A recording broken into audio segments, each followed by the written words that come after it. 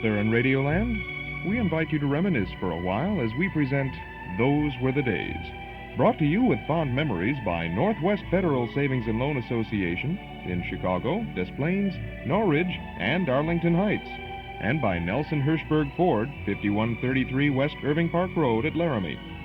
And now, stepping out of his hall closet with a trunk full of memories, here's your host, Chuck Shaden. Thank you, Mark Nelson, and welcome to another in our series of programs designed to bridge the sound gap between yesterday and today. Today is Saturday, May 15th, 1976.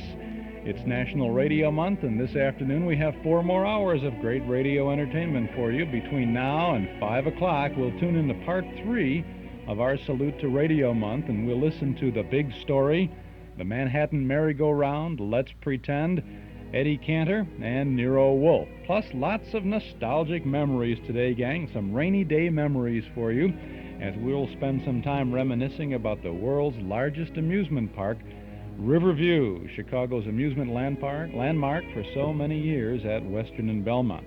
We'll be joined in our studio by some folks who'll have something special to share with us about Riverview, and it might even be that you can get in on the act, too. So don't touch that dial today. Lots of good listening ahead of us. And it all begins with this word from our friends at Northwest Federal Savings. Is your bank open when you're busy and closed when you're not? Northwest Federal Savings knows that a good place to save is ready for you when you're ready. Ready with the answers and advice given by professionals in helping thousands just like you, but each with different individual needs. Northwest Federal's professionals can show you, too, the best way to save for a new home, college education, or retirement. Northwest Federal's counselors can explain all the savings plans and help you set up a savings program to meet your special needs. Home loan specialists can tailor a home loan plan to help make your dreams a reality. Bring your needs to any of the 4 convenient Northwest Federal Savings locations. If you think your needs are special, so does Northwest Federal Savings, all the time, because Northwest Federal Savings keeps the very best hours. Yours. They're open 63 hours a week. It's Northwest Federal Savings time, 63 hours a week. 63 hours a week for Northwest Federal Savings. We'll be in the community room at Northwest Federal this evening over at 4901 West Irving Park Road in Chicago for a special event in the Memory Club. Tonight we're going to remember Riverview. We'll have a whole evening filled with slides and films of Riverview Park in its heyday. We're going to have some folks there who will be reminiscing a little bit about Riverview and who will narrate the slides. I think it's going to be a slam-bang smash of an evening, and I hope you can join us for that. If you can't, or even if you can, I think you'll be particularly interested in some conversations we're going to have throughout this afternoon as we recall the glorious days of the world's largest amusement park at Belmont and Western and Clybourne in Chicago. We're going to remember Riverview this afternoon, too. But tonight in the Memory Club in the community room at Northwest Federal Savings, 4901 West Irving Park Road. The doors will open at 7:30. Our program will begin at 8 o'clock.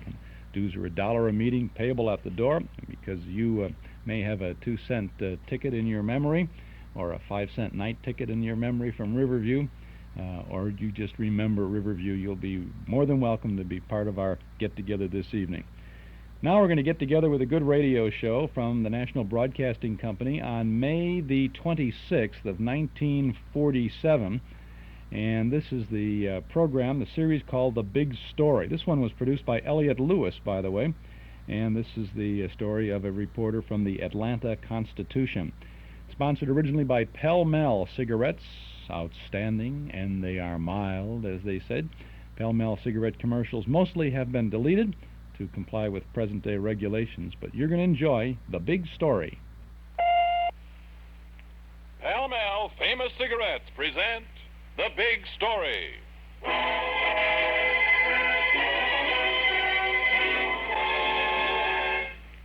You're sure everything is all right, Tanny? Sure, I'm sure. We phoned that reporter and told him there was a story waiting for him here, so he... Hey. What is it? There he is now. That's the reporter. Wait until he comes closer. Wait until he turns into the walk. You don't want to miss him, do you, Danny? Miss it? When I get through unloading this rod, that reporter's going to look like a Swiss cheese.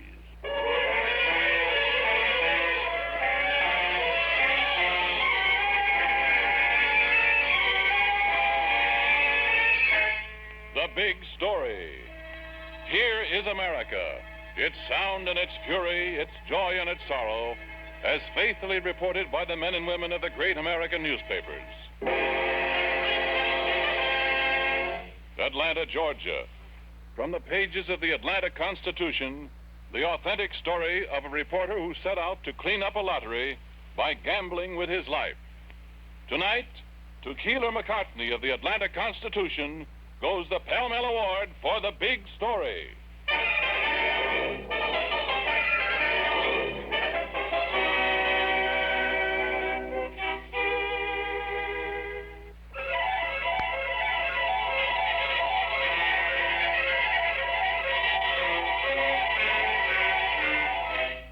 And now, the story as it actually happened. Keeler McCartney's story as he lived it. Atlanta, Georgia.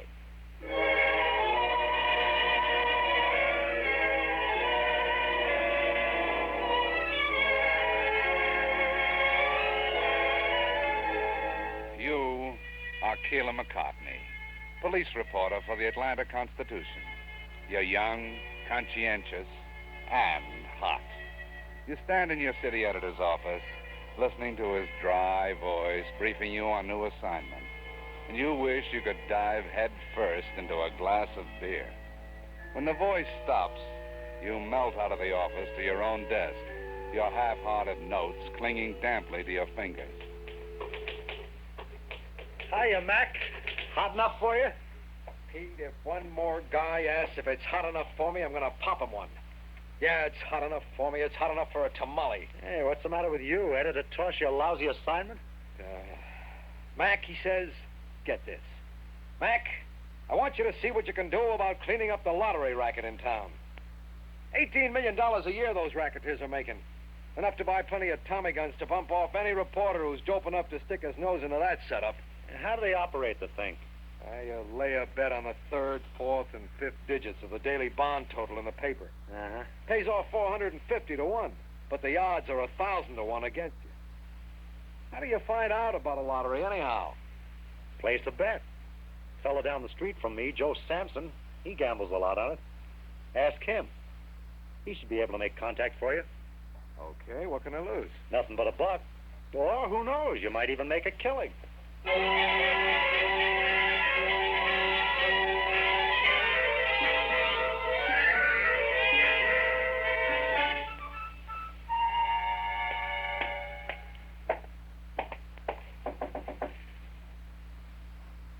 Hey, is anybody home? Oh, I'm outside in the garden. Oh, didn't see you. You Mrs. Sampson? That's right. You picked a pretty rugged day for weeding, didn't you? I sure did. Hot enough for you? Yeah, it is. I'm looking for Mr. Sampson. Is he in? Why, no. I wanted to ask him about placing a lottery bet. Get out of here. Oh, now, wait a minute. You don't understand. I understand enough. You're a writer, aren't you? Well, sure, I'm a reporter, but... A reporter? Yeah. Oh, I'm sorry. I thought you were one of those lottery writers that comes to see Joe all the time. What have you got against them? I wish they were all dead. Hey, wait a minute. The lottery's against the law, sure, but what harm can it do? You really want to know that? Well, sure. Come on up on the porch where it's cooler. I owe you a glass of buttermilk for biting your head off anyhow. And after that, I'd like to tell you a story.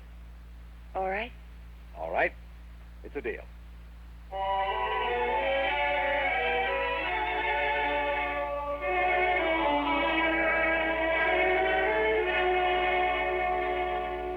Maybe it's not much of a story, Mr. McCartney. It's the kind of thing that probably happens to a lot of people. The thing is, this time it happened to Joe and me. We were married about a year then when... Mrs. Sampson, I gotta hand it to you. I married the best-looking gal in the state and the best cook in the world. Oh, Joe. Now that am good apple pie. Sour as a banker's disposition. Oh, say, that reminds me. I put some money in our bank today. Our bank? Mm-hmm. The blue teapot on the kitchen counter. I call that our bank. Oh, the First National Samson, huh? I put in another $3, Joe. You're saving so you can be independently wealthy? Joe, you haven't forgotten. Forgotten what? The house out on 5th Street. The white one with the blue shutters and the peach tree in the yard. Oh, what about it? Well, it's going to be ours someday. That's what about it. Just as soon as we can fill that teapot with enough $3 to buy it. You sure think in slow motion, Jeannie. I'll figure out a way to make a pile of dough fast, and we'll move into that house next year. Oh, no, Joe, no. If we just save a little bit each week, we'll have it soon enough. Oh, it's better that way, Joe. Honest. Okay, honey, have it your way. You go ahead and save the pennies in the teapot, but I'm going to see if I can throw in the dollars. Hey, how about another piece of that apple pie?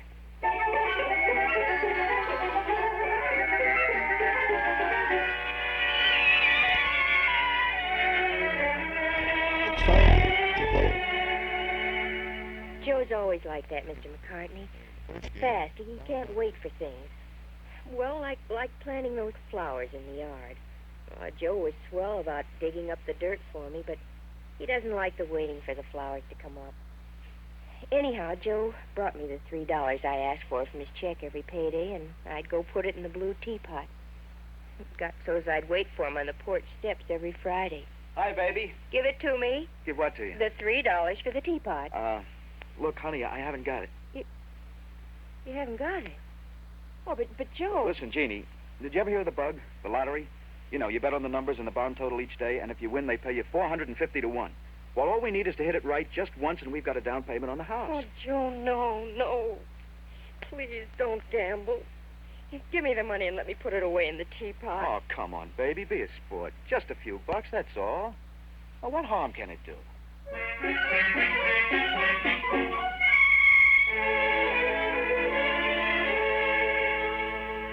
Jeannie, what are you doing in here? What are you doing, Joe?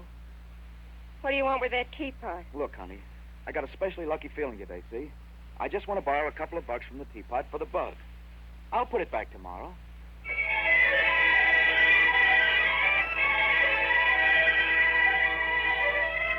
Look, Jeannie, how about sparing me a few bucks, huh? The teapot's empty, Joe. Yeah, I mean from the housekeeping money. Oh, Joe. I got a hunch today on number 419. I figure all I have to do is lay $10 on that, and I can clean up and get back all my losings in one hit.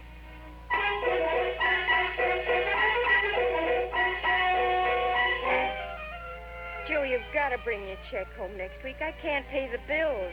You've got to stop gambling. How can I stop? I got to make up my losses, don't I? But there ain't no buts, I tell you. I got to make dough fast, and there ain't no faster way than the bug. Oh, look, Jeannie, don't be mad at me. I got a feeling, honey. I'm going to be lucky tomorrow.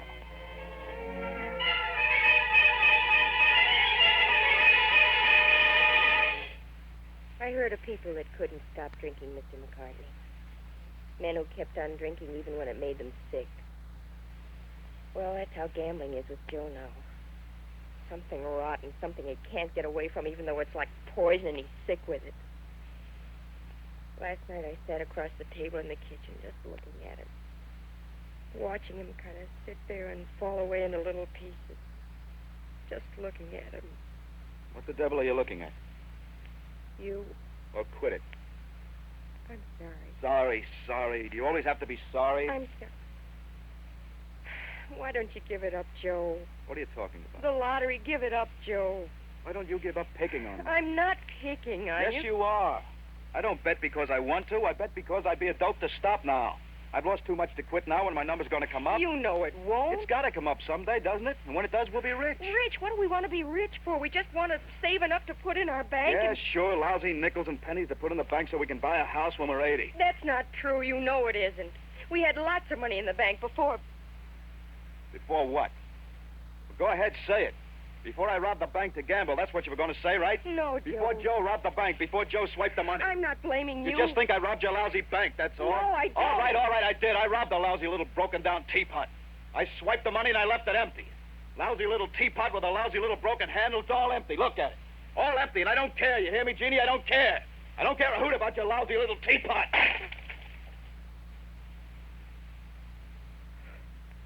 Oh, Jeannie. the love of heaven, help me. Joey. I can't stop, Jeannie. It's like being drunk or crazy. Every week when I get my check, I say, this time I'll bring it home to Jeannie. This time I'll give it all to Jeannie. And that guy comes along with his lottery, and I can't stop. What are we going to do, honey? I don't know. Oh, Joe, I wish they were all dead. So do I.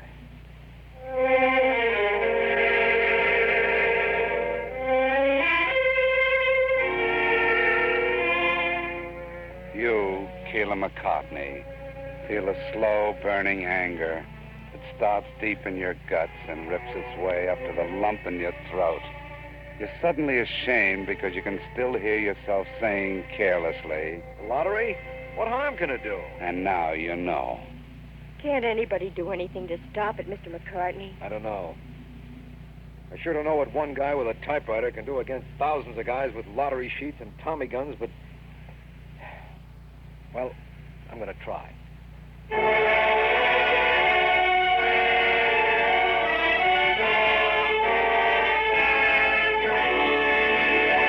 We'll be back in just a moment with tonight's big story.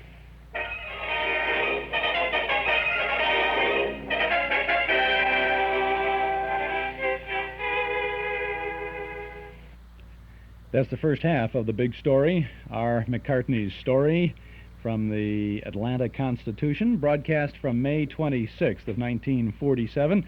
This is Chuck Shaden on WNIB, Chicago FM 97 with our Those Were the Days program this Saturday afternoon.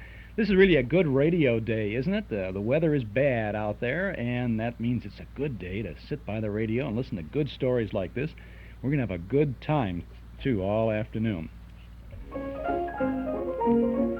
When this tune was popular back in 1931, Norm Nelson and Ralph Hirschberg opened their Ford Automobile Agency on a small piece of land at 5133 West Irving Park Road. That first year, they sold about 100 new Fords. Today, 45 years and thousands of new Fords later, Nelson Hirschberg Ford occupies a whole city block at the same location on Irving Park Road at Laramie. And thousands of Chicagoland families have not only bought their first Ford from Nelson Hirschberg, but have returned again and again for all their new Fords. The proof is in the seeing. Next time you're out for a drive, notice how many Fords bear the Nelson Hirschberg emblem. And you'll notice how many drivers have seen Nelson Hirschberg, one of Chicagoland's oldest, most respected Ford dealers at 5133 West Irving Park Road at Laramie. Open 7 days a week, Monday through Friday till 9, Saturday and Sunday till 5. Nelson Hirschberg Ford, Irving Park at Laramie. By the way, got a call from Jurgen Hirschberg just yesterday afternoon, and he says that they have a few select 1975 Mustangs left and a complete selection of Pintos, Mustangs, and Mavericks. So you'll certainly want to check with Nelson Hirschberg Ford if indeed a new Ford is in your future. This is Chuck Shaden with our Those Were the Days program. And by the way, Nelson Hirschberg Ford is right across the street from our Metro Golden Memory Shop. And that shop is at 5120 West Irving Park Road. Interesting queue situation there, wasn't it? We're open, and we're ready to serve you with lots of memory minders of the good old days. Hundreds of recordings of old-time radio shows on cassette tape and on LP records. Plus, big band, soundtrack, and personality recordings. Lots of new things to bring back the old times, and lots of old things to provide more good times. Movie posters, magazines, books, cards, games, great jigsaw puzzles, gifts and novelties. It's all there, and it's all waiting for you at our new Metro Golden Memory Shop at 5120 West Irving Park Road, just east of Laramie. Pay us a visit real soon, won't you? Our MGM shop is open Tuesday and Wednesday from 11 a.m. to 6 p.m. Thursday, Friday, and Saturday, we're open right now. We'll be till 8 o'clock tonight, and on Sunday from 1 to 5. Come in and see all the goodies at Metro Golden Memories, 5120 West Irving Park Road, 2.5 blocks west of Northwest Federal, just across the street from Nelson Hirschberg. Metro Golden Memories, the MGM shop. Now let's return to the big story.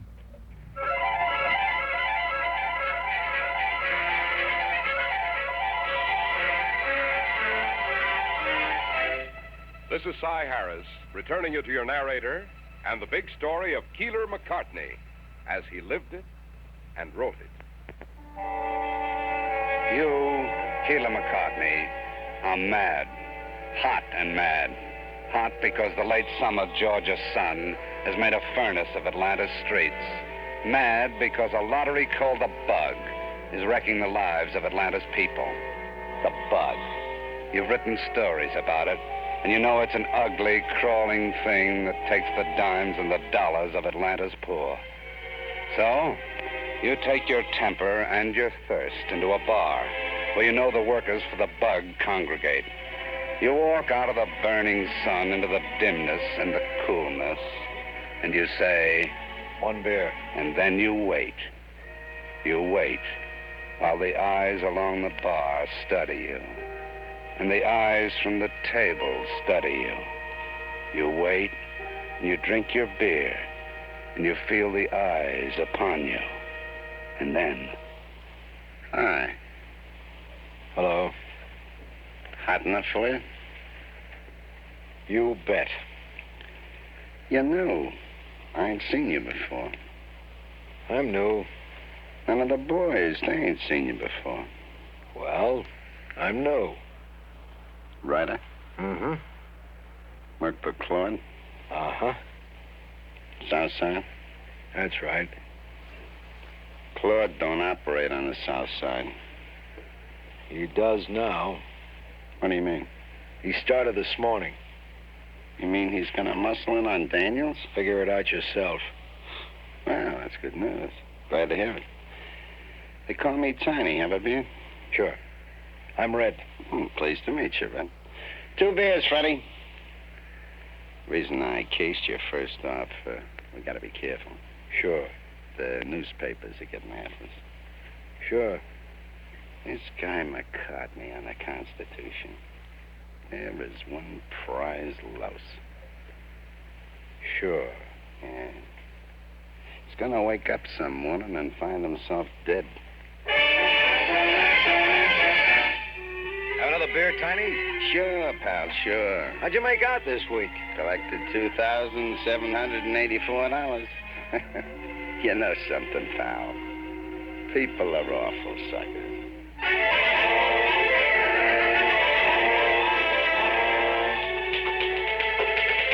Congratulations, Mac. Those stories of yours on the Bug are beginning to pay off. The cops picked up 3 lottery bosses again yesterday. They're only the little guys, Pete. We have to get the big ones. The biggest one. Well, go to it. Sure. Trouble is, I don't know who he is.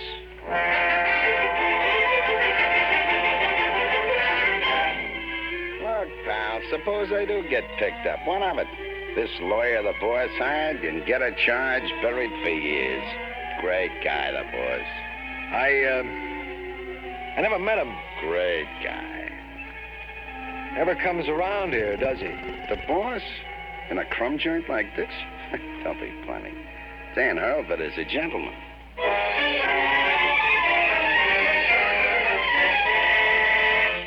The word is to take it slow, pal. What's up? Oh, this lousy reporter, this McCartney on the Constitution, he's found out Dan Hurlbut's the boss. Dan says we go. Watch it, pal. What? A cop just come into the bar heading this way. Hey, Mac! Mac! Listen, I just happened to catch sight of you through the window. Break for me. Look, drop off this accident report for me at the station, will you, Mac? Got to hurry. Wife's birthday, you know how it is. And I'm late, too. Thanks a lot, Mac. Mac. Now, ain't that a coincidence? This Keeler McCartney over at the Constitution. I hear they call him Mac, too.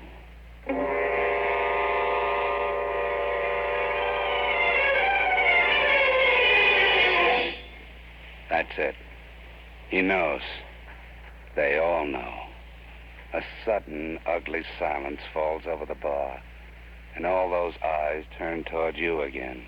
All those ugly, pig-like eyes. You stand up. You put a hand into your hip pocket. Your back towards the door. Slowly, slowly, keeping a steady watch on Tiny and his pals.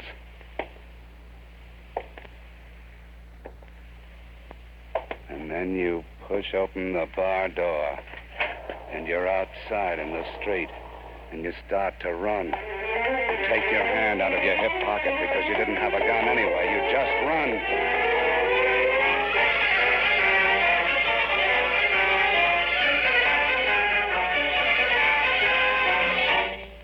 Just how much do you think this McCartney person knows about us, Tiny? Well, you know how it is, Mr. Hurlbut. Some of the boys ain't careful like me. Some of the boys get a little liquored up and they talk too much. In other words, Tiny, it might be advisable to liquidate this reporter?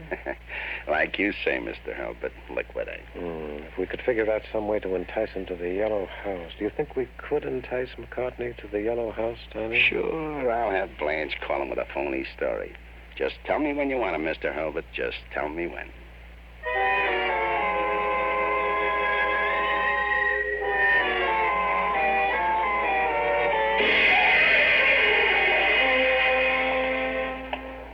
Hello, Samson. Leave me alone, will you, Tiny? How much you want to place on the bug tonight, Joe? Cut it out, Tiny. Please cut it out. I'm taking my check home tonight, you hear me? Sure, but how about that little house you and the wife was planning? I thought you guys were going to be stopped. That guy on the paper, that Keeler McCartney. He'll get you guys, the whole bunch of you. Yeah, I'll tell you a secret, Joe. McCartney's through. The boys at the Yellow House are going to take care of him.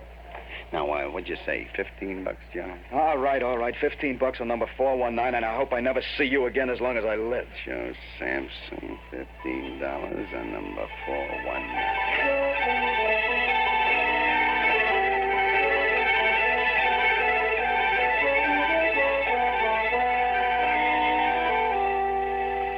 Sure everything is all right, Tiny? Sure, I'm sure, Mr. Hurlbut. Blanche telephoned McCartney, told him there was some kind of a story here. Hey. What is it? Just turn in the corner there. That's McCartney. Wait until he turns into the walk. You don't want to miss. Miss? When I get through unloading this rod, that reporter's going to look like a Swiss cheese. I sincerely hope so. Now, wait, Tiny. Wait until he turns into the walk. Just another few steps, Tiny. Just a couple more steps now. Mr. McCartney! Gene, what are you doing here? I just called your office and they told me where you were going. And Joe just told me what the writer said to him. What writer? The one called Tiny. Tiny? Yeah. What did he say? He said, the boys in the Yellow House will take care of you. In the Yellow House? Yeah, do you know what he meant? The Yellow House? Nope, rings no bells. Oh. Well, thanks anyway, Gene. I'll go in here now and cover this story. And maybe I'll check on the Yellow House business later. All right. Oh, but take care of yourself. Don't worry, I'll be... Gene. Yeah? Do you see the number on this house right here? Says, 224 on the stoop. I just got an anonymous phone call to cover a story at number 224. Well, what's that got... You see what I mean? Number 224 is a Yellow House.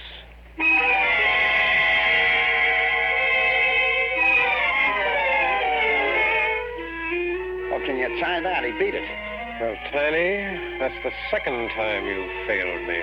Me, Mr. Hurlbut? You, Tiny. I found out it was you who talked too much and started all this difficulty. And now you've bungled an opportunity to rectify your mistake. Tiny, much as I regret the necessity, you are through.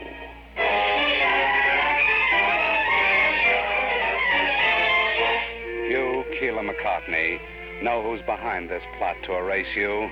Dan Hurlbut. And you know that he'll get you, too. Unless you get him first. But how? That's the question. How? How can you pin a guy down if nobody will squeal on him, Pete? What's with this Dan Hurlbut character? He made a solid gold? Just about. He treats his riders well, gives them big percentages of the take, protects them when they get in trouble. Uh-oh, more trouble. If it's another anonymous tip, hang up, Mac. It's too hot to go to a funeral. McCartney speaking. This the McCartney that's been writing them stories on the lottery? Yeah, who's this? Nobody. Look, I used to be in the lottery business myself, see? What business you in now? Giving tips to reporters. No, thanks. You'll want to hear this, McCartney. A guy by the name of Dan Hurlbut has 70 cases of whiskey stored in a garage over on Melrose Avenue, see? And he ain't got no permit for 'em, see? Yeah, I see. Guys with no permits for storing whiskey can get arrested. Suppose you take it from there, Mac. Hey, wait a minute. Now I get your voice. Tiny. Hello. Hello, Tiny. Hello, Nope. Hung up. Another tip? From Tiny, the writer I got mixed up with. Just recognized the voice. He must have had a falling out with Hurlbut. He just squealed on him. Something hot? Hurlburt's got 70 cases of whiskey in a garage on Melrose. To coin a phrase, is that hot enough for you?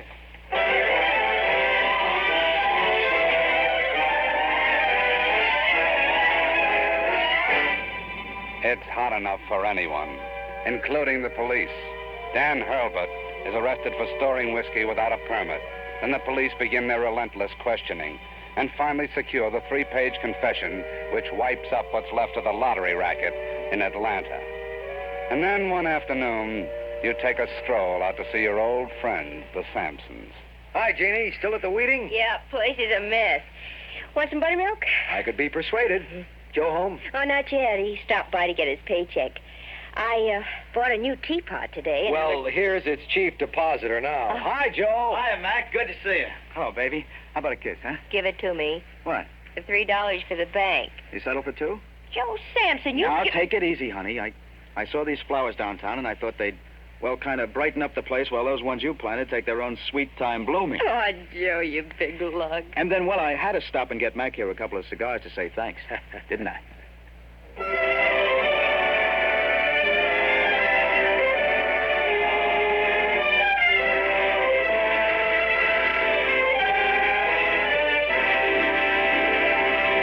In just a moment, we'll read you a telegram from Keeler McCartney of the Atlanta Constitution with the final outcome of tonight's big story.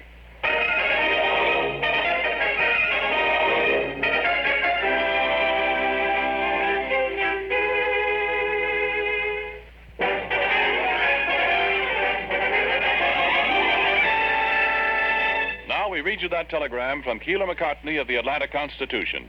Previously unable to get any evidence against lottery boss in tonight's big story, arresting him on a liquor charge was the only way to legally hold him. Once in custody, he was persuaded to confess that he employed 1,200 people in Atlanta's $7 million lottery ring.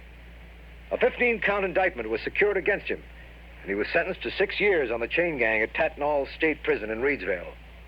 My sincere appreciation for tonight's Pall Mall Award. Thank you, Mr. McCartney. The makers of Pall Mall Famous Cigarettes are proud to have named you the winner of the Pall Mall $500 Award for notable service in the field of journalism. Listen again next week, same time, same station, when Pall Mall Famous Cigarettes will present another big story. A big story from the front pages of the Los Angeles Herald-Express. Byline, Pat Foley. A big story about a meek little man with a mania for marriage and murder.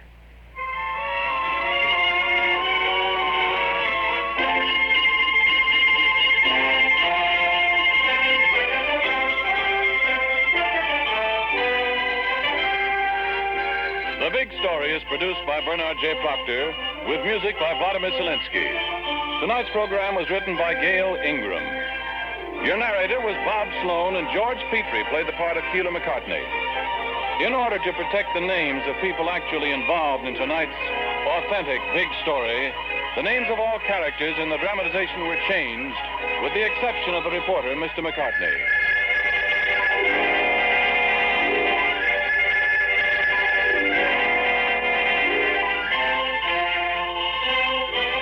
This is Ernest Chappell speaking for the makers of Pall Mall Famous Cigarettes. This is NBC, the national broadcasting company.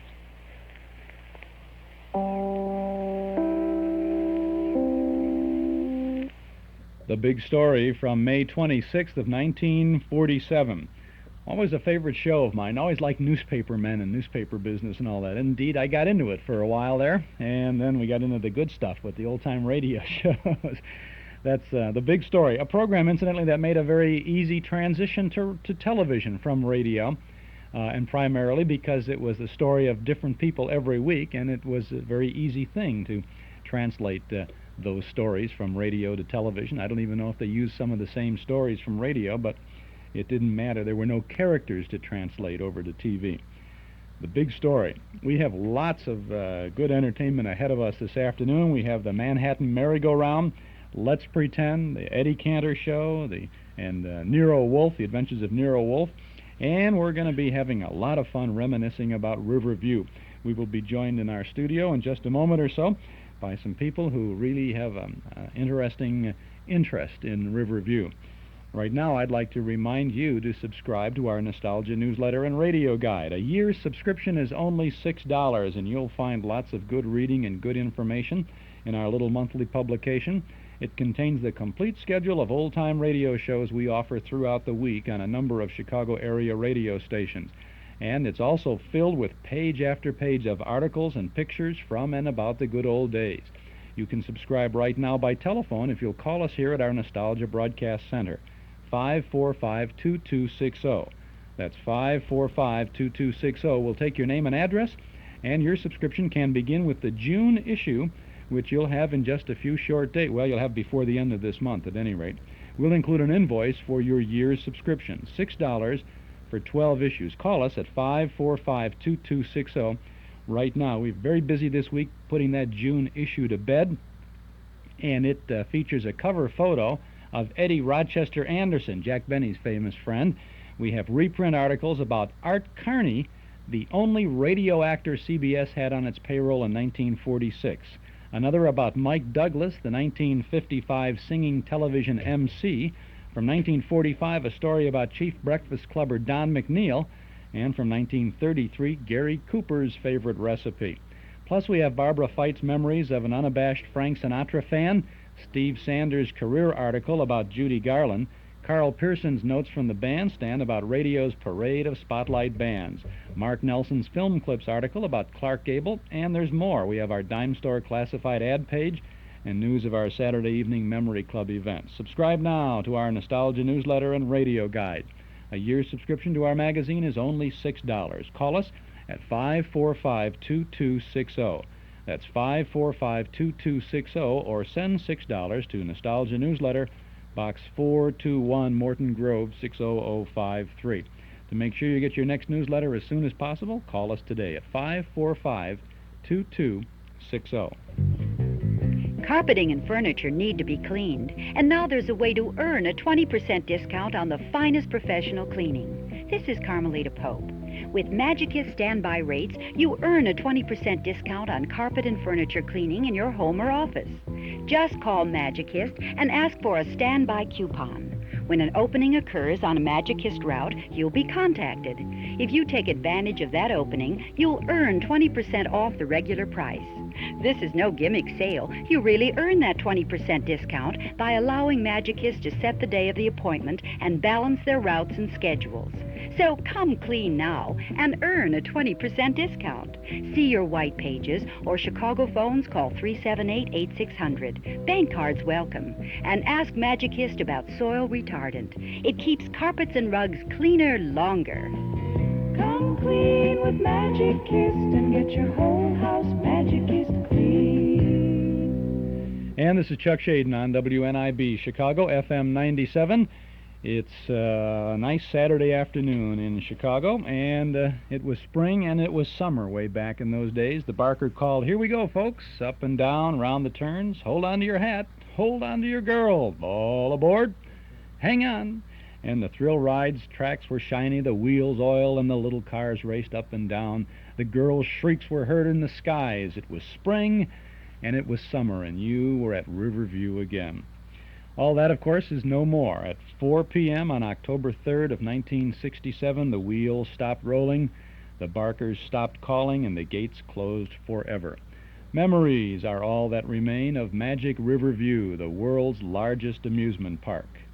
Now, it's gone, but not forgotten. In 63 seasons, Riverview's turnstiles clicked in more than 100 million fun seekers, and the park grew to a multi-million-dollar investment from a single merry-go-round. It all began at the turn of the century when George Schmidt son of a wealthy, retired North Side commercial baker, returned from Europe with memories of amusement devices he had seen on his high school vacation visits to the St. Paul Festival in Hanover, Germany. Young Schmidt urged his father, William, to build a merry-go-round and other attractions on the wooded banks of the Chicago River, where the family had operated a rifle range. Formerly, the site had belonged to the German Sharpshooters Club, which, since 1879, had target practice and beer parties on the 22-acre wooded bog. His father was persuaded, and on July 2nd of 1904, Riverview Sharpshooters Park was open for business. 16 acres were set aside as picnic groves and a rifle range, but the other 6 acres were devoted to a figure-8 switchback railroad, a shoot-the-chutes ride, a small merry-go-round, some booths for keno and other games, and a few refreshment stands. And over the years, how many of us went to Riverview, enjoying all the great rides and attractions? Remember the Pippin and the Caterpillar, the Mill on the Floss, the Shoot-the-Chutes, the Hades Funhouse, the Jackrabbit game, the Bobs, Spooktown, Aladdin's Castle, the Parachute Ride, the big Ferris wheel, the Dip, the Greyhound, the Water Bug, the Tumble Bug, and the arcades, the shooting arcade, and the Dodgem, and the train ride, and the Kinney Park, and the whole business. What a great place it was to go. They had 2-cent days and 5-cent nights, and your money went a long way, and the fun you had all day long lasted with you your whole life.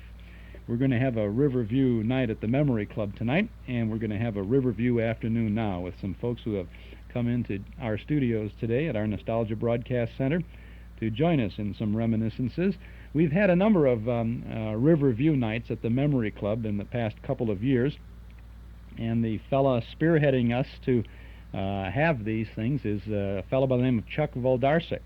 Chuck is a freelance photographer, a super amusement park buff, and perhaps the city's leading historian about Riverview. Chuck, welcome to our Those Were the Days program. Thank you, Chuck. You are ready for a big evening tonight? Yes, I am. I hope we have a nice crowd there. I think we will, and we're going to have a lot of good things. Where did you first get started in Riverview? Well, I guess it'd be along with my uncle dragging me to the park when I was a kid and putting me on the rides, and living not too far away, him being a photographer, going to Riverview 3-4 times a year taking pictures.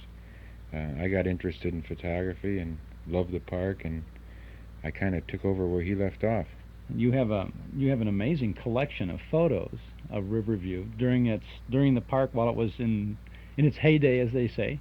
Yeah, most of the photos seem to be taken from around the late 40s on up through a couple of years before the park closed. And you were there, of course, on the sad day that it closed. Unfortunately, no, I wasn't.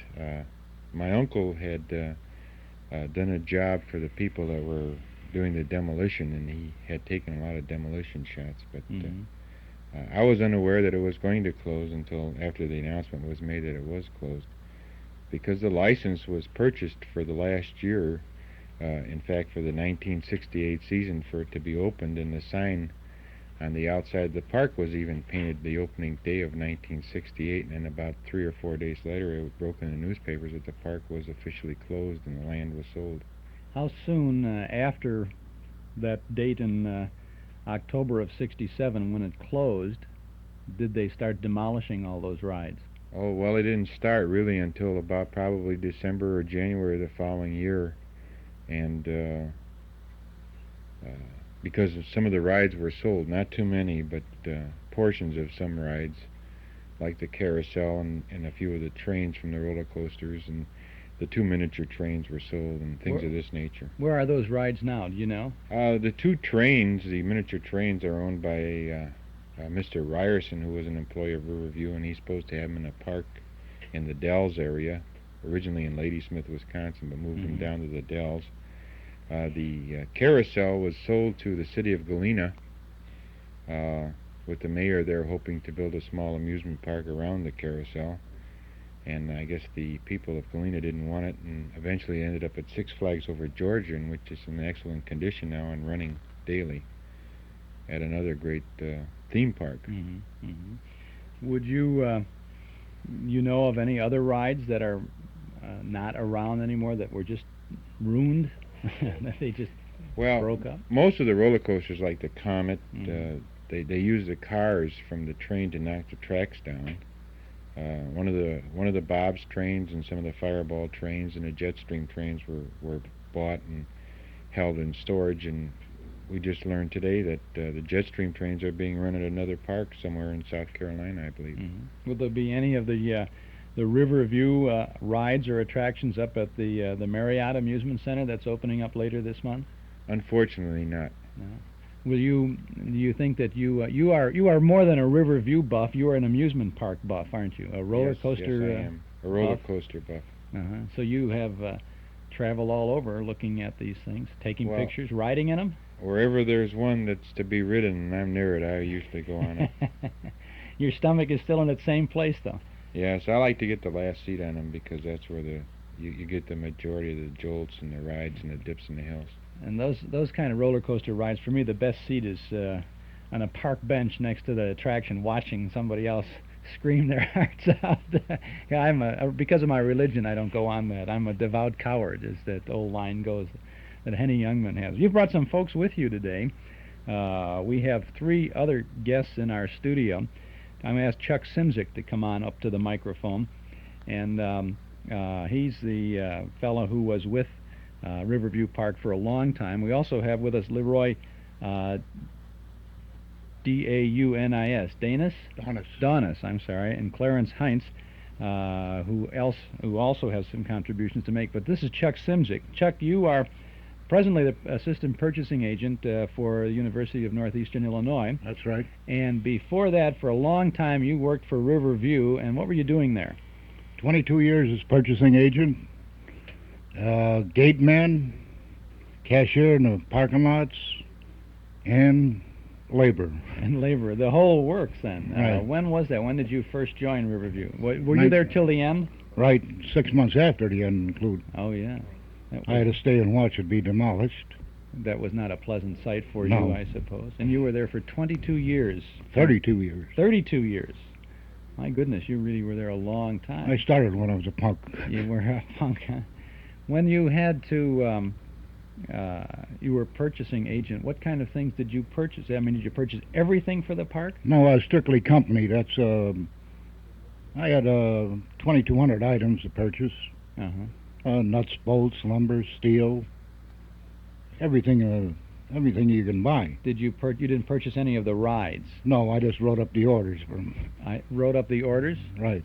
Like when we bought the Jetstream, I wrote up the purchase order and sent it to Philadelphia, the bargain company. Oh, but the officials of the park the bought park, the ride. So they decided to buy it. They made That's the decision. right. It was on it, board of directors. Was this fellow Schmidt, who was the owner of the park, how long did he stay with it? After it was sold? No. Did he own it the whole time? Well, originally there was Bill Schmidt. Yeah. Then the son, George Schmidt. Then the grandson, William Schmidt Jr. Oh, I see. And he grew up with the park. And the family owned the park the entire time. Right. There was a few stockholders. The last stockholder was Henry Murley. And he died in July of '67. That was one of the reasons the park was sold. How many people would they have at the park on a good summer day? Well, 30,000 was a good operating crowd. And anything more than that, you were overcrowded. You didn't make any more money with 40,000 than you did with 30,000. Oh, you didn't. I never remember going to Riverview when it wasn't crowded like that. Right. It always seemed, and yet they only charged 2 cents or a nickel. And what 2 did cents. What did it? 2 cents on Monday, Wednesday, and Friday. And Tuesday and Thursday was nickel night. Yeah. Now, I never remember what they charged the other times because I never went when it wasn't a nickel or 2 cents. What did Well, they... it was 15, 20, and the Bob's was up to 40 cents. Parachute was 40 cents. And admission was? 15 cents at the end. 15 cents. Even at the end in 67? 67 was 15 cent admission. There was some talk that they wanted to have a gate admission, a large admission ticket coming in for all rides. That never materialized. Never materialized, no. We had a cashier in front of every ride. So you had to stand in line twice for each ride, right? Right. To buy your ticket and then to... stand in line to go through the turnstile. But you got a break, I remember. You'd ride one of those things, and there'd somebody say, ride again for 10 cents or something, and you could go pay right there, couldn't you? Right, you can stay right on the ride and take another trip, as many as you wanted. Except on a busy day when they'd say no second rides. Oh, make you go. So everybody got a chance. Everybody got off, and then give everybody a chance to ride. There were... you must have had a lot to do then with the purchasing of signs and things. I remember the signs that always said, gentlemen, remove eyeglasses, or no canes or eyeglasses. Right. How many? Well, then there was one ride we had, ladies, please wrap your skirt under you. Oh, yeah. That was a Jack and Jill, an old Jack and Jill ride. It was a real, not a three-story slide. They were worried about, they wanted the ladies to wrap their skirt under them on that ride, yet they would walk, I don't remember if it was from Aladdin's Castle, or right. was it where they had somebody up there squirting the air hose up there so that the dresses would blow. Dresses would blow up in right. the breeze, you know. And all of us young guys would stand there and watch, you know. You had more spectators than you had riders. Those were the days. What's the best memory you have from the park? Well, working there was a privilege. But I remember our baseball league we had there was quite a thing, 18 baseball league. And the winner got jackets and a big party with a big name band, like Louis Panico or Stan Myers played at our parties. Then the park opened when every year? Well, it would have opened yesterday. It would have opened yesterday, the 14th right. of May, huh? Right. And it lasted until... Labor Day. Till Labor Day. Previously, we used to be open 2 weeks after Labor Day. Uh-huh. But after Labor Day, everything dropped dead except on the weekend. Yeah, and then you decided not to close it, not to open it all. We decided to open a week early and close 2 weeks earlier. Oh, I see. Now, were you a full-time employee of the park, but was that a 12-month-a-year job then? Right, 12 months a year. Lucky to get 2 weeks vacation. And you had to take that in the winter, I would suppose. Right, no summer vacation. Yeah, that's right. How many employees did the park have? Well, year-round, I used to purchase the turkeys for the employees, and I used to buy between 75 and 80 turkeys every Christmas. Oh, I see. Those were the full-time year-round employees. I imagine we had, including concessionaires, we had around 600 employees. The concessionaires would work just the season, though. That's right. Season of the park from May to... They always had a big... I remember the wrap-up at Labor Day was a big Mardi Gras. Right. I was in charge of that. Were you? Yeah. I used to see that the parade got lined up every night, and the bands put in their place, and see that it came back all right. What kind of a scene was it for the Mardi Gras? I mean, how many floats? Who put the floats in the parade? Modern Art Studios. Mrs. McDonald, Mr. and Mrs. McDonald owned Modern Art Studios because Riverview's parade got burnt out. It did? When was that? That was when the bug house burnt down. When was that? Oh, that goes back into the 30s. And then we were out of parade until 1948. What was the bug house now? What kind of a ride was that? It was or attraction was it? Well, there was 3 big slides in it. There had a lot of attractions in it. You could spend 15 cents and spend the whole day in there. You could. And they had a sugar bowl in there, and thing you sat on it went around and around. If you sat on it too long, they'd give you an electric shot to get you off. Move them out. Get them in and move them out, huh? Right. But it was a ride you could spend a whole day in the park, which wasn't such a good idea, I don't think. Well, you want to get to all the attractions, I think. Yeah. The ride that the Mill on the Floss was really like the Tunnel of Love. Was it always called the Mill on the Floss? No, originally it was the Thousand Islands. Then it was the Mill on the Floss. Then it was the Tunnel of Love. And finally, when it closed, it was the Old Mill. They went back to the Old Mill. There was 4 different names, actually. Which one was it longest as the Mill on the Floss, or do I just happen to remember? Mill on the Floss was the longest, the longest, right? Yeah. Very long. Yeah. They had twin Ferris wheels at the park, didn't they? Right. Yeah, they were concession owned. Yeah, they always had. I was always under the impression that, I mean, it was a mystique about the whole thing, and they said if you got on the west Ferris wheel, you'd get off on the east Ferris wheel. No. I mean, they obviously there's no way that you There's get no on way, one no. and get off the other. But it was one of those things. I suppose the height of it, they were very high Ferris wheels, weren't they? They weren't too high. No, they weren't very high. Well, I guess I was too close to the ground. But huh? there was a double Ferris wheel one time, a concession ride, Mhm. which went over the top of each other. One would go over the top of each other. Mhm. It was a pretty dangerous ride. Last time I seen it was in San Diego, California, and it wasn't doing much down there. Mhm. Well, you've got a lot of good memories about the park, and we're going to we'll check back with you in a little while. After we're going to stop our Riverview conversation for a little bit, listen to a good old radio show, and then we'll be back with you, Chuck Simzik, and Chuck Voldarczyk, and the other folks who are here. Thanks for popping up at this point. We're going to have a Riverview night tonight in the Memory Club in the community room at Northwest Federal. We're going to have slides of the park. And Chuck Voldarczyk, will you come back to the mic just a second? You've got a lot of slides that you're going to show us tonight. What are some of the things we're going to see? Well, hopefully, well, for sure, we're going to have one great movie, which will probably end up the show. We're going to save the best for last. Yeah. We're gonna going to talk about that later, but I want to know what slides Right. you have I'll let for him us. bring out what's Right. in the movies. Slides, we're going to have probably about 150 to 170 slides of all live stuff of Riverview. Now, what do you mean by live stuff? Well, there's no demolition involved where they're wrecking the rides, but this is all when people were enjoying the rides and the park was open and The happy days. the happy days. What are we going to see? Well, there's practically every major ride is covered. The Bobs, the Fireball, the Greyhound, the Bowery area. There's many aerial views taken from the parachute and the space ride that show a conglomeration of rides. They're all in color. The main gate, the signs announcing Riverview opening for its final season. Signs advertising the Mardi Gras.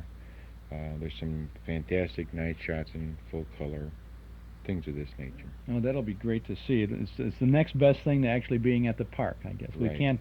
We only take you back vicariously to the good old days, but we're getting even closer than that, I think, tonight when we show those things. Okay, we'll have more on Riverview, but I hope that maybe you would like to come to the Memory Club tonight. We're in the community room at Northwest Federal Savings, 4901 West Irving Park Road in Chicago. We'll open the doors at 7:30. Our Riverview program will begin at 8 o'clock. Dues are $1 a meeting, payable at the door, and you have a memory of Riverview. You're a member of our Memory Club tonight. Plenty of parking in the lot at the rear of the Northwest Federal Savings office on Dakin Street. And, of course, CTA Transportation will take you right to the door of the Memory Club. This is Chuck Shaden with our Those Were the Days program on WNIB Chicago, FM 97. Townhouse TV and Appliances offers you the hottest name in CB radio equipment, Cobra, the ultimate AM mobile unit because it's loaded with rugged quality and powerful features in a compact unit you can take anywhere. Ask anyone who knows anything about Citizens Band radios and he'll tell you Cobra is first rate. For CB radios, it's Cobra. For Cobra, it's Townhouse TV and Appliances, 7243 Touhy Avenue, just west of Harlem. And remember Townhouse for Sony television, too. See Sony Trinitron TV, Sony 40-inch diagonal projection TV, and the new Betamax videotape system. Visit Townhouse and ask for a demonstration with no obligation. For Sony television, Frigidaire appliances, and Cobra CB radio equipment. Visit Townhouse TV and Appliances, 7243 West Touhy Avenue. Open Monday, Thursday, and Friday nights till 9, Saturday until 5. Well, here's a rather appropriate broadcast to share with you on our Those Were the Days program this afternoon. This is the Manhattan Merry-Go-Round. Next, Manhattan Merry-Go-Round, presented by Dr. Lyon's Tooth Powder.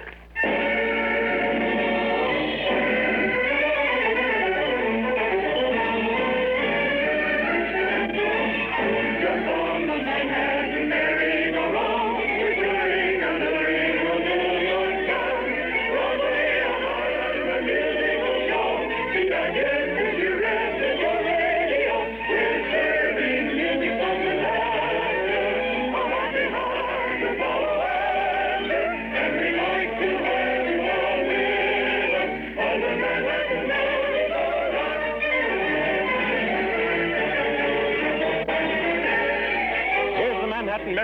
program that brings you the bright side of life, that whirls you in music to all the big night spots of New York town, to hear the top songs of the week sung so clearly you can understand every word and sing them yourself. Starring Thomas L. Thomas, beloved singer of stage and radio, Marion McManus, Barry Roberts, Dick O'Connor and Dennis Ryan, the Boys and Girls of Manhattan, and Victor Arden in his spectacular Broadway stage band.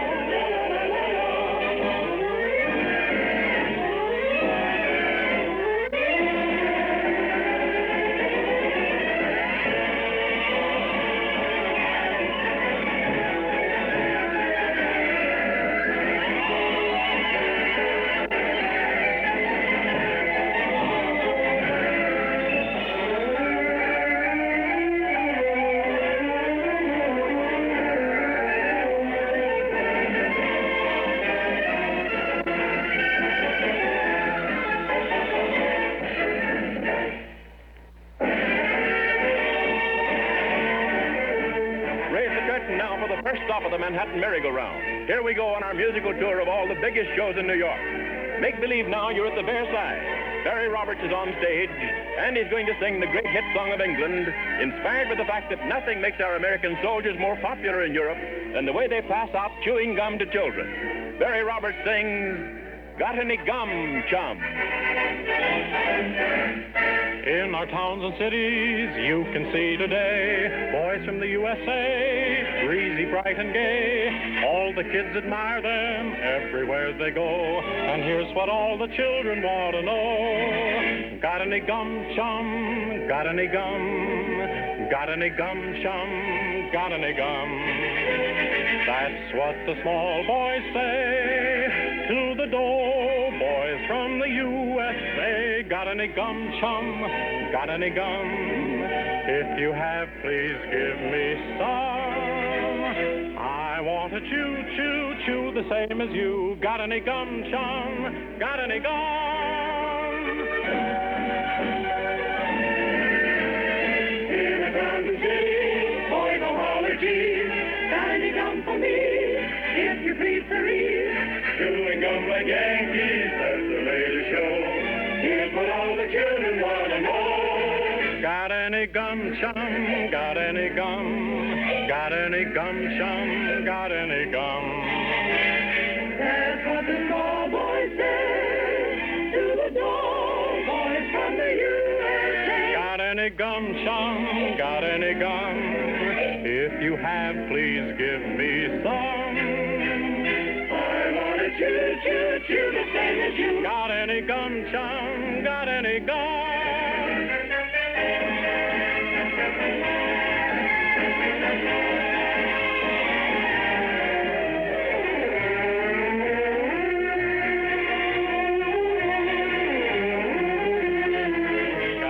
Gum, chum, got any gum?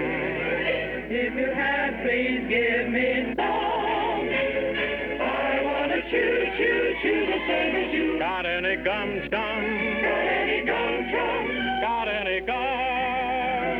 Have you any gum?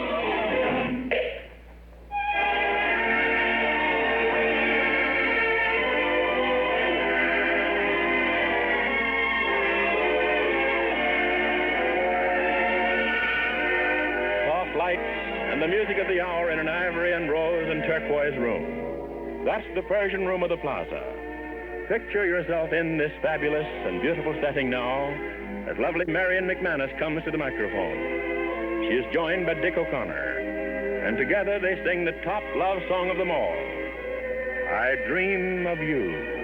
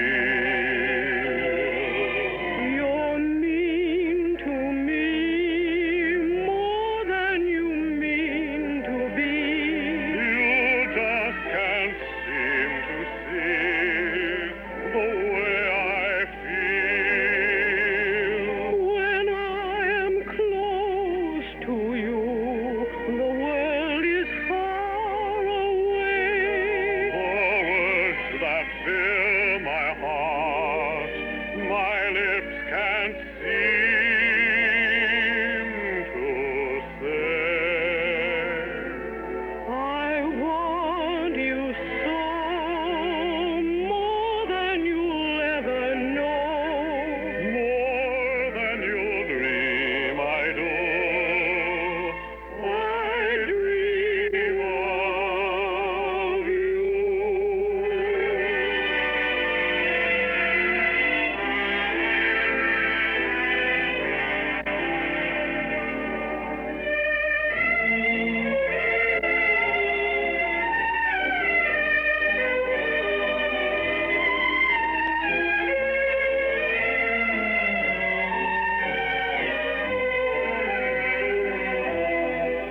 I want you so, more than you'll ever know, more than you'll dream I do. I dream of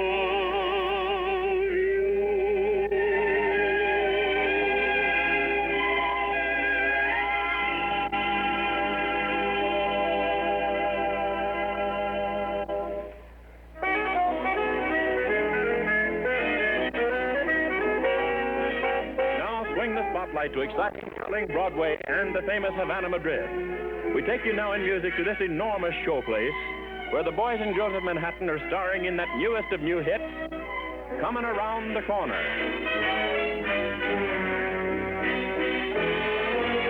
Coming around the corner with my head in a cloud, I tumbled right into you. All of a sudden I was going your way. What else was there to do? Coming around the corner, stepping out of the crowd, love introduced me to you. Roll along together to your doorway, a million dreams came true. I thought the sun was shining. It could have been the moon. Was there a silver lining? Was it midnight or noon, December or June? Going around in circles and I'm walking on air. Then you fell out of the blue. Coming around the corner, I was lucky. I fell in love with you.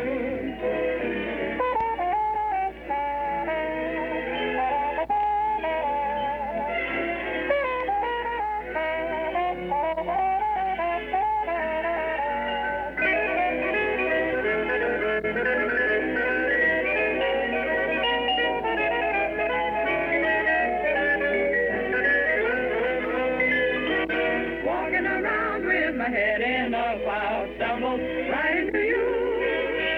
All of a sudden, I was going your way. What else was there to do? Walking around and stepping out of the crowd, stumbled right into you. Going along together to your doorway. What else was there to do? I thought the sun was shining. It could have been the moon. Was there a silver lining? Was it midnight or noon, December or June? Going around in circles and I'm walking on air. Since you fell out of the blue. Coming around the corner, I was lucky. I fell in love with you. Fell in love with you. Fell in love with you.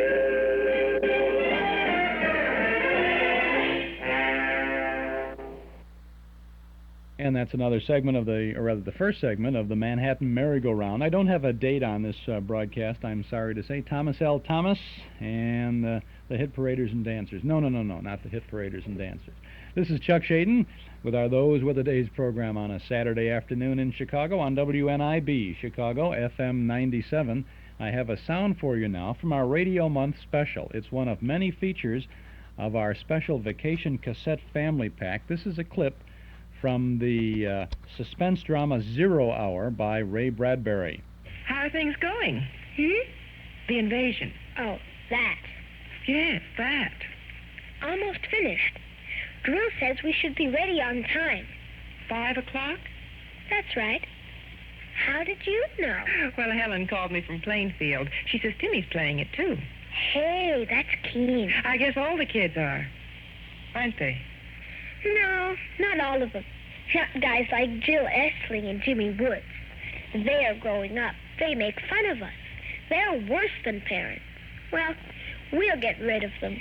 Phil says it's okay to kill them, too. Now, I don't like that kind of talk, Mink. Do you hear me? I don't like it at all. Oh, Mom. I mean it. You keep on that way, and there's no more playing. You'll have to tell Anna to go home, and you'll just stay inside until bedtime. I'm sorry. Well, I should think so.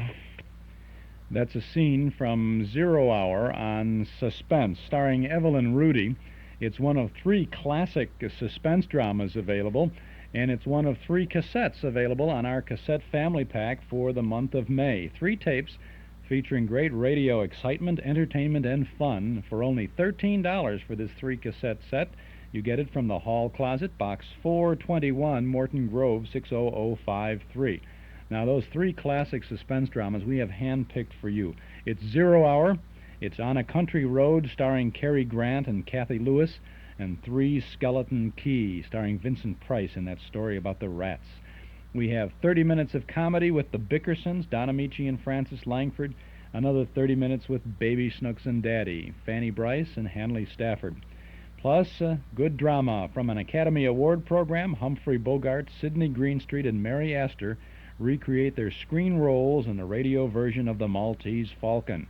Then on a Screen Guild Players broadcast, it's Boris Karloff and Eddie Albert in Arsenic and Old Lace. This is a perfect vacation family pack, and we offer it at this special price during Radio Month, May. This set of 3 cassette tapes with all those good old radio sounds, 3 full hours of classic radio entertainment for only $13 during May. Send $13 for this 3-cassette set to the Hall Closet, Box 421, Morton Grove, 60053, or pick up your family pack at any office of Northwest Federal Savings.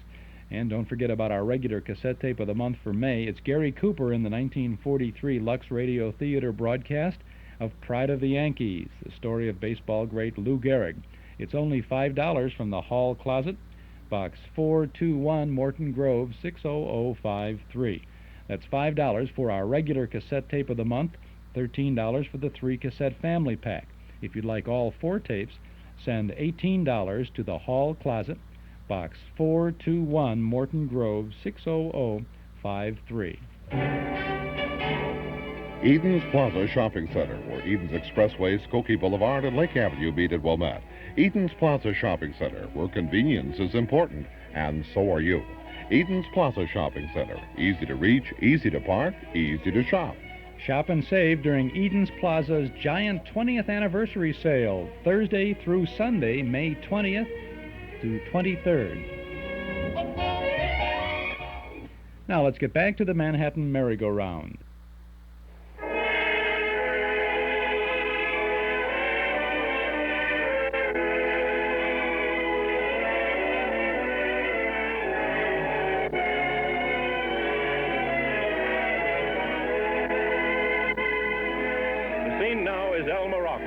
East 54th Street, gathering place of celebrities, photographer's paradise, and a spot most of us would love to visit at one time or another.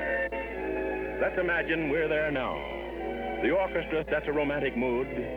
America's beloved star of stage and radio, Thomas L. Thomas, comes to the microphone. And he sings the new hit ballad, That Moon's in My Heart.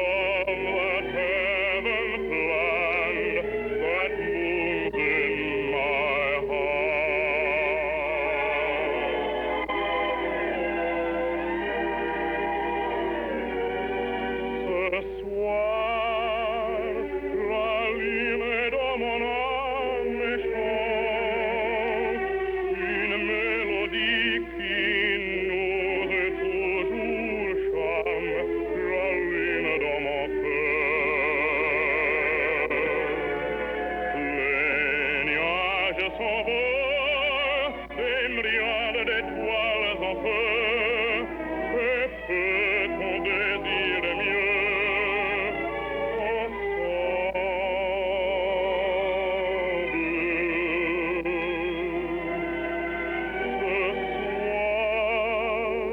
Nous sommes sous un charme d'amour, un miracle du ciel vient combler mes vœux, la lune est dans mon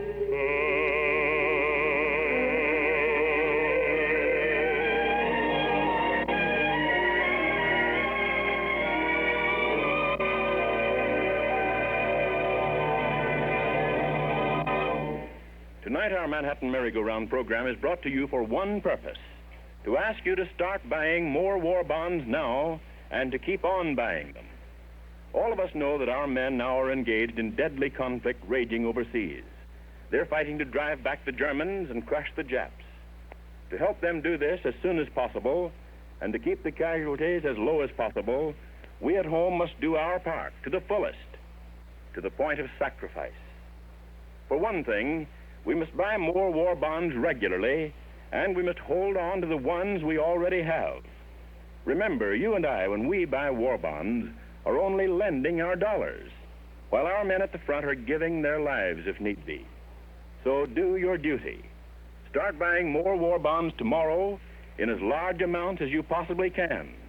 At this critical hour, no man or woman who is able to do so and who fails to buy war bonds is worthy of the name American.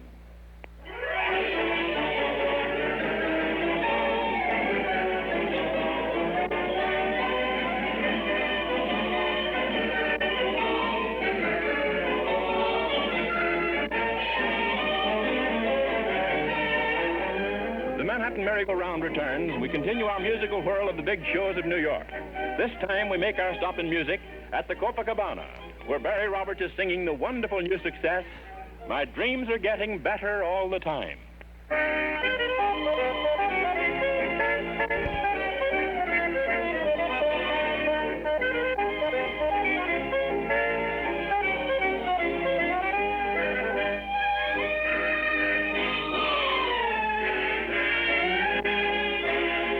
Well, what do you know? She smiled at me in my dreams last night. My dreams are getting better all the time. And what do you know? She looked at me in a different light. My dreams are getting better all the time. To think that we were strangers a couple of nights ago, and though it's a dream, I never dreamed she'd ever say hello. Oh, maybe tonight I'll hold him tight when the moonbeams shine. My dreams are getting better all the time.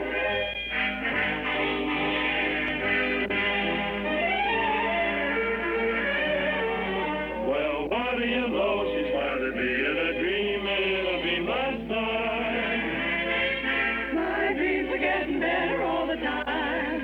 And what do you know? He looked at me in a dream in a different light. Oh, my dreams are getting better all the time. To think that we were strangers a couple of nights ago. And though it's a dream, it would seem it's the time for me to say hello. Oh, maybe tonight I'll hold him tight when the moonbeams shine. My dreams are getting better all the time.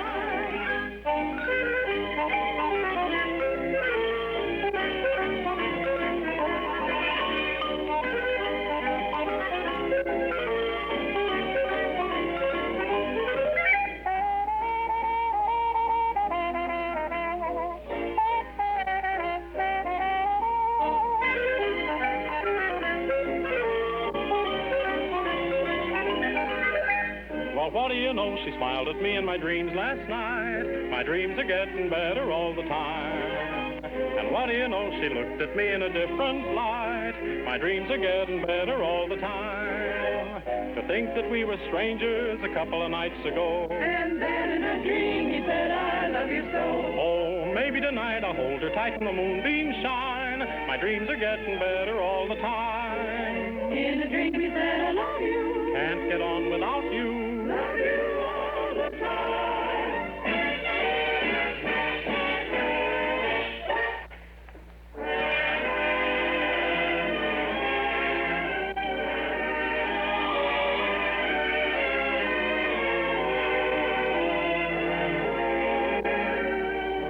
Dreams, Sweetheart is a song that has swept the land, voicing as it does the thoughts in millions of hearts. Tonight we ask you to dream you're hearing it sung in the setting of New York's famed Monte Carlo. In a pool of light at the piano are lovely Marion McManus and Dennis Ryan, and they sing it in romantic duet.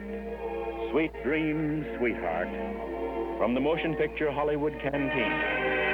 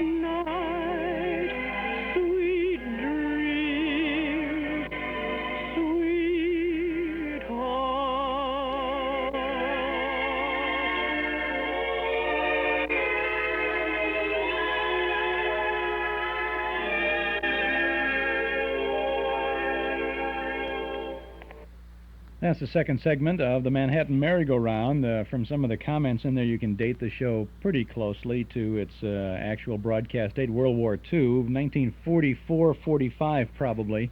I think that you may agree with that. This is Chuck Shaden here with our Those Were the Days program on WNIB Chicago, FM 97.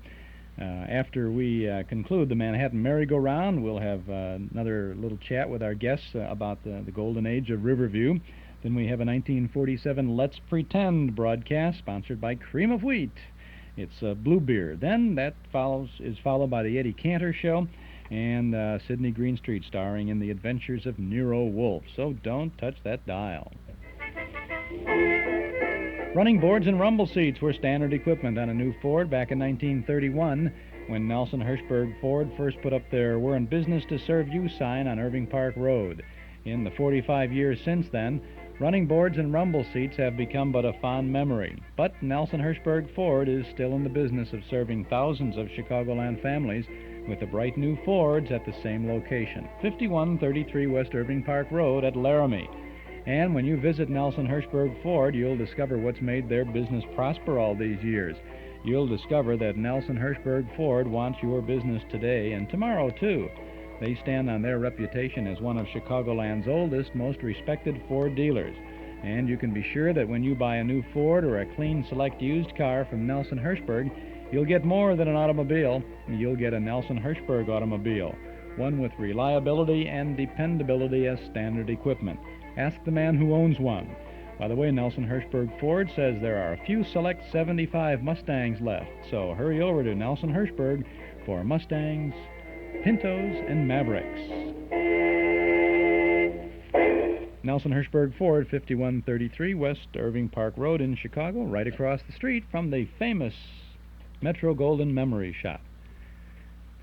The Paul Shoe Store in Evanston is your headquarters for shoes and socks on the North Shore. Now, it's not the biggest, most expensive, or the cheapest, but the Paul Shoe Store is the favorite of many because of the wide selection, quality, and service. Stop in and see their line of Keds athletic shoes. Keds is the brand that's durable and fits well. Some of the styles are the Keds Big Leaguer, the All Sport, or Champion for basketball or general use. For tennis, it's the Pro Keds Court King. For baseball, the Pro Keds Little League Spike Shoes.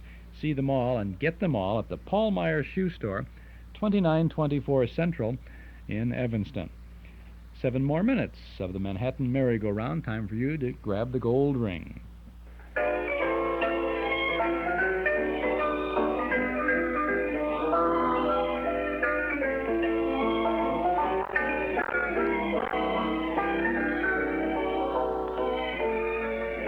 Special spot from Greenwich Village to you. We go in music to the Village Barn to hear the girls of Manhattan sing A Little on the Lonely Side.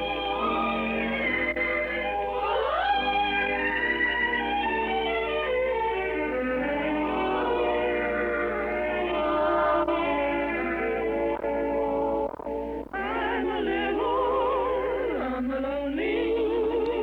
little on the lonely side. I keep thinking of you only and wishing you were by my side. You know, my dear, when you're not here, there's no one to romance with. So if I'm seen with someone else, it's your someone to dance with. Every letter that you send me, I read a dozen times or more. Anyone knows that I love you more and more. Oh, how I miss your tender kiss and long to hold you tight. I'm a little on the lonely side tonight.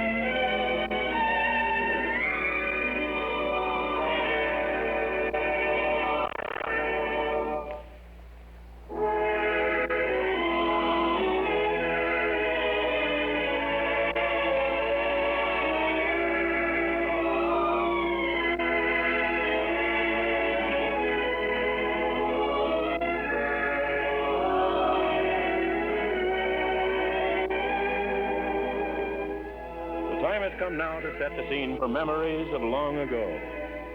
We turn to one of the really great motion pictures of the past year and to the beautiful lullaby heard in it. Thomas L. Thomas, beloved star of stage and radio, sings That's an Irish Lullaby.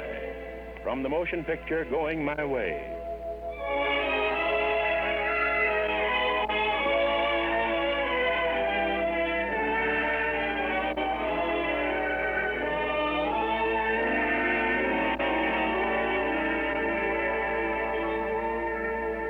Over in Killarney, many years ago, me mother sang a song to me in tones so sweet and low.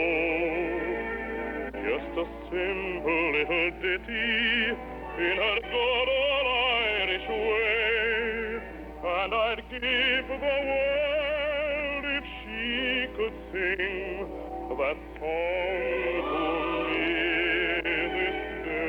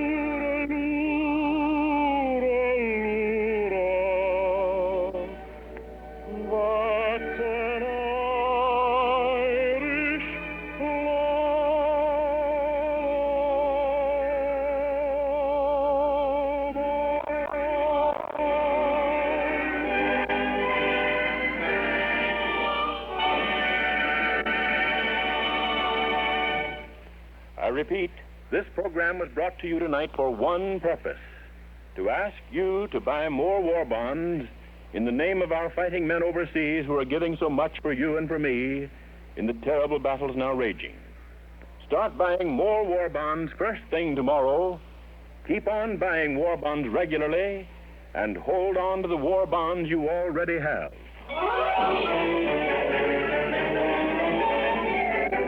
Tonight's performance of Manhattan Merry-Go-Round was presented by the makers of Dr. Lyon's Tooth Powder in cooperation with the drug, cosmetic, and allied industries on behalf of the War Bond Campaign. Manhattan Merry-Go-Round will be on the air next Sunday at 9 p.m. Eastern Wartime. Until then, good night.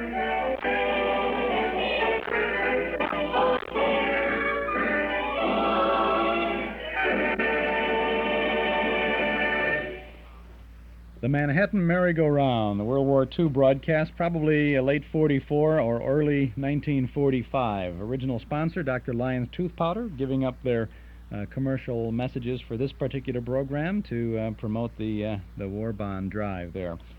And that is probably one of the reasons we have this show, because it was a special show and it wasn't one of the regular programs, and somebody recorded it and saved it, and that's how we found it. Got a call from a listener who said, "Who was the announcer on that show? I know the voice," and I couldn't think of it offhand, and then I recognized, I remembered it was Ford Bond. Ford Bond is the name of the announcer on the Manhattan Merry-Go-Round. This is Chuck Shaden with our Those Were the Days program on a Saturday afternoon, a rainy, grainy kind of a day on WNIB Chicago, FM 97, a good day for good old radio. Next Saturday afternoon from 1 to 5, we'll continue with our Radio Month specials, and we'll have right here in our Those Were the Days program, we'll have a Fred Allen show from 1945 with Fred's guest Leo DeRocher presenting the Brooklyn Pinafore. We'll have an episode of Lorenzo Jones and his wife Belle, starring Carl Swenson as Lorenzo. Then Mr. Swenson will star in Inner Sanctum Mysteries, a 1949 drama called The Vengeful Corpse.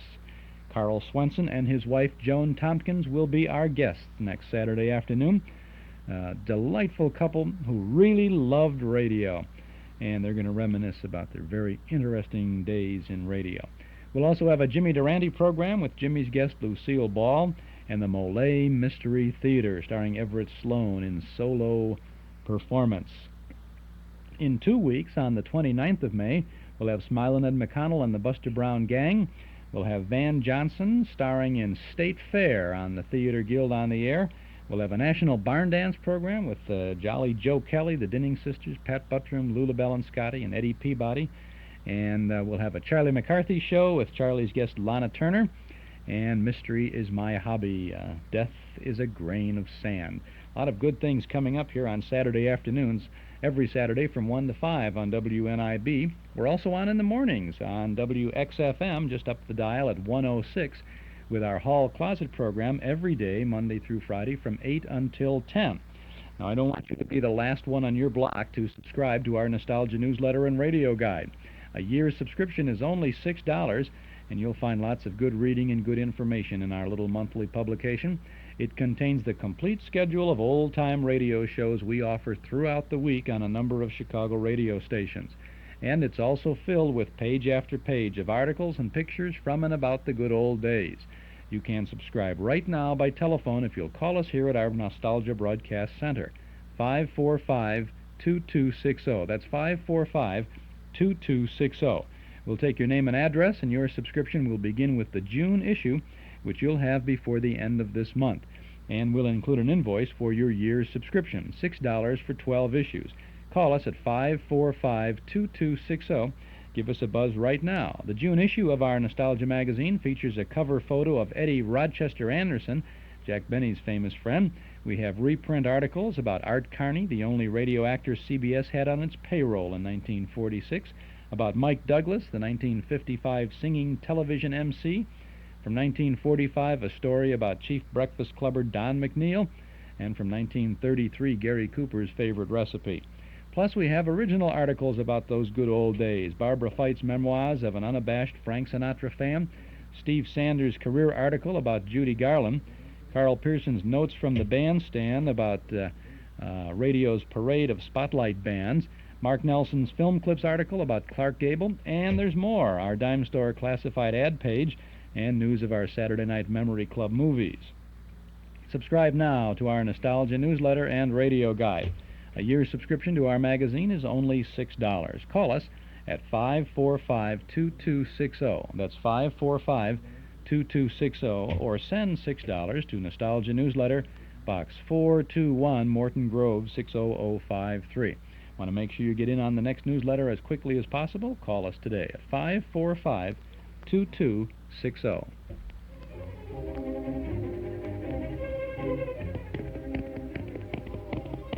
Whoa, whoa, big fellow.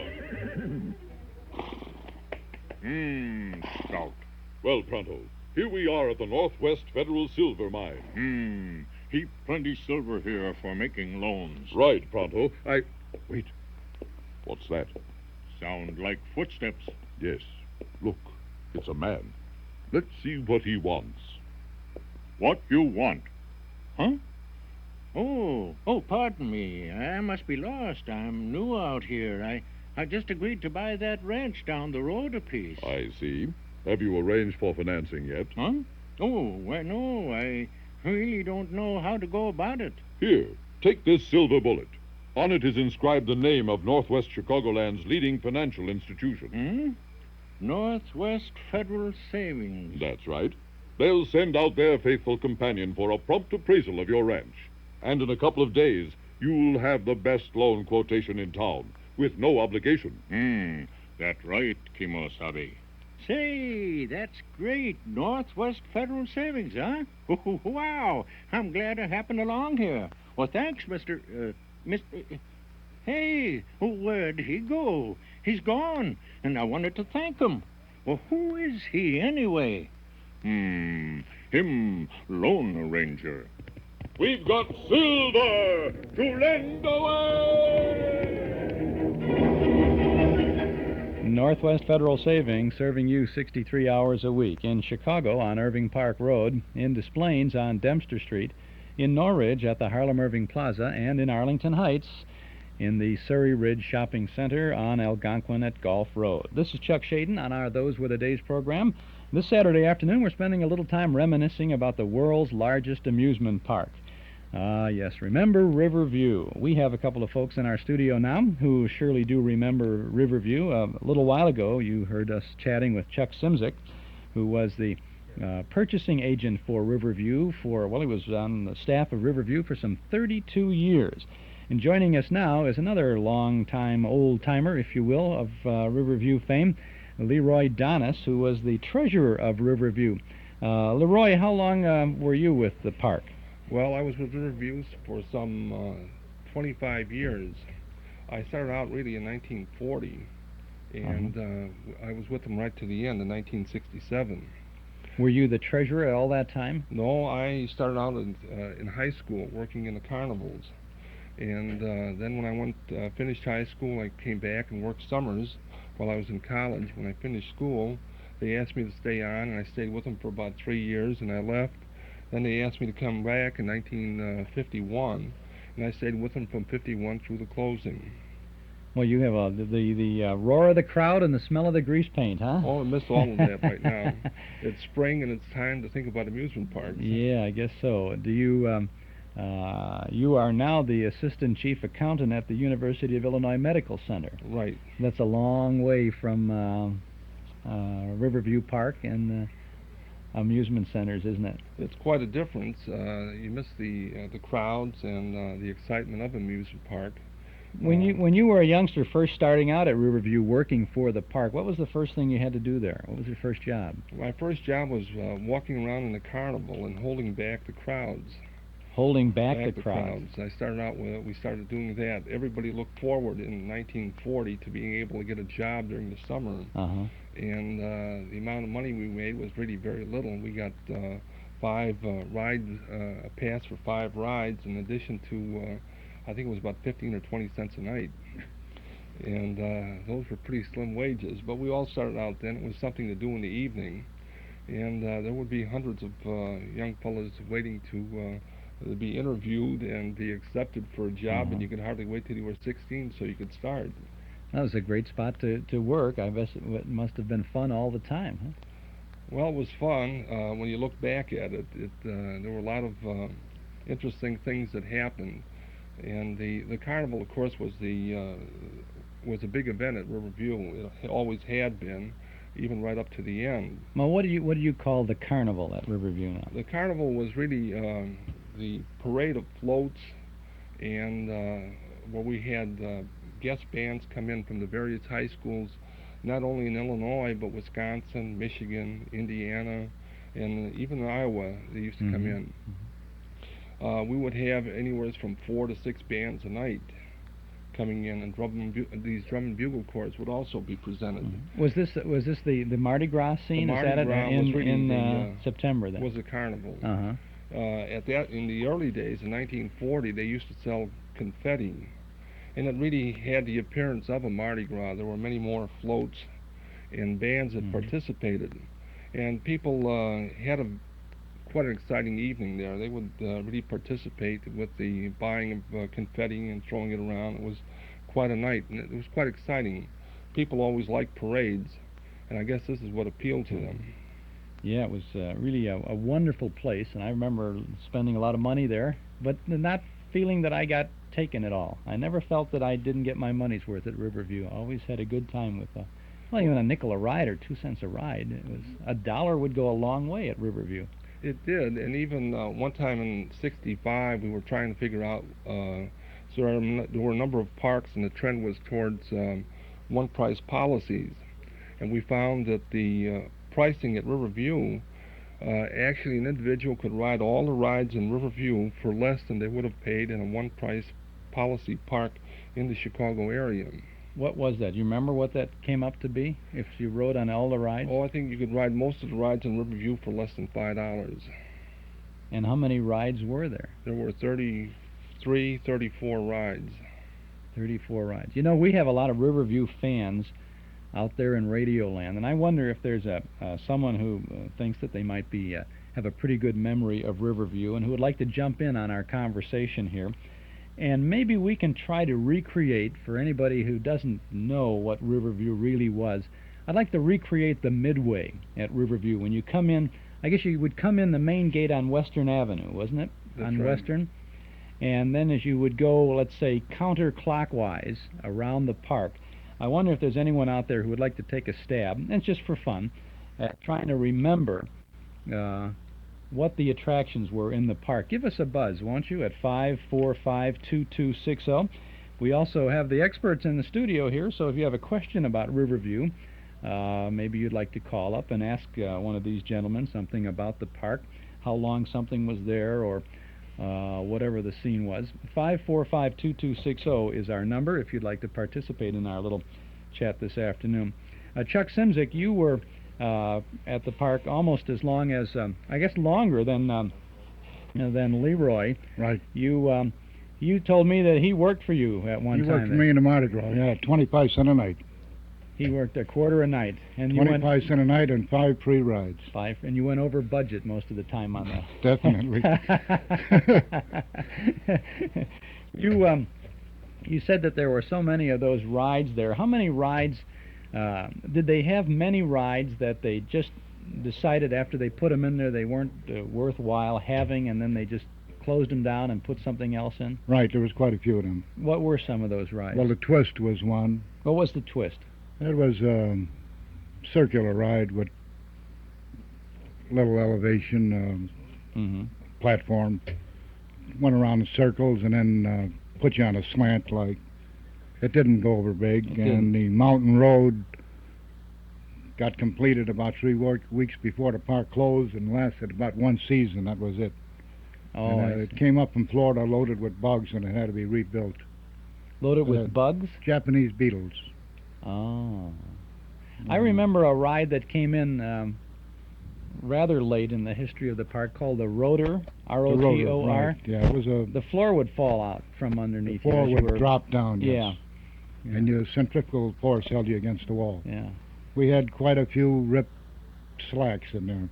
In fact, people were running continuously from the Rotor to the first aid to get their pants sewed. So we finally made the owner, was a concession ride, made him buy his own sewing machine. So for 2 cents you could ride, get your pants torn, and well, that was a concession ride. It was 10, 15 cents. Oh, it was a little more. Oh, the concession rides were always more than the park rides. Concession rides never went for 2 cents. In fact, on 2 cent day and nickel night there was only 7 rides. I think 7 rides that went for 2 cents and a nickel. Leroy Donis, who was the treasurer of Riverview for a long time. Leroy, I don't think at this late date it's giving out any classified information. If we were to ask what was the gross income of the park on a given day, a good day. A good day, we could probably take in at least $65,000. $65,000 on a good day. On a good day. And that would, well, how would that translate for a season then? What would they do in a season? In a season, well, don't forget now, we're talking back about over 10 years ago. Oh, sure. No, what? That's right. The cost of inflation, it's not going to compare with the amount that's taking in by these new parks, the theme parks. Their admission charges are quite a bit more than what we had. But I would say that we would take in somewhere around $3 million. $3 million in a season. Now you're talking about in the 50s maybe, or in before? In the 50s. 50s and 60s. What were the expenses of the park? The expenses of the park ran, I just take a quick look here. See, a good accountant always, a good treasurer has all the records and the whole business here, see? Well, we would spend somewhere around $3 million, well, in this case here we spent About $2 million in our operating expenses. That's for the payroll, advertising, insurance. So they might net $1 million. We could net $1 million. Not bad. I'd be happy to net $1 million from May 14th till Labor Day. Well, and then there were other charges that we had, but the park was very profitable. It always has been a profitable venture, and I think this is the reason why a lot of big corporations are entering the field now. Well, you know, it was the thing was that it was inexpensive enough for you to go back many times in a season. I mean, you wouldn't. It's not like, you know, if you go out to California for a vacation and you want to go to Disneyland, you go one day, maybe 2 days to Disneyland, and that's about as much as you want to go, because first of all, it's a heavy sum all at once, and I don't know how many people want to go back and back and back. But the admission charge is heavy, whereas there was no admission charge, or such a nominal thing at Riverview. Well, the basic difference between Riverview and many of the theme parks, as you said, is the initial charge.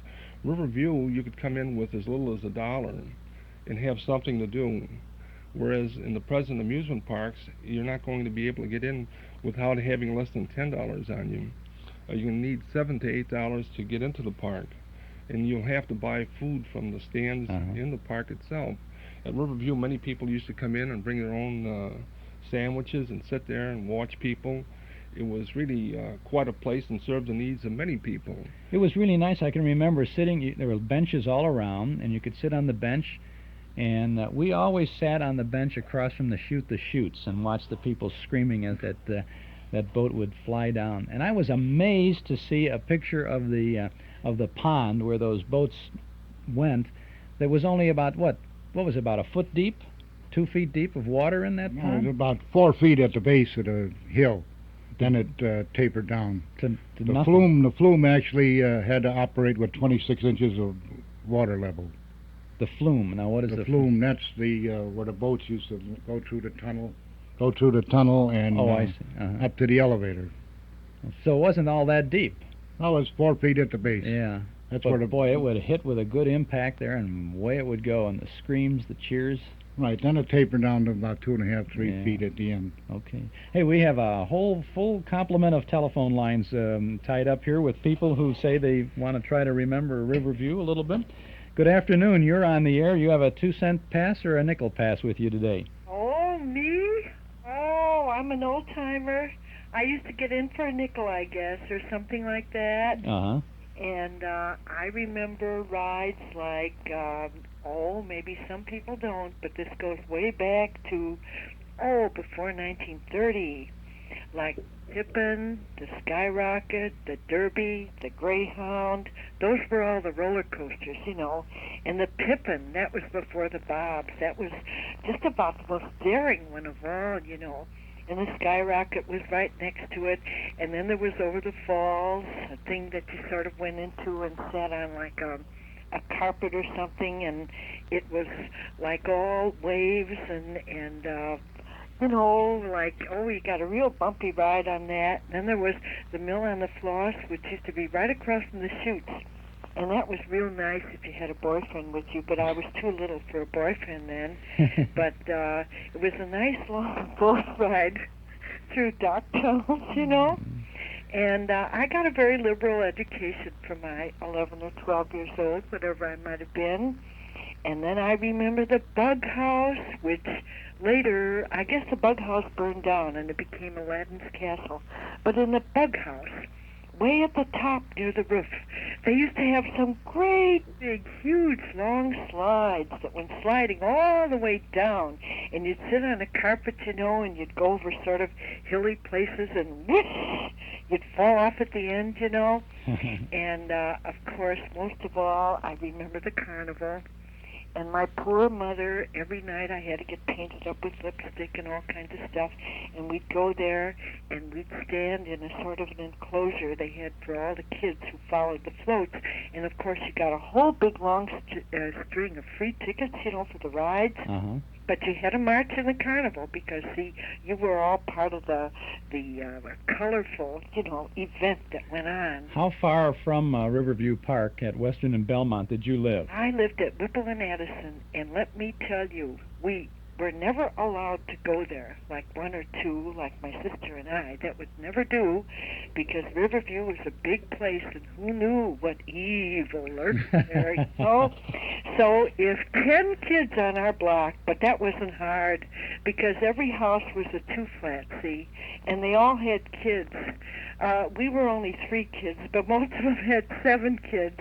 And by the time we got everybody's little brothers and sisters, when we trudged over the bridge at around California and Addison, then we knew we were over halfway to Riverview, and we had our whole party with us, and we kept track of everybody, and we would line up for this carnival, and everybody in the carnival got a free little bag of confetti, And Chuck, the kids nowadays, they don't have anything like that. And let me tell you, it just took care of our whole vacation. We'd go to Riverview in the afternoon, and then at night, we'd say we wanted to go and be in the carnival, and we'd go, and Chuck, something that can't happen today, and I am oh so sorry. Like 10 or 12 or 14 kids on the block, we'd come home when the carnival closed because we had to go right opposite the chutes. They used to have like a big stage, and people would come in costumes, very elaborate costumes. Of course, I never had anything like that. But then there'd be judges, and they'd get prizes, see? So we had to stay there till the last cat was hung. And at 11 o'clock at night, Chuck, little kids, we were 10, 12, 13. I don't think anybody was over 14, maybe somebody's big brother. But all the mothers and fathers were waiting up, and we checked in on Whipple and Addison at about, maybe 11:15, something like that. And nothing bad ever happened to any of us. Those were the days, weren't they? Oh, yeah. Chuck. You've got some good memories Nobody knows there. about the Greyhound and the Derby and the Packet and the Pippin, but I do. Well, we're bringing back a lot of memories. Oh, you're great, Chuck. Thanks very much. You're welcome. Have Bye. a nice day, right? Bye-bye. She's got a nice memory of growing up. And was she accurate on all of that stuff, Chuck? Very accurate, especially the carnival. Yeah, she remembers the whole business. She got a little bag of confetti? Free confetti and free rides, and had a march and a parade, and then wait for the judges to judge the best costumes.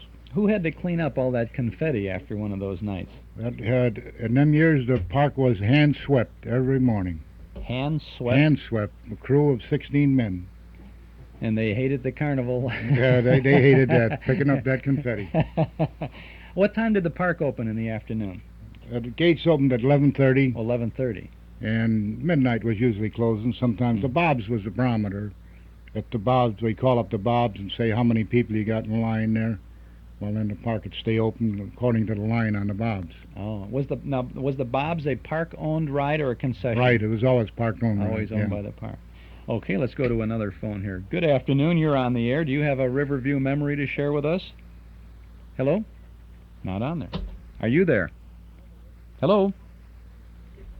Hello, are you there? Yes, I am. Okay, you weren't there because I didn't press the button down over here.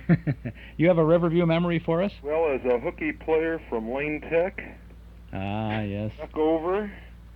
Let's go. You wanted to go down memory lane starting down the Midway. Okay, now going west from Western Avenue. If I recall, you started with a roller coaster right as you would come into your right-hand side. Okay, let me ask one question before we start. When are you? How are you dating this? This would be the late 50s. Okay, late 50s. Roller coaster on the right-hand side. Correct. I believe was either the Blue Streak or Blue Comet. No, Chuck is saying no. What was it, Chuck? First ride in the park was a Tilt-A-Whirl, and the second ride was a Silver Flash. Silver Flash. You missed the Tilt-A-Whirl. Okay, go ahead. Then we would go down to, let's see, the Dodgem on the left-hand side, and opposite that would have been the Mill on the Floss. Opposite that would have been Shoot the Chutes. I believe that I'm going kind of back and forth down with the Caterpillar and the Freak Show. Yeah, I'm trying to remember. What did they call that? The Freak Show, or what was it? Sideshow, or It was what? a freak show. It was simply show number 1. Actually, it was called for a while.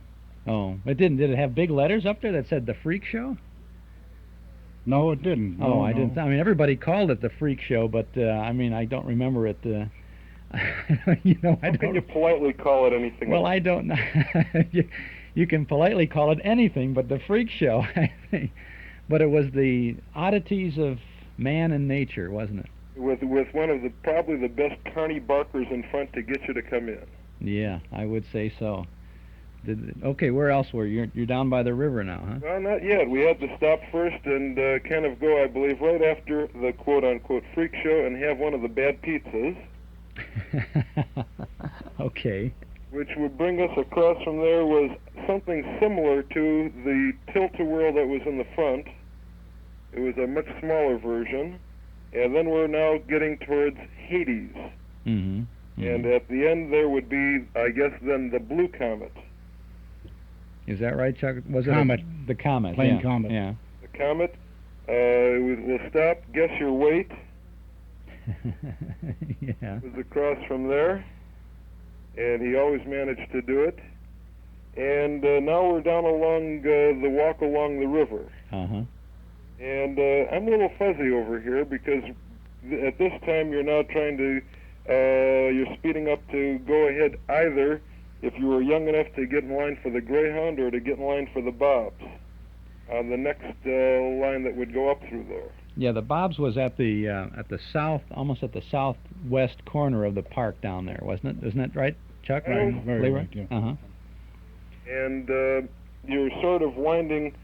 I guess this is where the decision was made. Did you go towards the Bobs or did you go and follow around towards the parachutes? Mm-hmm. Mm-hmm. There was a I never can remember whether the Bobs came before the parachutes, but I guess the Bobs, as you're walking around, the Bobs came first, going in that direction, right? And if you followed around towards Aladdin's castle, there was an airplane ride. Mm-hmm. Going that way. If you went up the other way, past going, let's see, going up towards through the center would have been the water bug, the boomerang. Mm-hmm. Mm-hmm. Boomerang, is that right, fellas? Right. Okay. Boomerang. We're yeah. getting the experts here. They're in consultation as you're rolling along here. Yeah, those were good days, weren't they? It's an unfair jury you have against me. Yeah, well, that's right. You're just recalling your memory, and these fellas here worked in there day after day. But, Didn't sweep up tell the them confetti. that I'm sure they can hear that I enjoyed the many, many years, and let's ride again. Yeah, let's ride again. Thanks very much. Thank Where did you live in those days? I lived up probably closer to, let's see, around Peterson and Lincoln. Lincoln and Peterson. So you had a little bit of a trip to get over to Weston and Belmont, but not enough to deter you, right? Not when you were sneaking out from high school. Okay, thanks very much. Yeah, Right, I know. bye-bye. Oh, that's right. He was cutting away from Lane Tech. That was just a short walk over there. Jump over the fence. Did you have many problems with Lane? No, I no, mean, with we- the kids sneaking in there? Not sneaking in, sneaking away from school, I should Oh say. yeah. Opening day, you could get about 1,000 kids out of Lane Tech before school was out. At the end, they decided to give it to the students as an assignment, huh? That's right. You're listening to Those Were the Days on WNIB Chicago, FM 97. My name is Chuck Shaden. We are reminiscing about the world's largest amusement park, Riverview. Our guests in the studio are Chuck Simzik, who was a purchasing agent for Riverview for a long, long time, something like 32 years, and Leroy Donis, who was the treasurer of Riverview Park. And then we have a few folks on the phones to help us reminisce just a little bit. Leroy, can they have could we have a park today that would be anywhere similar to Riverview? I can't really think of any park that would be similar to Riverview just because Riverview had more roller coasters, wood coasters, than any park in existence today. Now you're saying wood coasters. Roller coasters, yeah. Now, What were the wood roller coasters at Riverview? Well, we had we mentioned the Flash, Mm-hmm. the Blue Streak, and at the end, it was in the later years, it was known as the Fireball. We had the Comet, the Bobs, and we had the Greyhound, and then that became the Jetstream. Mm-hmm. So those are the 5 roller coasters. Now, most of the parks today don't have 5, huh? They have 1 or 2, lucky I if you suppose. can find 1. Uh-huh. And if they may have 2. I was in Cedar Point. They have 2 roller coasters that I would classify the same type as Riverview had, Mm-hmm. and they have 2 steel coasters, which are considered portable coasters. Mm-hmm. Mm-hmm. Were the how safe or dangerous really were those roller coasters? At Riverview, they were very safe. They were well engineered and well maintained. The public has to keep in mind, even though you see a ride vibrate, the coaster has to have some resiliency as these cars keep going around.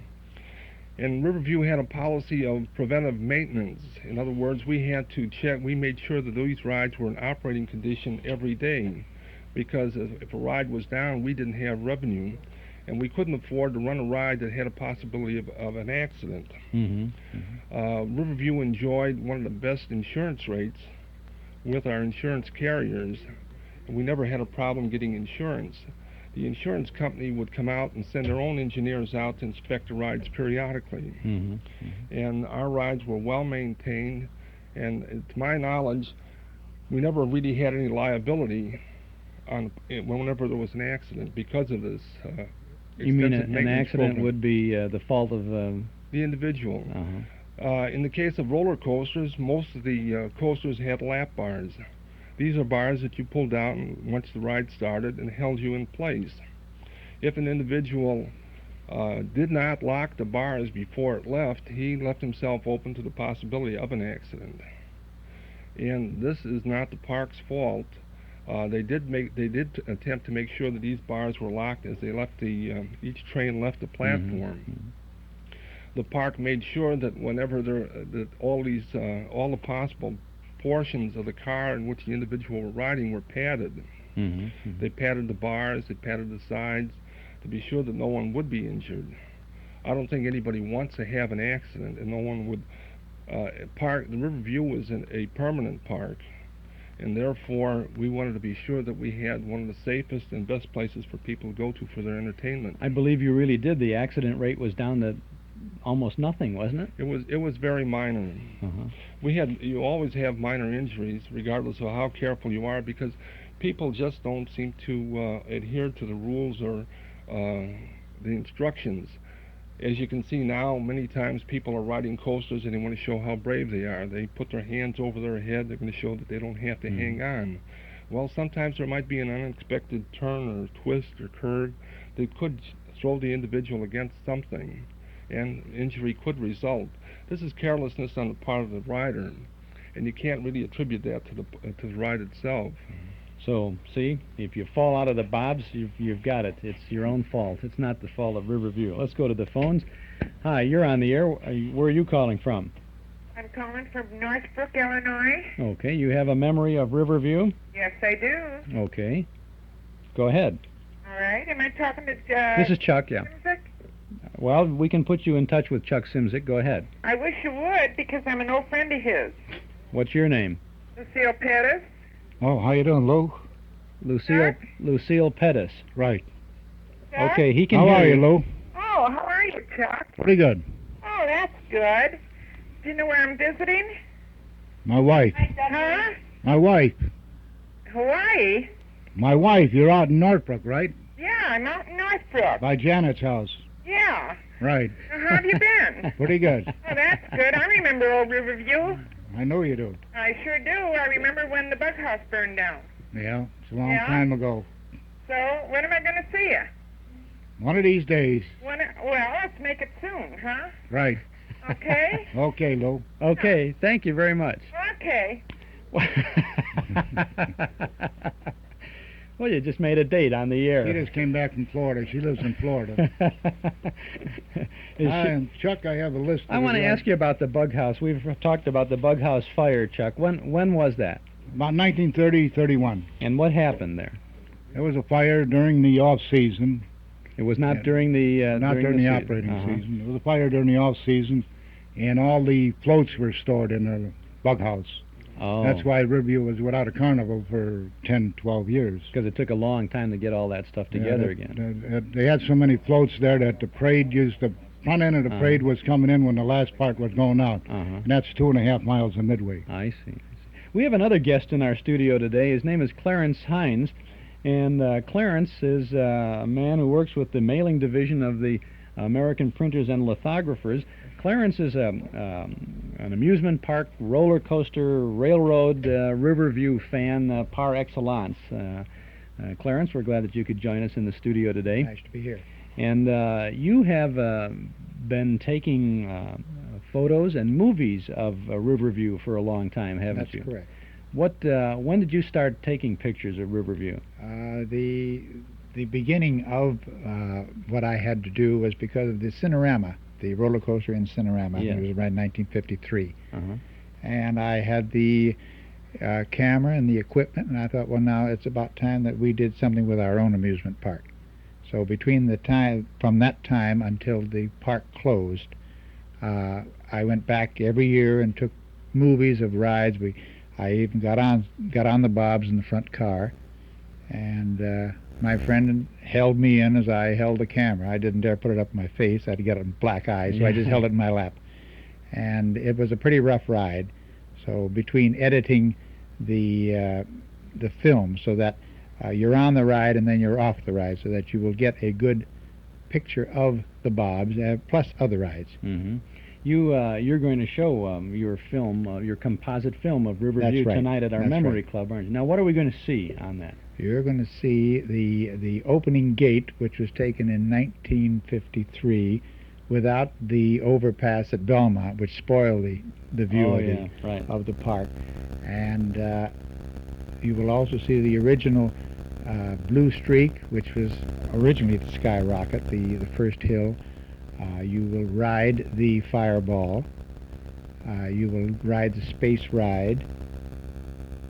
You will be on the new Jetstream, the complete ride. And you will also be on the Bob. We'll be on the complete ride? The complete ride of the Jetstream. I see. Well, we shook up there quite a bit with all that. Well, little professional photography there, we sort of speed the film up a little bit. It's sort of slow. It sort of smooths the ride out.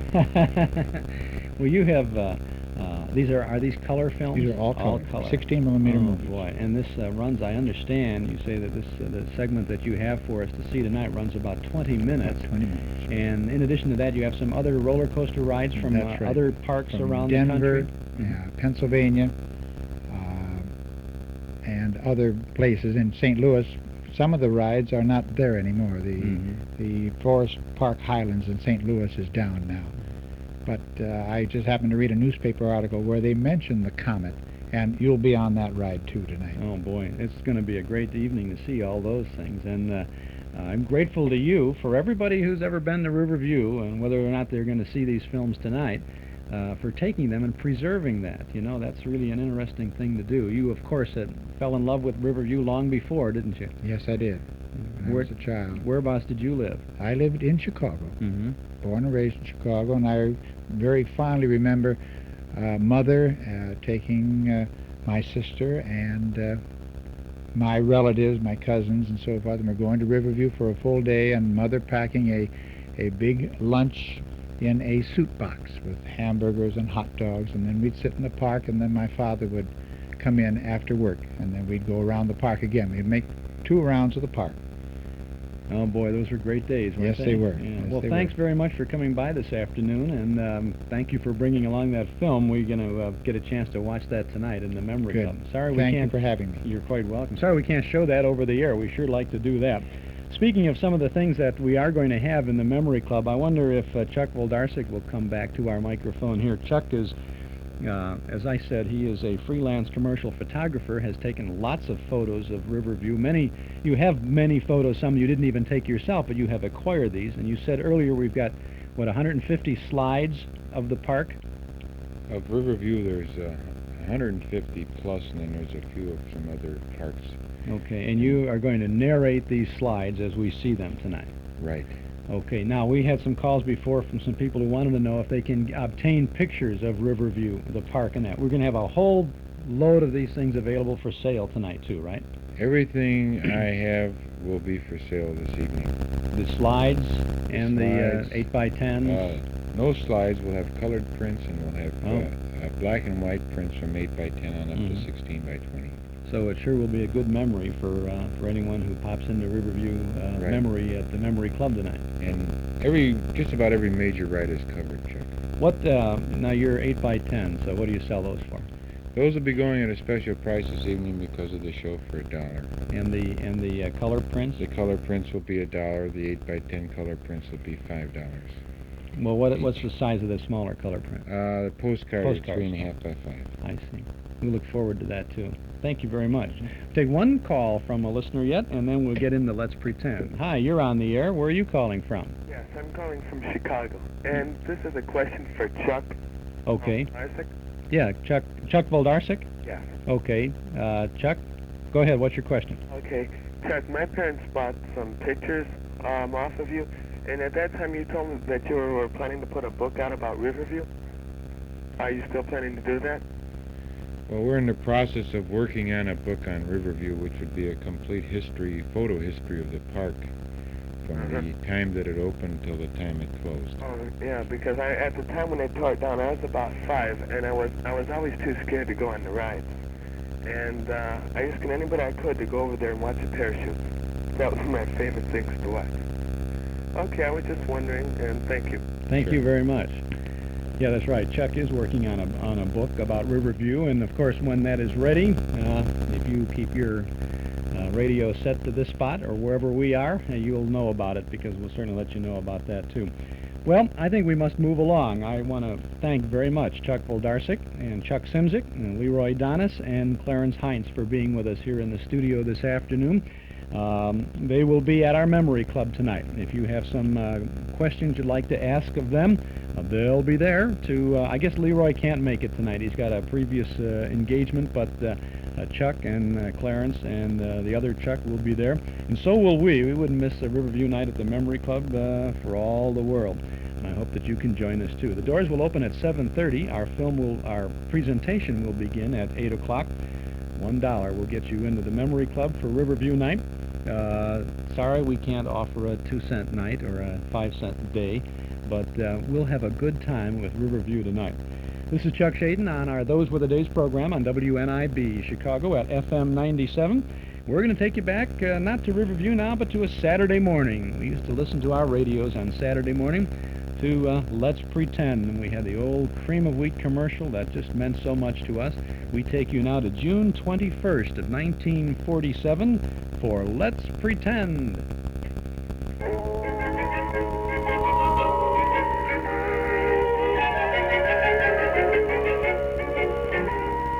Cream of wheat is so good to eat, and we have it every day.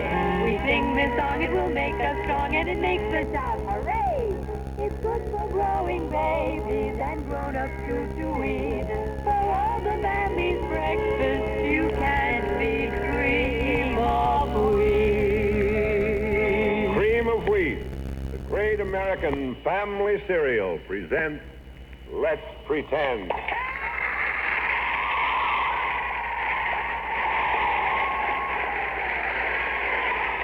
Thank you for that nice reception, audience, and welcome to Let's Pretend. How about that story? Well, let's see. Gwen, Sybil, let's get some action. We've got plenty of action for today, Uncle Bill. Tell him, Gwen. Well, it's a story we've had hundreds of requests for, Uncle Bill. Bluebeard. How do you get that, Uncle Bill Bluebeard?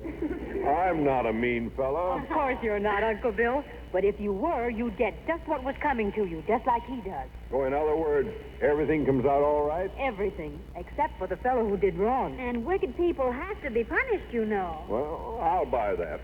All right, how do we travel? Well, it's Jack Grimes' turn to say. All right, Gwen. I'll tell you what, let's get there in a hurry, huh?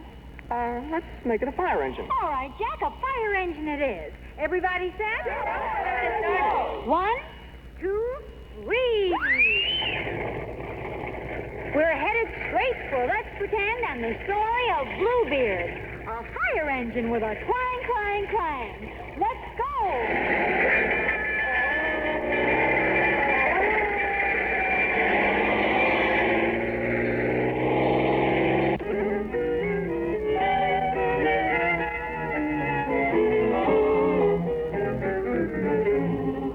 Once upon a time, long years ago, there was a dark and gloomy castle high up on a lonely mountain. In it lived a mysterious man named Bluebeard. No one knew much about him. Most of the villagers feared him and went out of their way to avoid him. Just recently, they had heard he had returned from a journey, bringing a new wife with him, but no one had seen her. As our story begins, Bluebeard and his bride are looking through the many rooms of the castle. Now, you have seen your new home, Lady Nydia, and if you are a nice, obedient wife, I dare say you'll be very happy here. Oh, my dear husband, with all this luxury and beauty around me, I'm sure I shall be. What does this door lead to? That leads to the room furnished in solid gold. Oh, how lovely. And this door, what is in it? To the room of precious stones. Diamonds are in that room in large silver baskets. Rubies, too, that overflow their urns of bronze. Oh, I have never known such wealth. Oh, that room at the far end of the hall, Bluebeard? That I cannot tell you. And listen to me well, Nydia. You must never, never enter that room. Every other room in the castle is open to you. All except that one. But why, my lord? That is my business. Only obey me if you know what is best for you. And now say goodbye to me, for I must leave you for a short while. Oh, you are going away so soon? I cannot let a new wife stand in the way of business adventures. Here are the keys to all the rooms. Each one is marked. Take them. Enter whenever you will or whatever room you choose. All but this one. Now, don't hope to deceive me, for I shall know if you disobey me. And I warn you, you will pay dearly for it. And now, farewell. Farewell, my lord. I wonder where he's going. Oh, well, there's plenty to do while he's away. This is the key to the gold room. This one to the silver. That's the key to the diamond room. And this one must be to the forbidden room. I wonder what's in the forbidden room. Oh, but I mustn't disobey my husband. No, I won't go in. What's that? Oh, I hear a sound. Did it come from the forbidden room? Oh, it couldn't. It did come from behind that door. Oh, I can't pass by. But I must know. I shall open the door and see for myself. Oh, dreadful. Oh, heaven help me. Oh, Bluebeard, you fiend, you fiend, you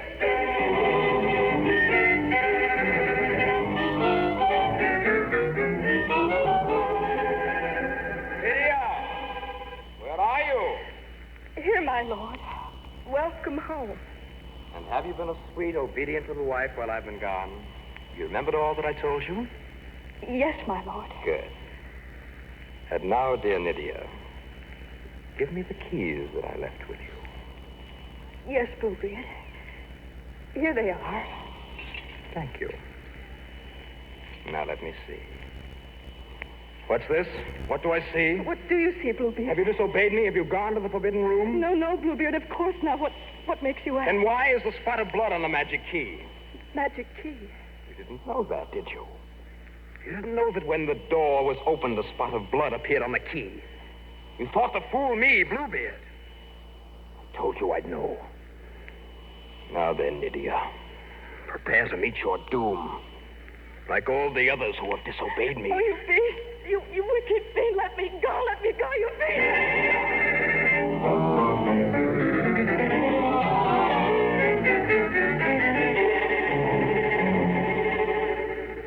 Please come in, Sister Anne.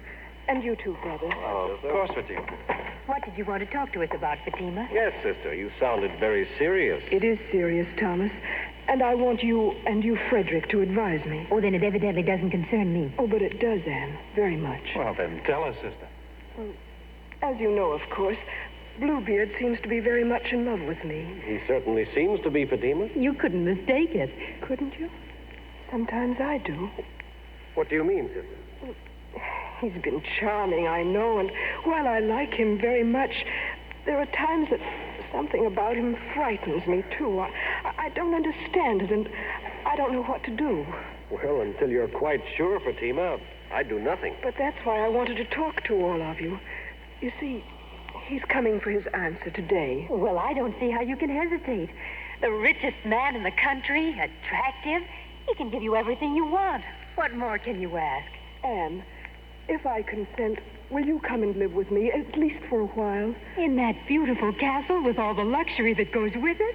I should say I would. And Frederick and Thomas, if I'm ever in danger, will you come to me? What a strange request. But of course we will, Fatima. How would our brothers know? Well, that's simple, Anne. If at any time you need us, Fatima, place a mirror in the tower window where the sun's rays will strike it. A mirror? Yes, we'll see it, and don't forget, we have the fastest horses in the country. We'll come to you immediately. Well, that must be Bluebeard now. I'll go. How do you do, Anne? Good afternoon, Bluebeard. Come in, please. Thank you. How do you do, sir? Good afternoon. Won't you sit down, Bluebeard? Thank you, Fatima. How lovely you look today. I'm glad you think so. Thomas. Yes? Frederick, let's make some tea. Help me, won't you? Since when have you needed help for that? Ever since I found I have two such dumb brothers. Oh, yes, of course. Excuse us, won't you, Bluebeard? Yes. So sorry you must leave us. You look at Come, boys. My darling. At last we're alone. You know, of course, why I've come. Yes, Bluebeard. And what is my answer? Fatima, dearest one, make me the happiest man in the kingdom. Say you will be my wife. Do you really love me so very much? How could I help it? So young, so beautiful. Say you will be mine. Yes, Bluebeard. I will be your wife. Fatima, my dear. No. Please don't kiss me yet. My timid little dove. Very well. It shall... What are you looking at? Your hair, Fatima. What? Those long black braids around your head like a crown. When you let it down, it must hang nearly to the floor, doesn't it? Yes, almost. Bluebeard. Yes, Fatima. I have a favor to ask. Anything, my dear. When we are married, do you mind if my sister Anne visits with us for a while? Any particular reason, Fatima? Why, only that I've never been away from my home before, and it would seem less strange if she... You'll have plenty of company. Very soon. Why should I? I don't know anyone in your village. But I'm sure you will. Soon. But my sister... Why not? In the quarters where you will spend a great deal of your time. There will be room for Anne, too.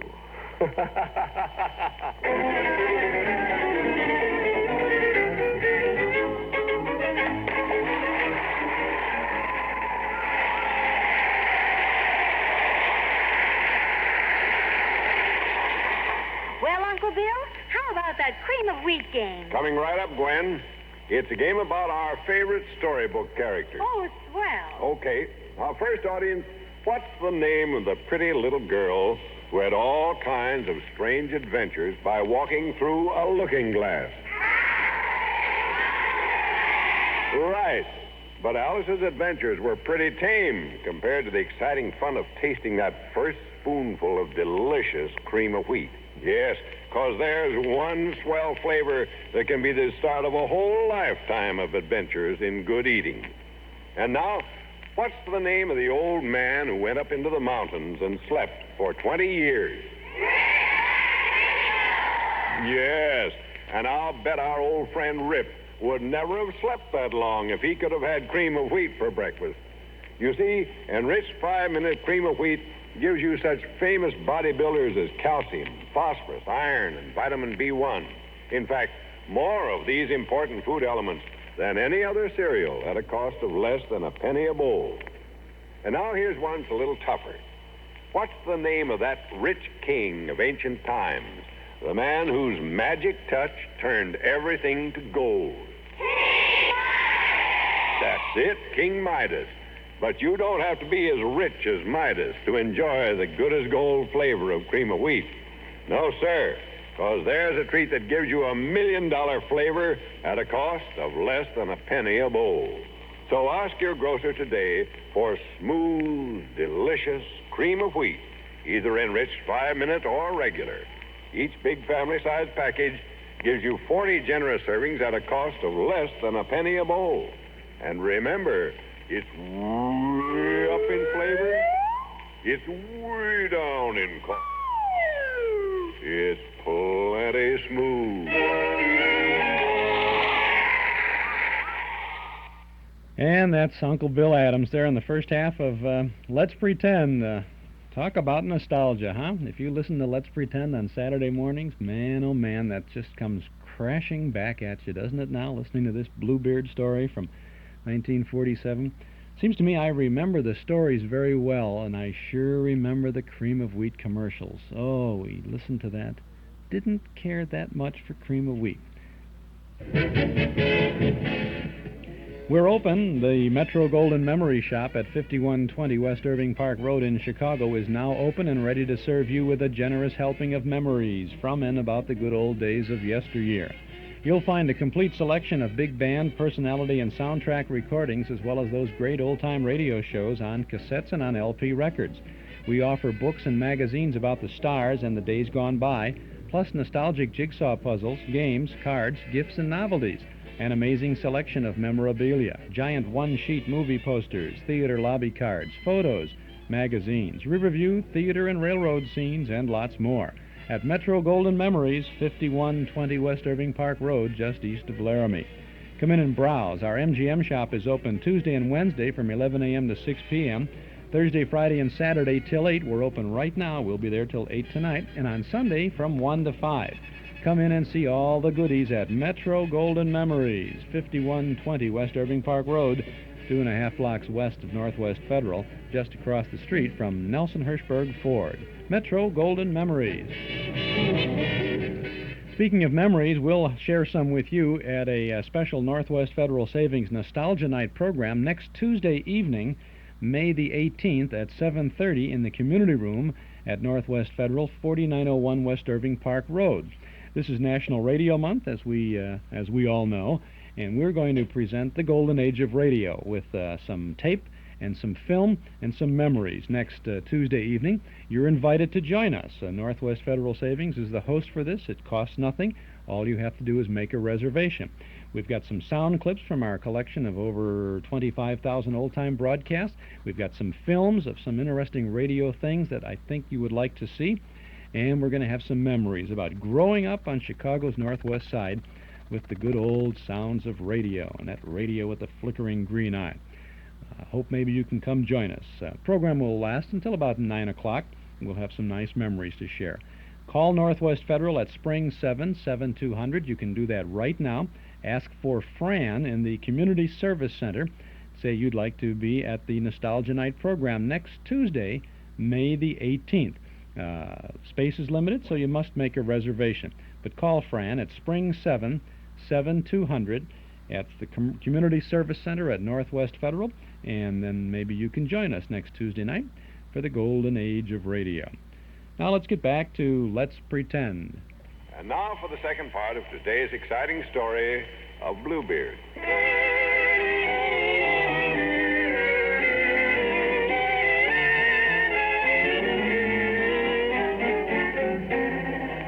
Young and lovely Fatima, in spite of a feeling of fear, finally accepted Bluebeard's proposal of marriage. But before she gave her answer, she made her sister Anne promise to journey with her to his castle. Then she and her two brothers arranged that, should she ever need them, a mirror was to be placed in the castle tower. The reflection of the sun on it would tell them she was in danger and they would come to her. We find the beautiful bride with her sister Anne walking through the magnificent corridors of the castle as Bluebeard talks with them. And so, Fatima, I must go away. But you will be a good little wife, and Anne here will keep you company. Besides, I have given you the keys to all the rooms in the castle. Open them and inspect their treasures to your heart's content. All but this one room. Don't use the little key or unlock the door it fits. You'll regret it all your life. Do you understand? Yes, my lord. I have no desire to pry into what doesn't concern me. Others have said that too, but curiosity overcame good judgment. However, we shall see what you do. Goodbye. We shall see.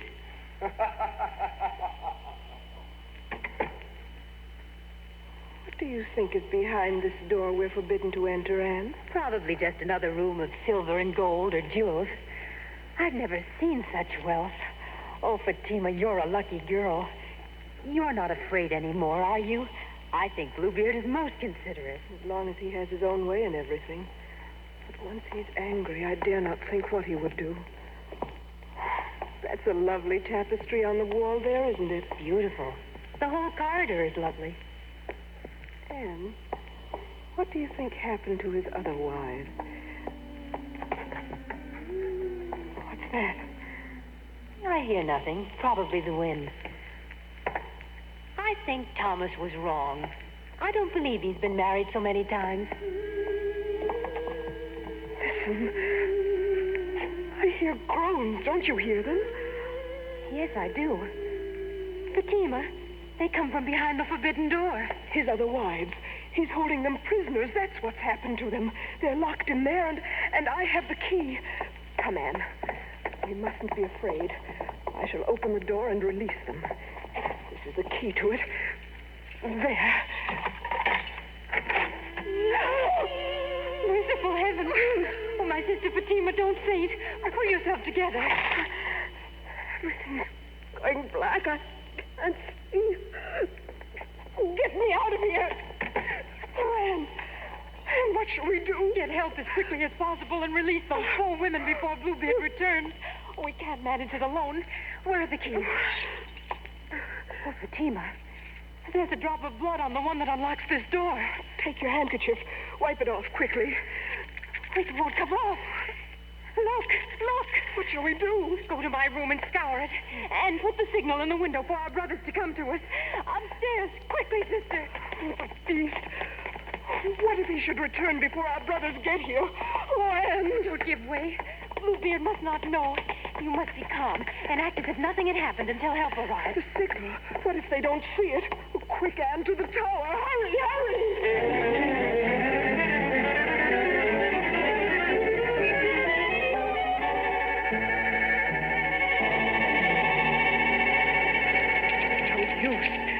I've scoured it with everything I know. The spot is still there. Try again. There must be something. It's blood. There's something that'll remove the stain. I'm so terrified I can't think. Try. Bluebeard may return at any moment. Fatima, my love. Bluebeard. I am home. Come downstairs and greet your lord and husband. Anne, he's here. Yes, my lord. I come. Oh, try, Anne. Scour the key again while I go to greet him. I'm coming, Bluebeard.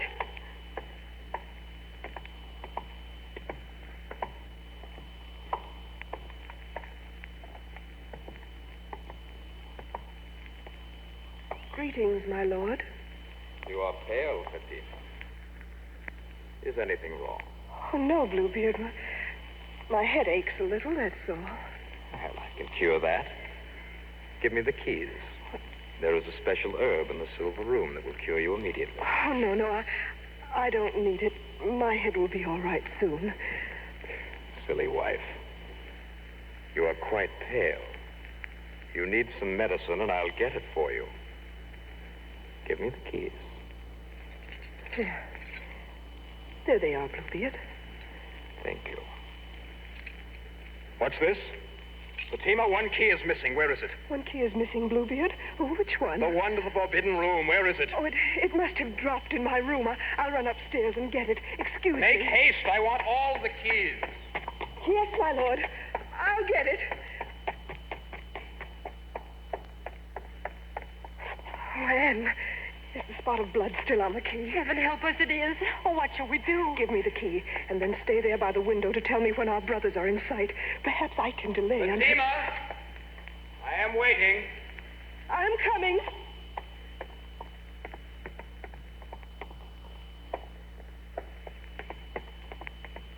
Did you find the key?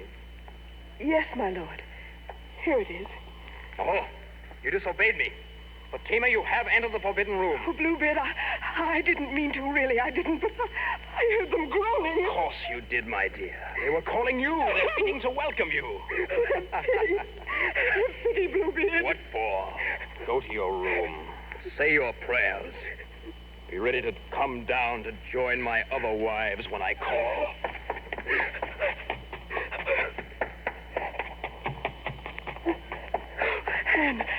Anne, help me. Help me. Fatima. Oh, how white you are. He's going to kill me. I know he will. Oh, heaven help me. Did you put the mirror in the sun? Yes. Then stay by the tower. Tell me what you see. Fatima, I'll give you a moment to say your prayers.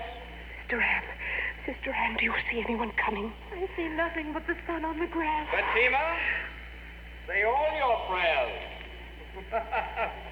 The time is near. A moment, my lord. Another moment of prayer. Sister Anne, do you see anyone coming? I see nothing but the sun on the road and the green grass. The time is up, Fatima. Come down. One moment more, my lord. Only a moment. Oh, and do you see anyone coming? A great dust rises.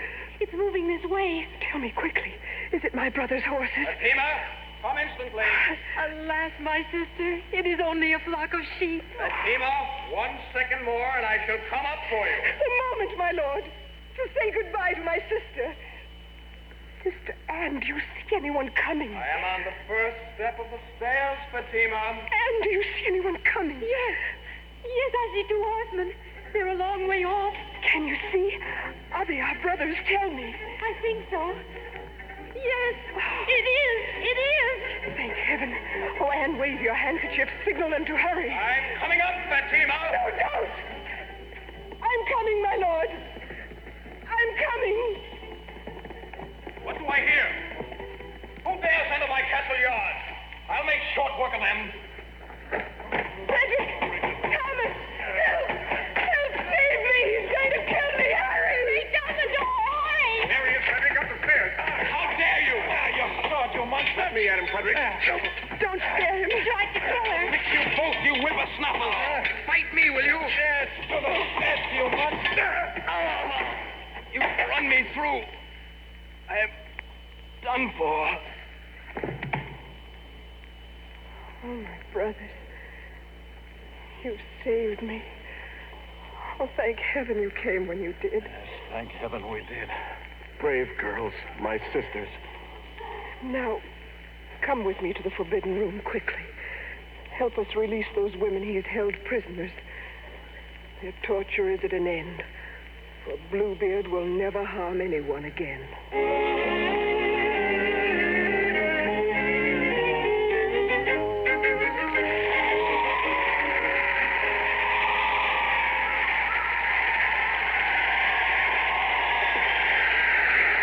And now, before we tell you about next week's exciting story, how about finishing this little rhyme for me? For downright goodness, you can't beat that flavor favorite. Yes, it's that famous cream of wheat flavor that gets you every time. The solid satisfaction of lighting into a satin-smooth, super delicious breakfast treat fit for a king and jam-packed with the kind of food energy you need. Ask your grocer today for enriched 5-minute or regular cream of wheat. And remember, For all the family's breakfast, you can't beat cream of wheat. the pretenders for today were Gwen Davies, Jack Rance, Bluebeard, Bob Reddick, his wife, Nydia, Anne-Marie Geyer, Fatima, Miriam Wolfe, her sister, Anne, Sybil Trent, her brother, Frederick, Albert Alley, her brother, Thomas. Arthur Anderson. The original music was composed and conducted by Maurice Brown. The story of Bluebeard was dramatized by Nyla Mack and directed by Albert Ward. If you live in or near New York and you'd like to see a broadcast of Let's Pretend, drop a postcard to Cream of Wheat, CBS, New York, for your free ticket. Do you remember a man so small he was called Tom Thumb? Well, we're going to tell you about a little maiden called Thumbelina. She was so small, she had a walnut shell for a bed, a white lady slipper for a boat, and the lake for her boat was a crystal fruit dish filled with water. Would you like to know what happened to her when she had to live in the house of a field mouse? Would you like to know what a robin did for her because she saved his life? Then listen next Saturday morning to the story of the beautiful little maiden, Thumbelina. This is Bill Adams saying, remember to eat Cream of Wheat, the great American family cereal. This is CBS, the Columbia Broadcasting System.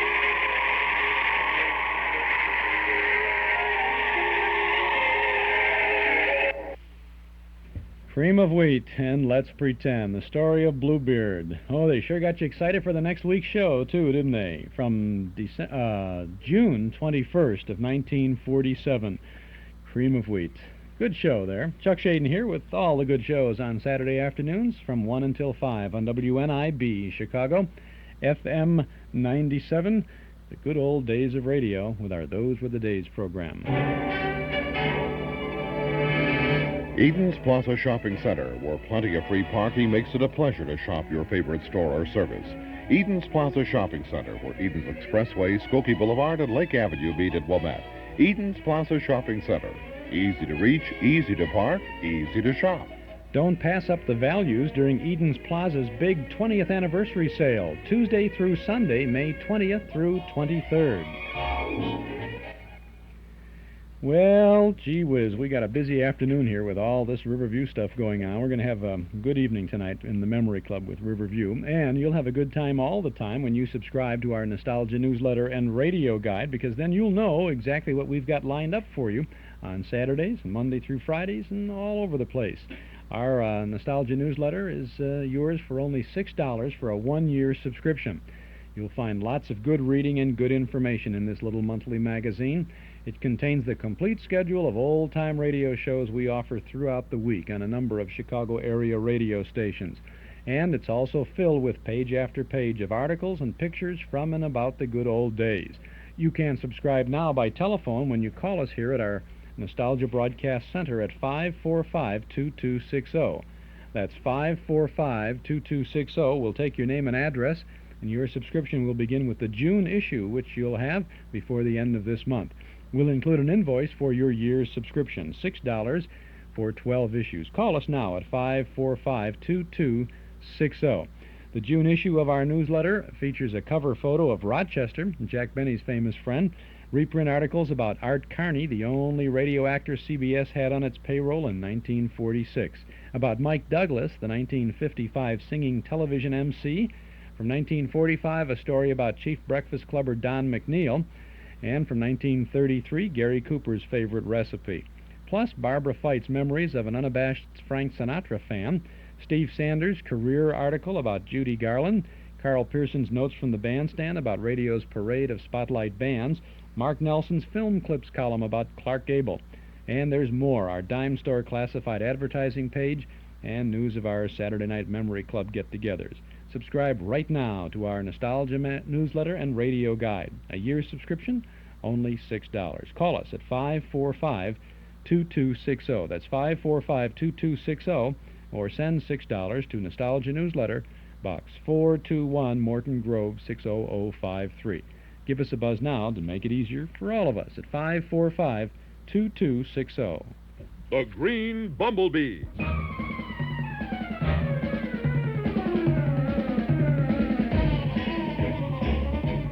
He hunts the biggest of all game, on, Cato.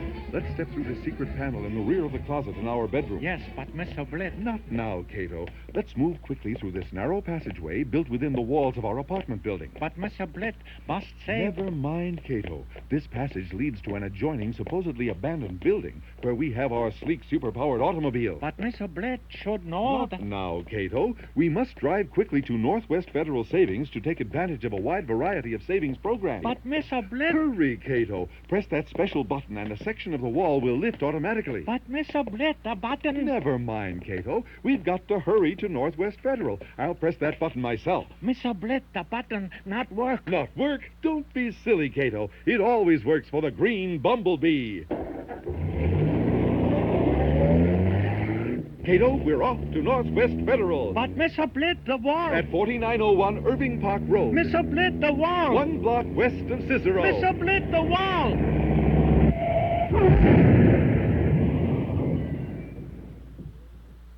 Mr. Blitz? I know, Cato, I know. Just hand me a Northwest Federal save-by-mail envelope, will you? What you think I am? Faithful valet? Northwest Federal Savings, serving you 63 hours a week in Chicago, Des Plaines, Norridge, and Arlington Heights. Chuck Shaden here with our Those Were the Days program, continuing with our Radio Month special here, Part 3, as we go back to October 18th of 1944. This is the Eddie Cantor Show with Eddie's guest, Esther Williams. The Eddie Cantor Show, with the star of MGM's Bathing Beauty, Esther Williams. Nora Martin, Bert Gordon, our Russian friend, Leonard Seuss's orchestra, yours truly, Harry Von Zell, and starring Eddie Cantor.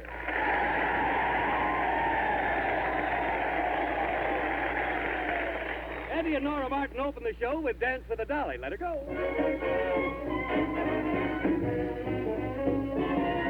I was walking down the street, down the street, down the street. I met somebody who was mighty sweet, mighty fair to see. I asked her, would she like to have a talk? Have a talk? Make with some talk. All the fellas standing on the walk, wishing they were me. Mama, mama, let me dress up tonight. Dress up tonight, dress up tonight. I've got a secret, gonna fess up tonight. Gonna dance by the light of the moon. Gonna dance with the dolly with the hole in the stocking while her knees keep a knocking and her toes keep a rocking. Gonna dance with the dolly with the hole in the stocking. Dance by the light of the moon. Got more kisses than a candy store. Candy store, candy store. Sweeter than I've ever had before. Still I keep on crying for more. And now the young man with his horn, Leonard Seuss.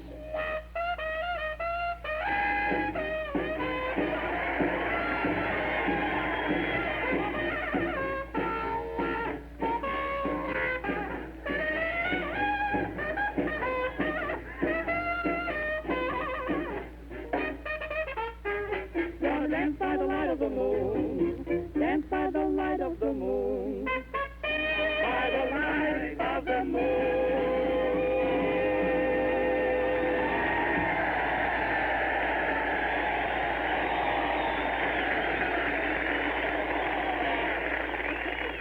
Thank you, and good evening. Harry? Yes, Eddie? It's thrilling broadcasting before the Navy personnel here at Roosevelt Base. Yeah, well, Eddie, you know, there's not just the men here. There are 300 waves stationed here. Well, Harry, the waves are in station. With so many sailors around, they're on the go all the time.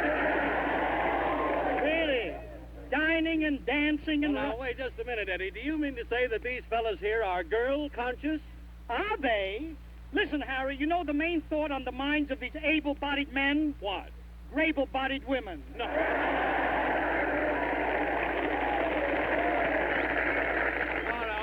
Yeah, but Harry, I had a wonderful trip down here. On the highway, a sailor and a soldier both wanted a lift in my car, and they only had room for one of them.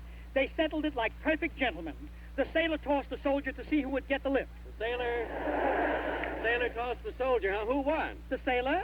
Yeah. The soldier came down tails.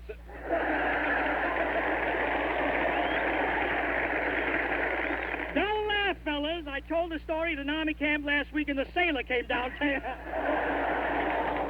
But no kidding, Harry.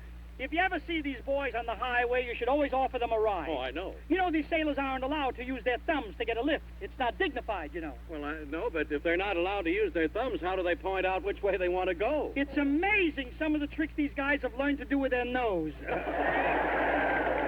And Harry Von Zell, Yeah? with that San Pedro fish market so close, they have to do tricks with their nose.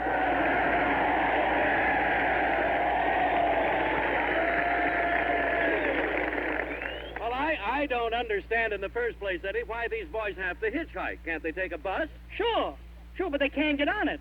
Harry, that bus is so packed, every time it passes that fish cannery in San Pedro, the sardines lean out of the window and laugh. You know, Harry, on the way down, the bus pulled away before one fella could get on it. So he rushed over to me and said, "Catch that bus. I got to catch that bus before it gets to Roosevelt Base." I said, "Wait a minute, I'll take you to Roosevelt Base. Why do you have to catch that bus?" He said, "I'm the guy that's driving it." Honestly, Harry, the way these boys... This telephone is... I'll take it. Hello? Hello, Mr. Cantor. This is the San Pedro Fish Market. We've just been listening to your program. Yeah? You close your windows and we'll close ours. A big department store sending over a sales lady with gift suggestions for these sailors here. Oh. Well, now, look at Eddie. That must be the sales lady the department store sent over. Oh, yes? Come in. Hello, Miss... The name is Myrtle. Well, Myrtle! I was sent here by Schlumpelmeyer's department store. Look, Myrtle, there must be some gift you can recommend for the boys to give their girlfriends. Yeah, tell them to come down to the store and get a bottle of Schlumpelmeyer's perfume, known the world's over. Known the world over? Certainly. Ain't you heard it advertised? Listen. Such perfume you ain't smelled before. We'll deliver it to your door. We're glad to get it out of the store. Or would you rather have a pig? Thank you, Myrtle.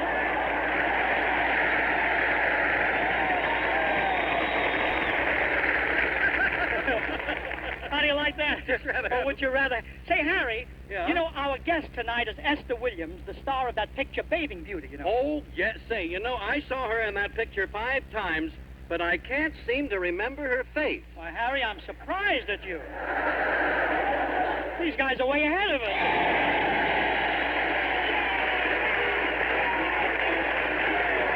Don't sweetheart me if you don't mean it.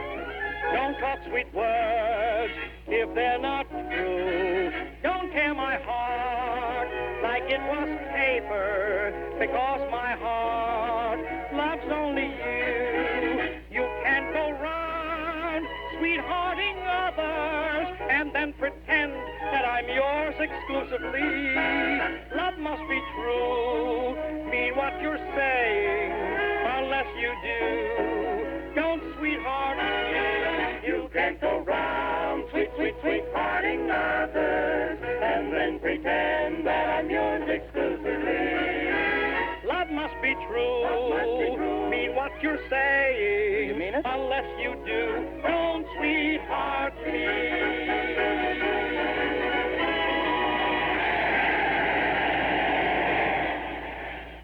That's Eddie Cantor back in 1944 doing a troop show there at Roosevelt Naval Base on October 18th of that year. This is Chuck Shaden with our Those Were the Days program on WNIB Chicago, FM 97. Gary Cooper stars as baseball great Lou Gehrig in the Lux Radio Theater production of Pride of the Yankees, our cassette tape for May. And here's a little scene from that show. Could you knock a home run for me this afternoon? Well, you've already been promised one by Babe Ruth. Could you? Well, that's a pretty tall order. Okay. Could you knock 2 homers? 2 homers? In a World Series? But Mr. Gehrig, you said that you could do anything if you tried hard enough. That's what you said. Yeah. Well, okay, I'll hit 2 homers for you. If you'll hit 1 for me. Me? How? You've got to promise me that, well, that one of these days you're going to get up out of this bed and go home on your own power. But how can I? If you want to do something hard enough, you can do it. Gary Cooper in Pride of the Yankees, a Lux Radio Theater broadcast, our cassette tape of the month for May. A full hour of entertaining radio. It's yours for only $5 from the Hall Closet, Box 421, Morton Grove, 60053.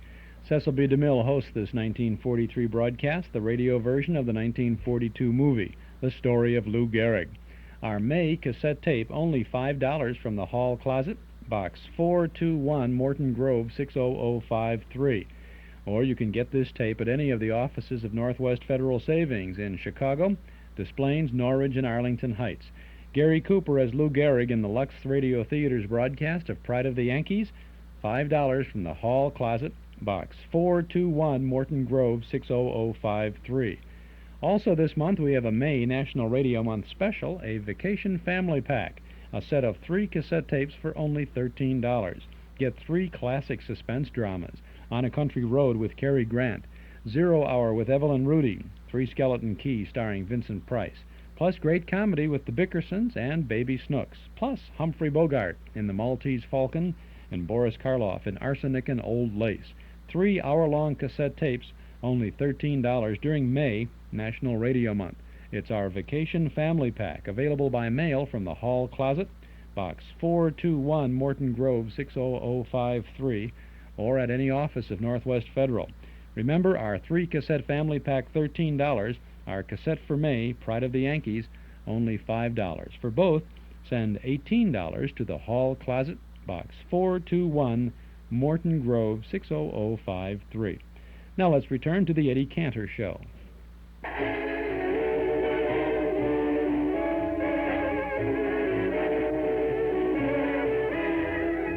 Wait a minute, Leonard. Wait a minute. That music can wait. Fellas, we have a girl here tonight making the first radio appearance of her career. And here she is, the glamorous swimming champion and star of the MGM picture Bathing Beauty, Esther Williams.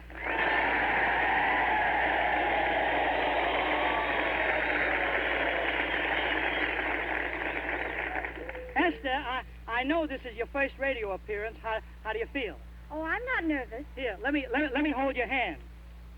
Uh-oh, now I am. Look, Esther, you'll be all right. Now stop trembling. Well, you'll have to forgive me if I shake. I'm a little afraid. It's all right. We were afraid you wouldn't shake. Just try to feel at home, Esther. Well, I'd feel more at home if this were a swimming pool instead of an auditorium. Well, it's not a swimming pool right now, Esther, but if these guys keep drooling, who knows?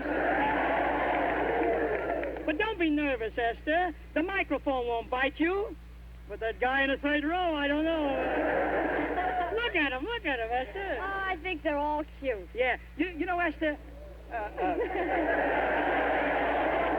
it's written. She has to say it. You know, Esther, when you have youth, beauty, and vitality, you have everything. Everything to please the boys.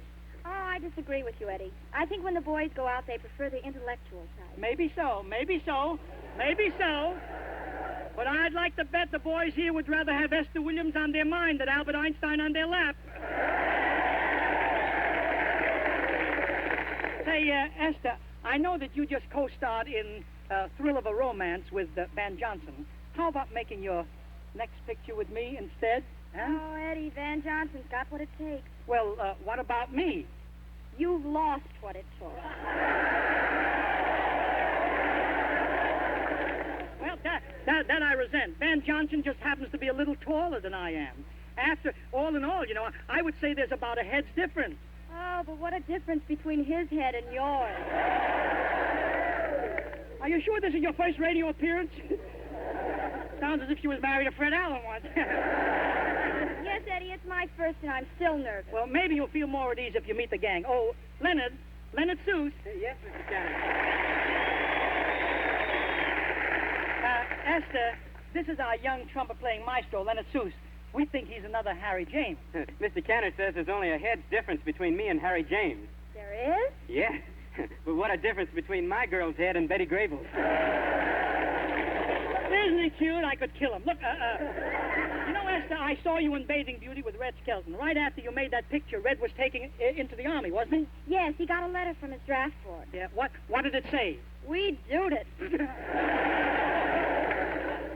Esther, I'm sure that everybody enjoyed that picture. In fact, I love all the pictures about college life, and tonight, if you'll help us, Harry and I would like to show our audience why most fellows decide to go to college.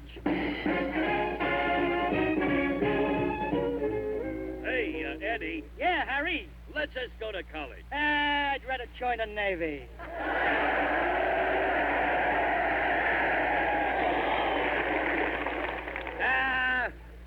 Who wants to join the Navy? What could a fellow like me get to learn about in the Navy I couldn't learn in college? Women? Yeah? Yeah. Who wants to go to college? A fellow like me should be in the Navy. Sure, you'll have fun. And adventure, too. You'll even get to go overseas and shoot at Japs. Oh, boy. Yeah. Hey, wait a minute. When I get to shoot at the Japs, do they get to shoot back at me? Why, sure. A fellow like me should go to college. Well, I want to join the Navy. I got it. It's my family tradition. My father was in the Navy. My mother was in the Navy. Wait, what was your mother doing in the Navy? She was tattooed on my father's stomach. Gee whiz. You think I could have a picture of my girl what's in the Girl Scouts tattooed on my stomach? On your stomach, you could have a whole troop. Well, that settles it. Let's join the Navy. Right. Who wants to go to college anyway? Yeah. Pardon me, gentlemen, but you're blocking the sidewalk and I have to get past. Well, what's the matter? Can't you squeeze between us? No, there isn't enough room. Boy, how about trying it just for laughs, huh, kid? Please, I'm in a hurry to get to Wilmington College. Oh, you a student there, huh, lady? Gee, if you're in a hurry, I'm willing to carry your books. But I haven't got any books. Harry, whatever she's got, she's carrying it all right herself. Leave her alone, will you? Leave her alone, will you? Hey, Eddie. Yeah. Look at her walking down the street. Yeah. Hey, let's just go to that Wilmington College. It's co-educational. I wouldn't let... Co-educational? What is that, co-educational? Co-educational. That means, Sidney, you, well, you see, that's why we ought to go to college.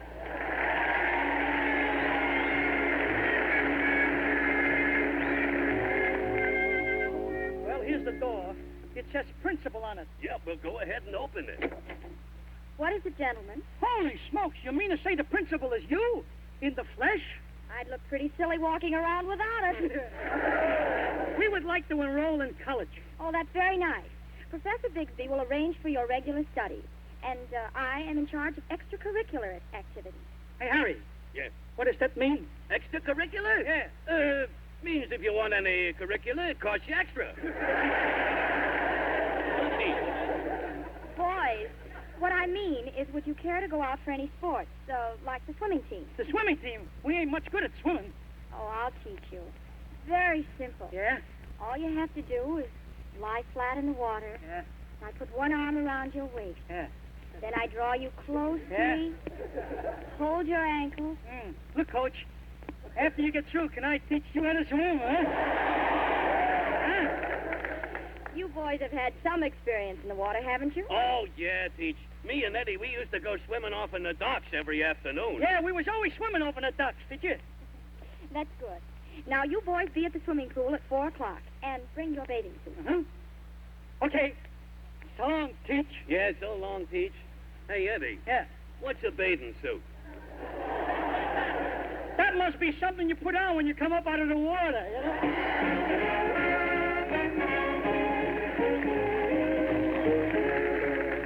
After 4 long years in college, these two roughnecks are now cultured and refined. Oh, Edward. Yes. Yes, Harrison.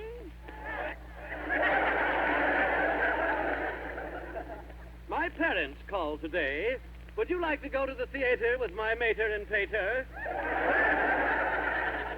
I should love to, but I have a date with a tomato. Oh. Boys, I've come to talk to you about your graduation. Yes, Miss Williams. Well, now, you've been in college 4 years, and you're quite different from most of our seniors. Well, what do you mean? You're still freshmen.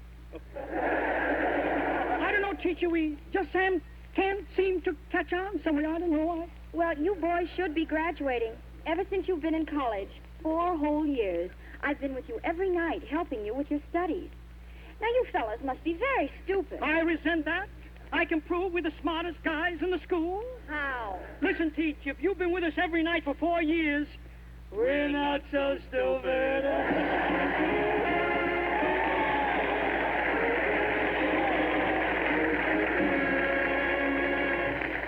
Say, Harry. Yes, Eddie. That was really a lot of fun having Esther Williams for a principal, wasn't it? Yeah, I wish I'd gone to college.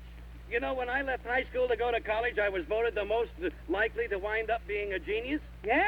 Mm. You know, when I left high school, I was voted the man most likely to wind up back in high school? Did you know? You mean to say I got more education than what you got? Certainly, Harry. Listen how nice you can talk when you want to. Oh, you mean when I say ladies and gentlemen? Yes, that's nice. It's educational. Well, what's educational about it? You can tell which is ladies and which is gentlemen.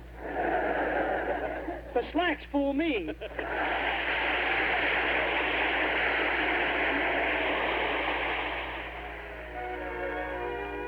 Now, lovely Nora Martin sings You May Not Remember from Eddie Cantor's first RKO production, Show Business.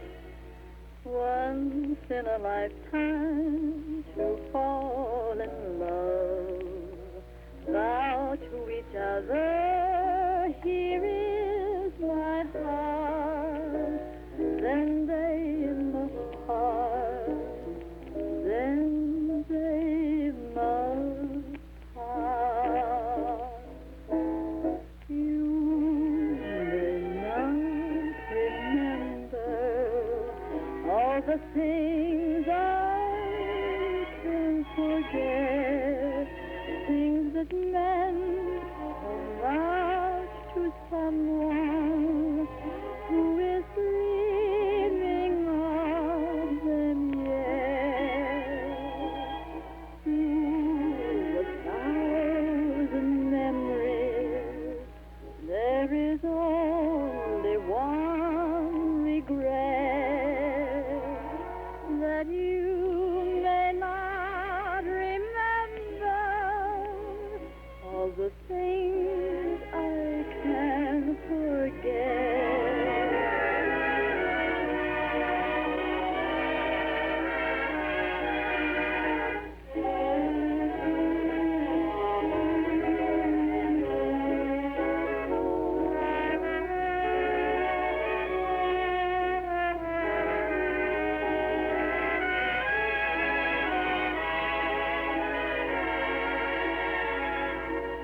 Through a thousand memories, there is only one regret,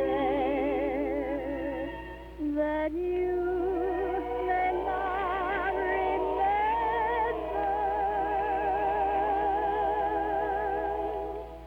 all the things I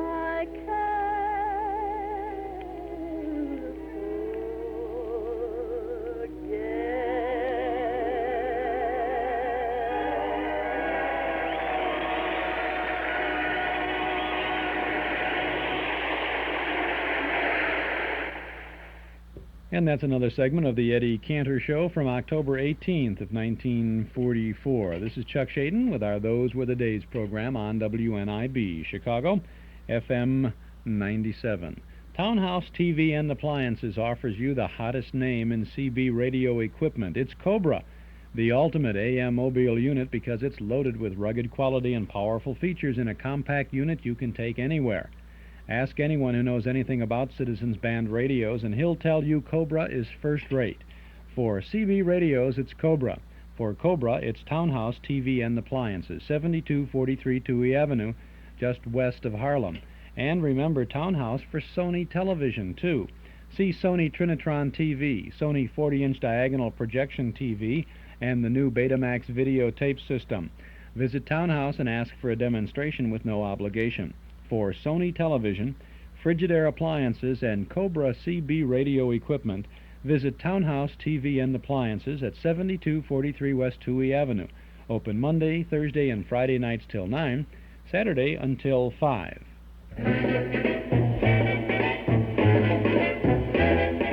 Our Metro Golden Memory Shop at 5120 West Irving Park Road is now open, and when you pay us a visit, you'll find some memory-jogging things to take you back for a nostalgic trip to the good old days of not so long ago.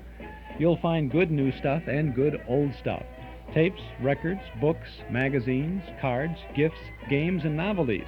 You'll have a good time remembering Riverview, Saturday afternoon at the movies, rainy days in Monopoly, the big band era, the golden age of radio. Metro Golden Memories at 5120 West Irving Park Road, just east of Laramie. Come in and browse for a while. Our MGM shop is open Tuesday and Wednesday from 11 a.m. to 6 p.m. Thursday, Friday, and Saturday we're open right now till 8, and from 1 to 5 every Sunday afternoon. Metro Golden Memories, a nice place to visit. 5120 West Irving Park Road, 2.5 blocks west of Northwest Federal, just across the street from Nelson Hirschberg Ford. Metro Golden Memories, the MGM shop.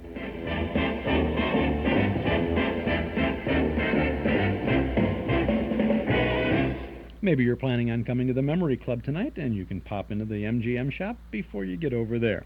Now, let's get back to the conclusion of the Eddie Cantor Show, an Armed Forces Radio rebroadcast from October 18th of 1944.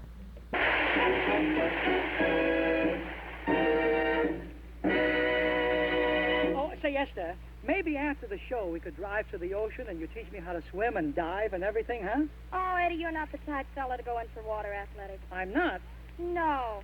The type that makes the best swimmer is tall. His body is brown from the sun. He has a massive chest and strong, bulging muscles. But, Esther, where would you find such a man? Where? How do you do? Bert Gordon, the Russian.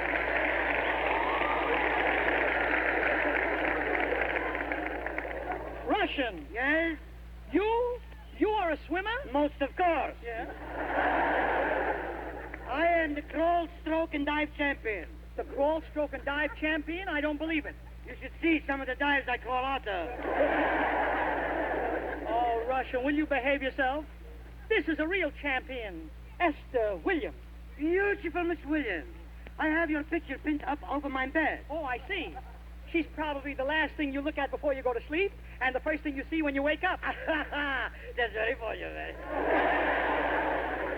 What's very funny? With your picture hanging over my bed, who can sleep?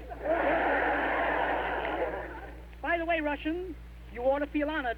You're standing next to a great swimming champion, Esther Williams. You're rubbing shoulders with Esther Williams. Say, it feels pretty good, you know. Russian. What do you know about swimming, Russian? In my hometown of Minsk, I was one of 3 famous lifesavers. Who were the other 2? Pepperminsk and Spearminsk.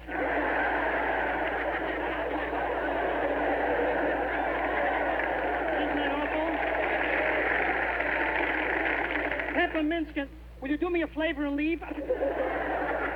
Russian, have you ever had any thrilling experiences in the water? She asks, so I'll tell. Go ahead. Once I was drowning. Yes, I yelled for help, and while I was yelling for help, my whole life passed in front of me. And before me, I saw the face of my wife. What? What did you do then? I stopped yelling for help. Russian, tell me one thing. Yes? Can't you carry on an intelligent conversation? Most indeed. Yes. Tell me, Miss Williams, which stroke do you like best? Well, I prefer the backstroke. And you, Russian? I prefer the backstroke, too. Miss Williams, would you mind stroking my back? Would you behave yourself? I'm asking you in a nice way. Would you behave yourself, Russian? Very well. Russian, I don't think you know anything about swimming. That remark I challenge. Go ahead. Miss Williams, be at my house at 9 o'clock and wear your bathing suit. Now, wait a minute. Wait a minute, Russian. What's the matter? You haven't got a swimming pool? Why do you want her to wear a bathing suit?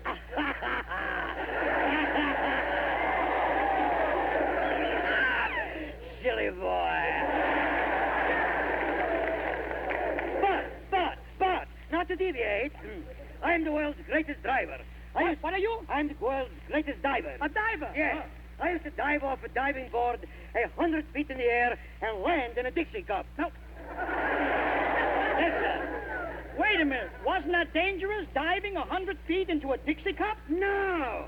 First I filled it with water. Oh, get out of here, will you?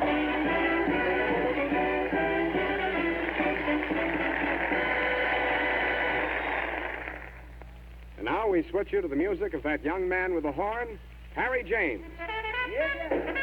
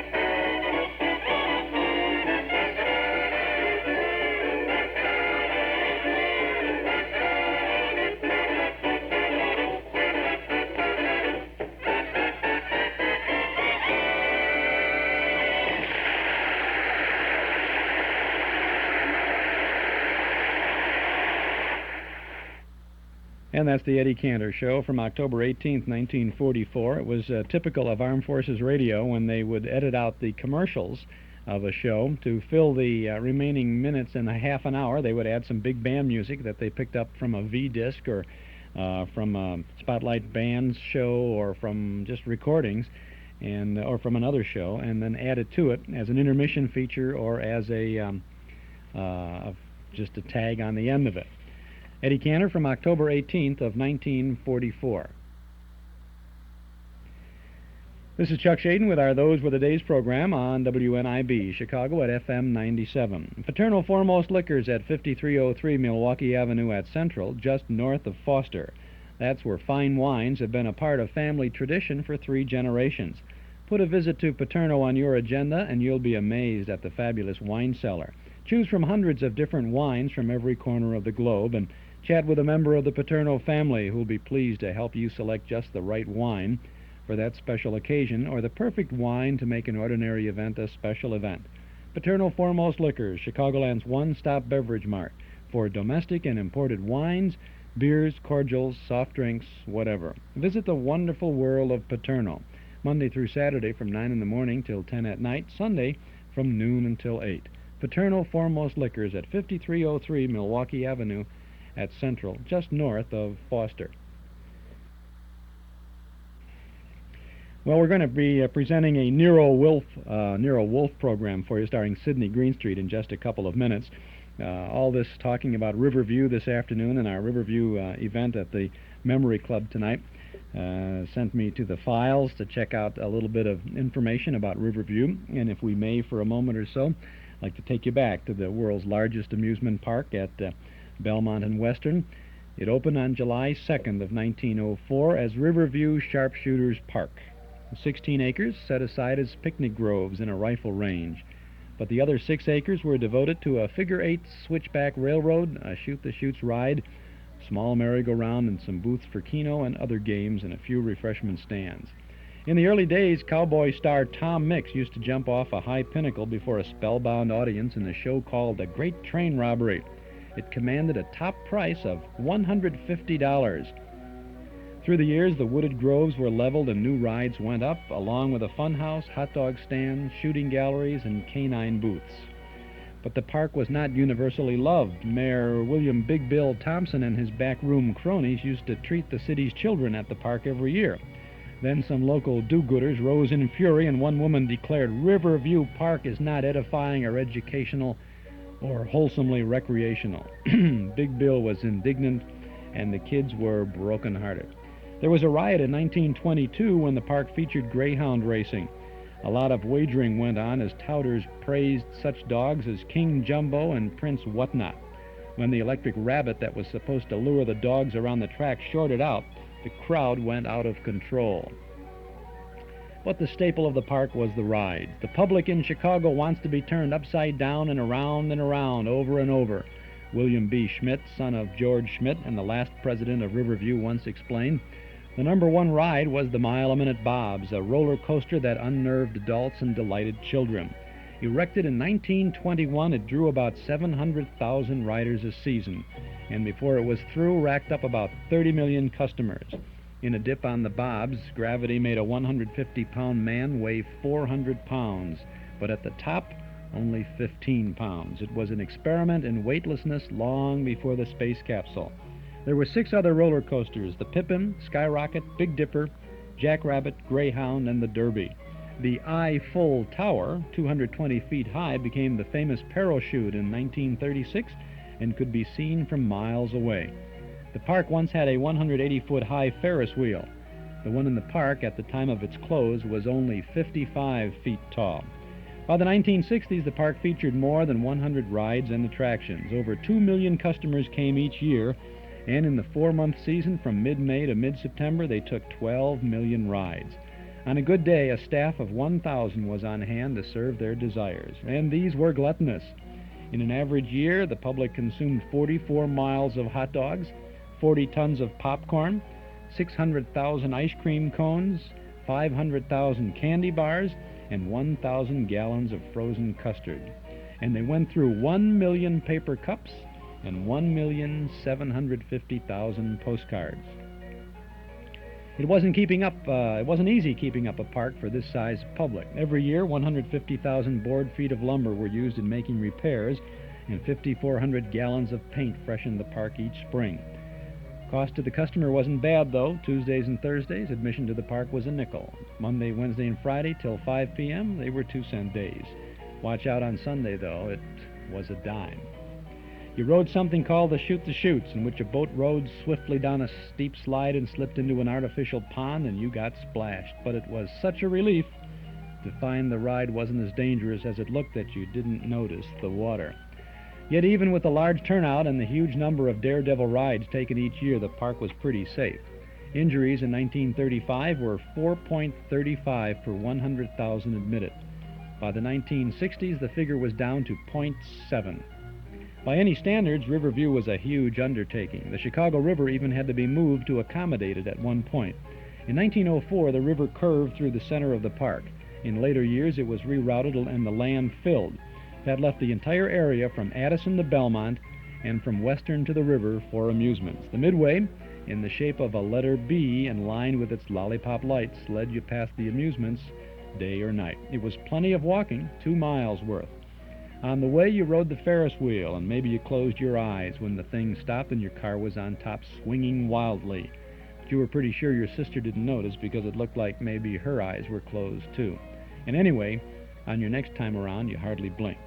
Then there was the Tunnel of Love, the Mill and the Floss, which didn't mean much to us at the time, but we saw the teenage boys out on their first date smiling nervously just before their boats went into the tunnel. On the bobs, your hands were clammy, and when you climbed aboard after waiting in line, you heard people talk about how many guys had been thrown out of the cars and killed. You suspected the stories were false, but you couldn't help believing. The big thing on the bobs, the top test of courage, was to sit in the last car because you were supposed to be whipped around more violently, or to sit in the front car where you saw the dips you had to take before anyone else. You didn't take the parachute because you knew the stories about people getting stuck at the top and left dangling for hours were true. Besides, the line was too long and the price too expensive. But you remember an ex-paratrooper from Boston telling you that his stomach felt the same when he dropped as it did when he went out of a plane. In Aladdin's castle, you found spooks and moving floors and a turning barrel that you got through on the first try without falling, and holes in the floor that blew air up your legs and made you laugh. A fat kid came after you in the barrel, and for a while it looked as though he were going to tumble around in the barrel all night. But he made it, and his face was shiny and happy. There was one attraction you never liked, and you didn't like it because it spoiled dignity. At the dip, it was called. You paid a dime or a quarter and threw 3 balls at a device next to some cages. Inside the cages, men dressed in rubber outfits sat on ledges, and if the ball hit the bullseye, a man dropped into a pool of water inside the cage. The men in the booth were taunting the customers, and the customers were taunting them back. But it's all gone now, the good and the bad, the laughs and the fears, the roller coasters and the freaks. Riverview Park closed on October 3rd, 1967. The gates were closed forever. Remember Riverview?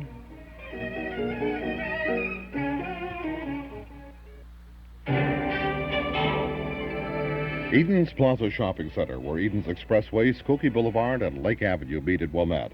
Eden's Plaza Shopping Center, where you'll find quality merchandise for the entire family. Eden's Plaza Shopping Center. Easy to reach, easy to park, easy to shop.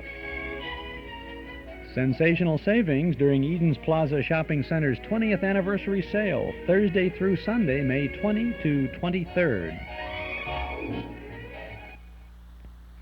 All right, gang, and those were today's program this Saturday afternoon on WNIB Chicago at FM 97. We take you back to October 20th of 1950 as Sidney Greenstreet stars as NERO WOLFE. Stay tuned for NERO WOLFE. If the chimes shudder a little on Sunday afternoon, well, they know there's mystery in store Sunday with men of action like Mike Waring, better known as the Falcon, who brings his fearless and romantic touch to the solution of another mystery. After the Falcon, it's high adventure. Then the big guy steps in. The new Private Eye Charlie Weil concludes with a few casual homicides. The chimes mean mystery and action this Sunday afternoon on NBC. Transcribed. My boss is the smartest and the stubbornest, the fattest and the laziest, the cleverest and the craziest, the most extravagant detective in the world, Nero Wolfe.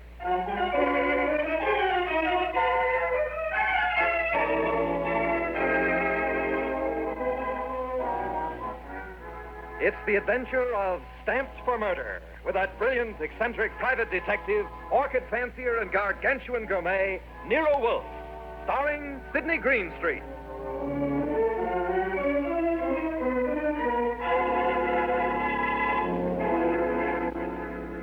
Instructions for this morning, Archie. Your notebook, please.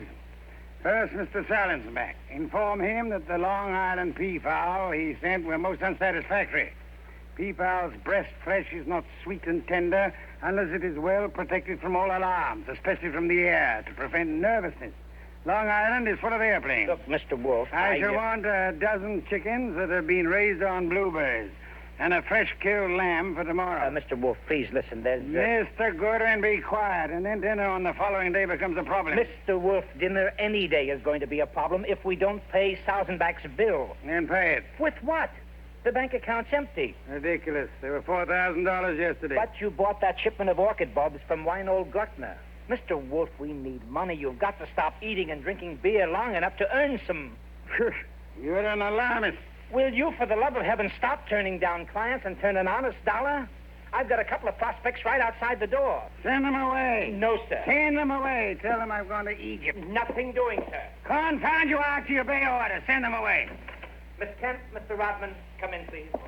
Thank you. Confound you, Archie. You're mutinous. Yes, sir, and you're stuck with it.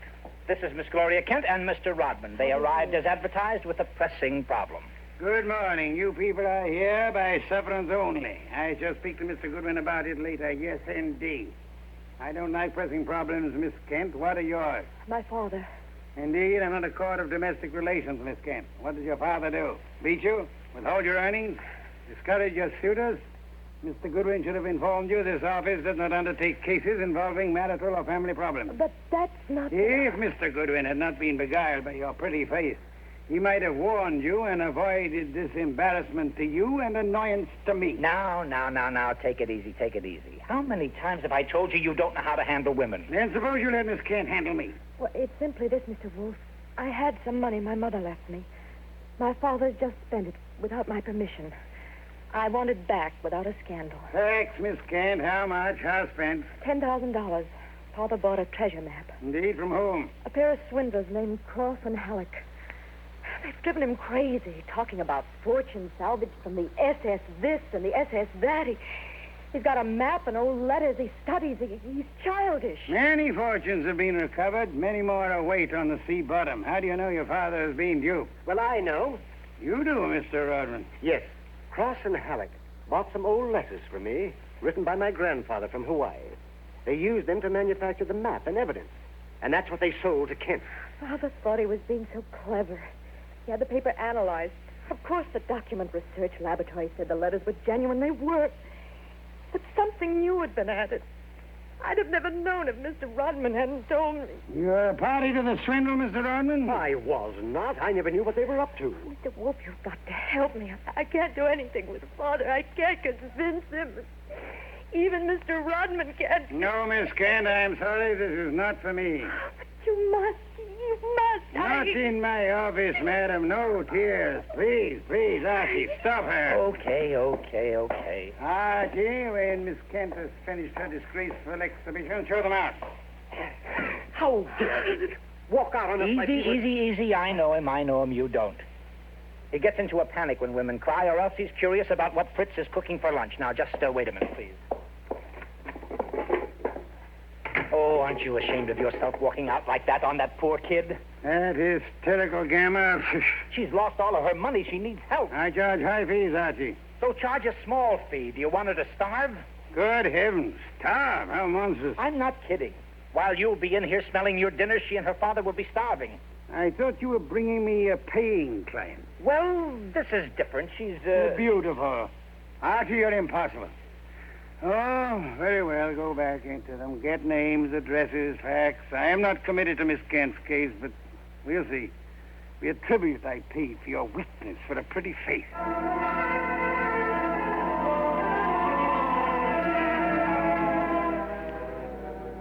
Rodman and Gloria Kent were gone, however, so all I had were the few facts they'd given me before they met Wolfe.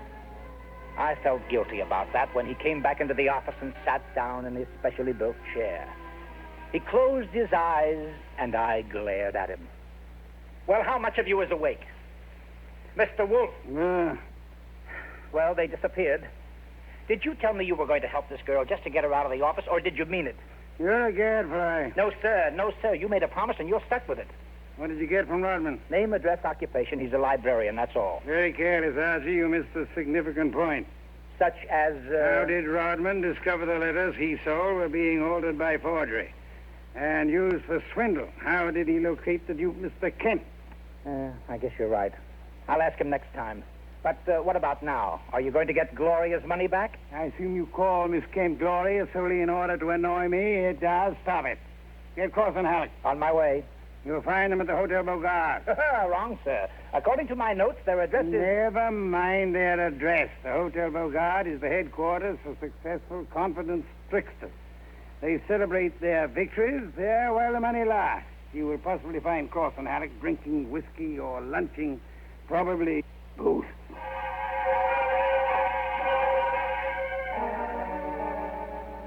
I located Cross and Halleck in the hotel bar and lured them back to our place on 35th Street. Wolfe was sitting behind his desk with his hands crossed on his impressive middle, at peace with his lunch and the world when I ushered them in. He sat bolt upright and scorched me with a look. Good afternoon, Mr. Wolfe. The tall one's name is Cross, the short one is Halleck. They want to help me invest my money. Gentlemen, Mr. NERO Wolfe. What? Who? NERO Wolfe. Hey, what is this? Confound you, Archie. How drunk are they? Not too drunk for business. Let's get out of here. Come on. Wait a minute. Chill duck decoy. You want me to keep him here, Mr. Wolfe? Not by violence, Archie. Come back here, gentlemen. Unless you want 7 years in the state penitentiary. Well, that's what? You got nothing on us, Wolf, nothing. I have the Kent case. The Kent? That's a laugh. We're sitting pretty. You are not, sir. You imagine you possess legal immunity. Mr. Kent believes you are grotesque balderdash and will not sue for fraud. Miss Kent cannot sue because she is reluctant to accuse her father of wrongfully obtaining her money. Ergo, you think you are invulnerable. Now, listen. But you forget me. I'm a detective with a fee to earn. A big fee. Quiet, Archie. I am determined to get that fee. Therefore, as Miss Kent's agent, I can and will bring action against you. I'm indifferent to her tears or her father's disgrace. I'm indifferent to anything outside of money. You will return the $10,000 to me at once, sir, or you'll be in jail by morning. You mean that? I do, Mr. Cross. Halleck, come here.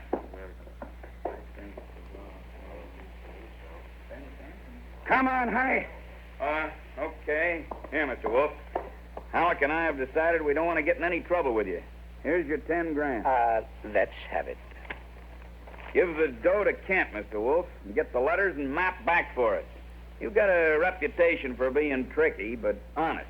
We trust you. Come on, Halleck, let's go. Well, how about that? Preposterous. No, sir. Take a look. $10,000, genuine coin of the realm. That man causes a fool. Does he imagine I'm to be fooled so easily? What do you mean? He left for money. He surrendered too quickly, Archie. Too easily. And that money in the envelope he was carrying all ready to refund. Why? Well, maybe he's got a better sucker. I heard him mention a Ben Sanford. Nonsense. Does he need Kent's forged letters and maps to cheat this Ben Sanford? Couldn't he prepare another set? I guess you're right. Something's fishy. In any event, it's no concern of mine, thank heaven. Why not? I'm not committed to Miss Kent in any way. As a favor to you, I undertook to regain her money. I have done that. You may take it back to her and obtain the forged papers in return. But, Silence, Mr. Goodwin. Go to your redhead charmer. Leave me in peace. I intend to spend this afternoon with my New World Atlas.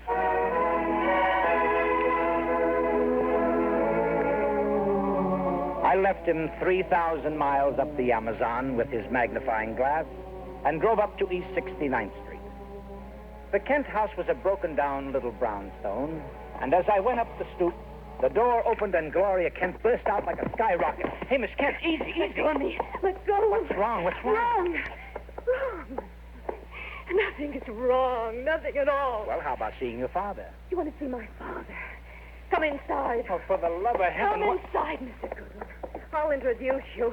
He's in a back room. Come right through the living room. What else came through this living room? A hurricane? No, Mr. Goodwin. Something else. There's my father, Mr. Goodwin. What in the devil? Dead. Throat's cut. Father, this is Archie Goodwin from NERO Wolfe's office. He and his boss refused to help while they could. Maybe he can help you now. Stop it. All I'm good for now is revenge, that's all. Stop it and look at me. When did it happen? I don't know. When did you find him? Just now. Keep looking at me. Who went through this house like a hurricane? You? No. Where did you go after you left the office? To the laboratory. What lab? Document research. The place that checks the map. How long were you there? Until an hour ago. I was with Mr. Rodman. Keep looking at me. And then? I had lunch. With Rodman?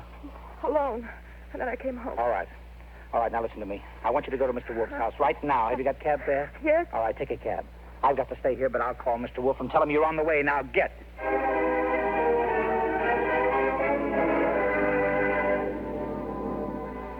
I called Wolfe, told him everything, and he instructed me to advise Inspector Kramer, who arrived with the homicide squad. I gave the inspector everything while the squad photographed and measured, print dusted and detected. At 3:30, Kramer took me back to the house on 35th Street for a fight with Wolfe. It's a great story, Wolf. Great. Kent buys a phony treasure map. Everybody knows it's phony except Kent. But Cross and Halleck try to buy it back, and Kent gets himself murdered. Did you find the map and letters in the house, Inspector? No, I didn't. The killer was after the map. The phony map? Certainly. Why? Well, if we knew that, we would know why Cross and Halleck so willingly paid back the money and why Kent was murdered. Maybe it's not phony. I'd better see the girl now. Oh, you fancy her for the murder? Well, I'll know after I ask a few questions. Tonight.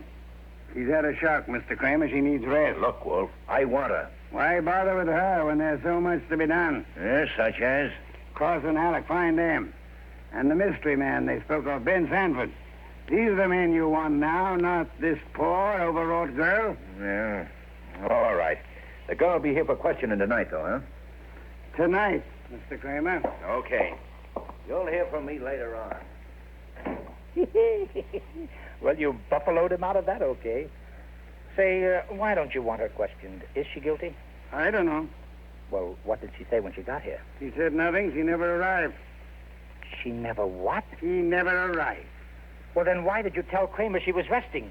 Would he have believed the truth? She must be found. More important, we must learn why forged letters and forged map produces turmoil. Find the killer and you find the map. You said so. I said the reverse, which is an altogether different statement. Archie, I want a photograph of that map. Get it. Oh, sure. Any particular camera you want me to use? You'll find a photograph of 200 Vanderbilt Street. Are you kidding? The lab cannot check the authenticity of old papers without photographing them in ultraviolet light, infrared light, and so on. If this document research lab has examined those papers, they will have photographs. Get them.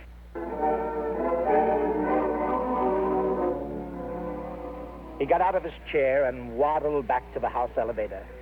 It was 4 o'clock and time for his regular afternoon session with the orchids. I drove down to the document research laboratory on Vanderbilt and got such a shock that I grabbed the office phone and dialed Wolfe at once.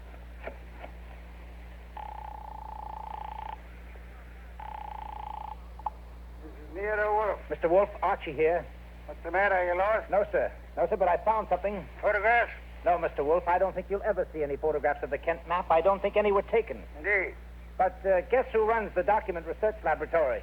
No, don't guess. You probably know. A man named Ben Sanford, and he's sitting right here looking at me. Bring him home with you. Home? But it's 4 in the afternoon. This is the sacred hour when you pray over your orchids. And Mr. Sanford can join the ceremony. NERO Wolfe, starring Sidney Greenstreet. Fresh from the Maltese Falcon. That's from October 20th of 1950. Chuck Shaden here with our Those Were the Days program on WNIB Chicago at FM 97. One last reminder to urge you to subscribe to our Nostalgia newsletter and radio guide. A year's subscription is only $6. You'll find lots of good reading and good information in our little monthly magazine. It contains the complete schedule of all the old-time radio shows we offer throughout the week and on a number of Chicago area radio stations. It's also filled with page after page of articles and photos from and about the good old days. You can subscribe right now by phone when you call us here at our Nostalgia Broadcast Center at 545-2260. That's 545-2260. We'll take your name and address, and especially if you would like your subscription to begin with the current May issue, call us right away, and we'll get that May issue in the mail right away, and you'll have it in just a few short days. We'll include an invoice for your year's subscription. $6 for 12 issues. Call us at 545-2260. If you want the June issue, well, mention we'll start with June, whichever you like. Our June issue, by the way, features a cover photo of Eddie Anderson, Rochester, Jack Benny's famous friend. Reprint articles about Art Carney, Mike Douglas, and Don McNeil, Gary Cooper's favorite recipe, and original articles reminiscing about the past. Barbara Fite's memoirs of a Frank Sinatra fan, Steve Sanders' article about Judy Garland, Carl Pearson's story about radio's parade of spotlight bands, Mark Nelson's look at the career of Clark Gable. We have our Dime Store classified ad page and news of our Saturday night Memory Club get-togethers. Subscribe now to our Nostalgia newsletter and radio guide. A year's subscription is only $6. Call us at 545-2260. That's 545-2260. Or give us you can send $6 to Nostalgia Newsletter, Box 421, Morton Grove, 60053. But if you want to get going right away, give us a buzz now at 545-2260. Here's something you'll really want to vote for. It's Northwest Federal Savings Bandwagon of Gifts, and you can choose the gift candidate that's just right for you. The platform includes such name brand gifts as Color Light Cookware by Club, cordless grass shears by Black & Decker, a Waterpik shower massage, a Texas Instrument calculator, and more. Crock pots, austerizers, vacuums, watches, gifts for everyone in the family. From Northwest Federal, free or at greatly reduced prices when you save $250 or more. And receive the highest interest rate allowed by law at Northwest Federal, too. At any of 4 convenient locations: on Irving Park, 2 blocks west of Cicero, in the Harlem Irving Shopping Center, on Dempster in Des Plaines, and at Golf in Algonquin and Arlington Heights, where a vote for Northwest Federal is a vote for good savings. Remember, they're open 63 hours a week.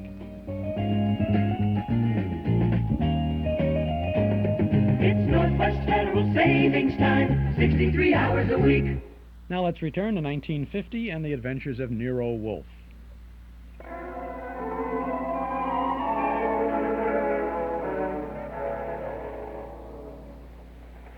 Hey, how about this place? How about it? There must be a million flowers up here. No, not flowers. Orchids only. Mr. Wolfe has 10,000 plants. Never saw anything like it. And you never will again, brother. Hey, what kind is that on the bench?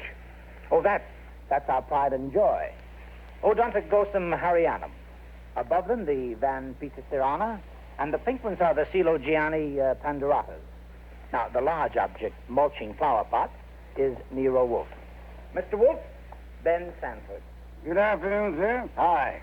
I came along to be obliging. I've got nothing to say about anything.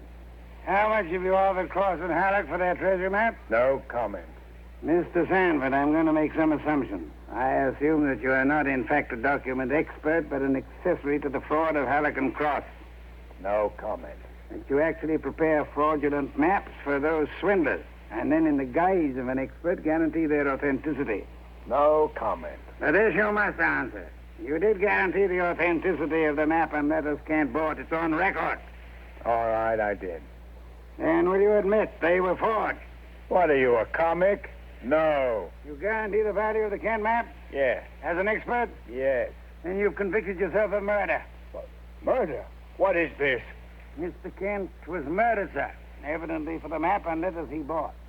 But of all persons involved, you alone believe in the value of the map. No one else does. Therefore, you alone would have murdered Kent for the map. Well, for the love of... Now, wait a minute. Chew it over, brother. Chew it over. Either way, he's got you. Okay. You want me to level? Here it is. Level, Hutchie. Okay, boss. thief-type talk. It means tell the truth.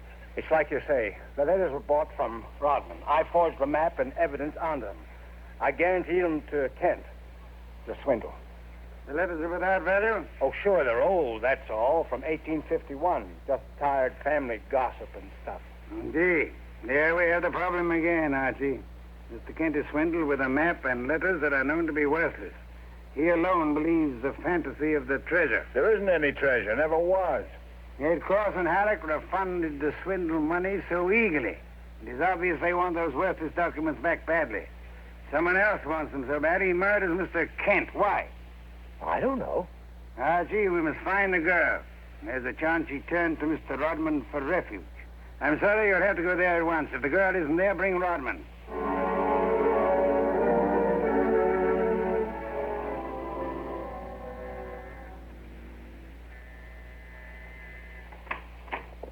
Yes? Hello, Rodman. Remember me? I'm Archie Goodwin from Nero Wolfe's office. Oh, yes, of course. I came to get Gloria Kent. There's been a change in plans. Tell her to come out, please. Gloria? Well, she's not here. Why should she be? Haven't you heard? Heard what? Well, I guess you'd better come down and see Wolfe. Mr. Goodwin, I'm afraid I can't. I'm rather busy. Look, Rodman, maybe you ought to know. Old man Kent was murdered. What? Yes, just after you and Gloria left us. Kent murdered? Well, this is awful, Mr. Goodwin. You want to see Mr. Wolfe now? Get your hat. Murder? Well, believe me, I never wanted this. I'm going to tell Nero Wolfe the whole mess. Every word of it. Okay, then. Come on, let's go. Yes, of course. Just a minute. I'll get my hat in the bedroom. Murdered? Kent? I never dreamed.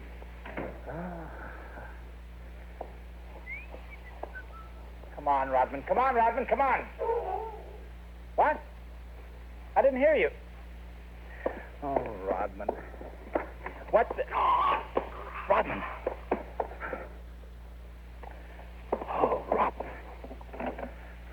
Good Lord, what next? Come on. This is Nero Wolfe. Archie here. We've had a tough break. Yes? While I was waiting for Rodman at the front door, he went into the bedroom for his hat. The killer was there. How do you know? He cut Rodman's throat. Killer? The back window was open. It's the ground floor apartment. He was out and gone before I had a chance.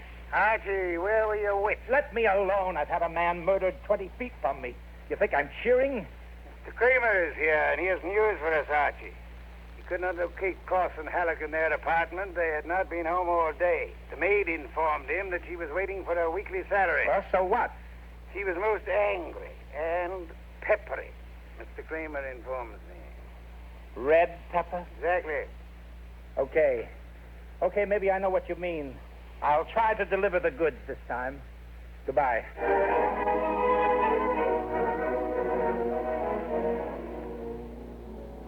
I drove down to the apartment house on Gramercy Square where Cross and Halleck lived, took the elevator up to the 10th floor, found the right door, and slipped in with a pass key.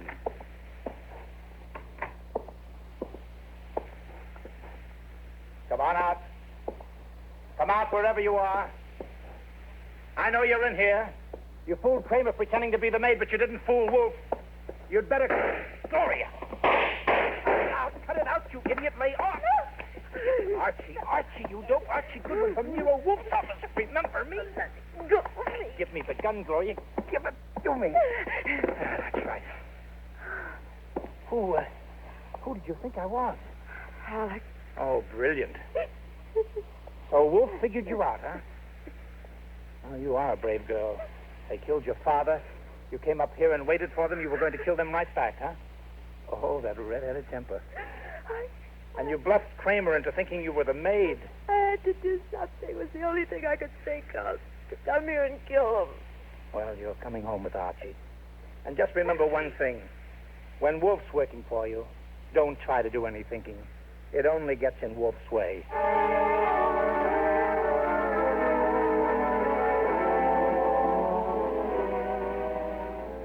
I got Gloria Kent back to the house at 7 o'clock.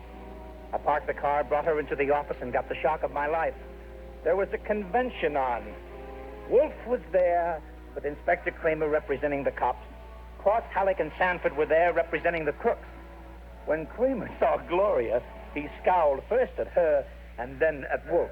So it was a slick one after all, Wolf. You didn't have the girl. You had no intention of producing her. Please, Mr. Kramer, that can wait. The other matter's more important. I dine at 8. That leaves me 1 hour to solve your murders. Murders? More than one? Yes, 2. Elmer Rodman. Why, heaven, Goodwin, if you... Please, Mr. Kramer, not now. First, Miss Kent.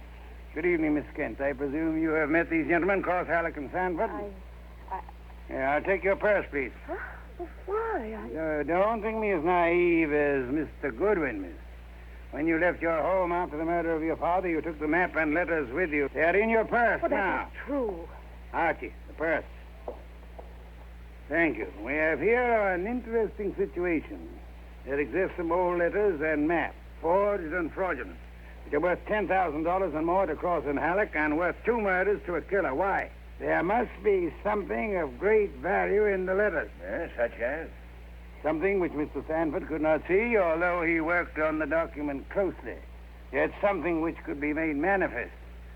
What is the answer, Miss Kent? You know it? I swear I don't. Secret writing, Archie. Bring the taping dish from the dining room. Right. Secret writing? I saw nothing when I worked on those letters. Naturally, Mr. Sanford, the writing is invisible. But heat is an agent. It makes most forms of secret writing visible. The chafing dish, boss. Thank you, Archie. Place it before me and light it. Right. Now I open Miss Kent's purse. From it, you see, I withdraw these ancient letters which he took from her house after her father's murder. That's not true. Archie. That's enough, Gloria. That's enough. From now on, you just listen. We remove the letters from the envelope and toast them gently. Secret ink vintage 1851 will easily succumb to the agency of heat. Careful. Those envelopes will catch fire. Hey, they've caught.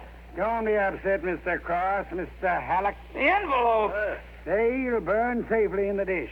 And we can concentrate on the writing. Watch closely. I don't want to be accused of trickery. You fat fool. The envelopes are everything. Put them out, Sanford. Don't sit there. Put them out. Why, Mr. Halleck? Well, the stamps, the missionaries are worth a fortune. The missionaries? Of course. You know that. Mr. Cross knows. So does Mr. Sanford, right? Yeah. Oh, Sanford knows, you old fool. Let me... Mr. Sanford is not alarmed. Why not, sir? I don't know what you're talking about. $50,000 or $100,000 is burning before your eyes, Mr. Sanford. Cross and Halleck are burning their fingers, putting out the flaming envelopes. And you sit there quite indifferently. Why?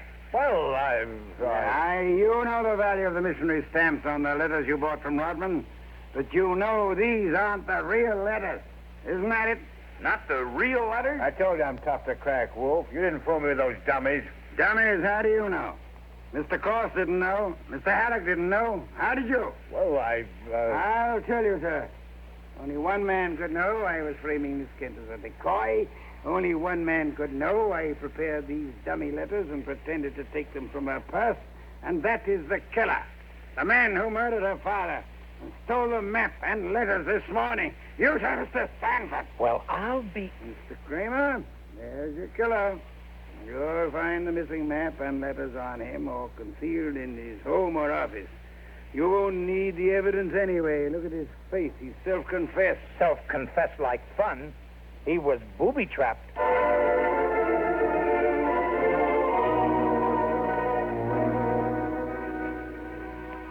No, Mr. Kramer. Not a complicated case, really. Very simple. Elmer Rodman sold a packet of old family letters to the swindlers for a small sum.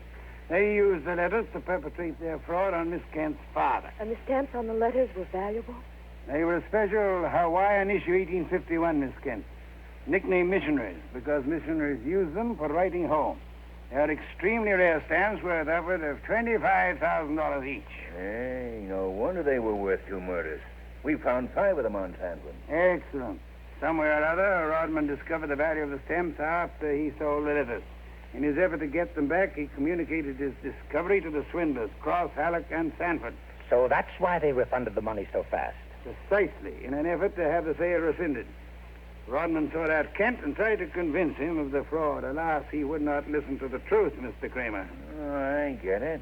And while the others were hassling around, Sanford tried to steal a march and quietly resorted to murder. There you have it. Ha ha! Great job, boss. Great job. So Gloria not only gets her 10 grand back, but 5 times 25, which is about 125,000 worth of goodies. Now, figuring your rates by the hour, that means you've done a gratis job worth about... Yes, Kent. I did not know that I demand a large fee for what I have done. I will not go back on my word. But I can beg for a favor. I'll only be too happy to... Wait. I ask something that will not be easy to grant. What is it? Will you use your red hair, your pretty face, your admirable figure, and your ample fortune to lure Mr. Goodwin away from this house tonight? I would like to enjoy my dinner in peace. That won't be difficult, Mr. Wolfe. Let's have an understanding right now, Gloria. Difficult for you or for me? I'll be delighted. Indeed. To spend an evening with Mr. Goodwin, there is only one word for you, Miss Kent. Intrepid.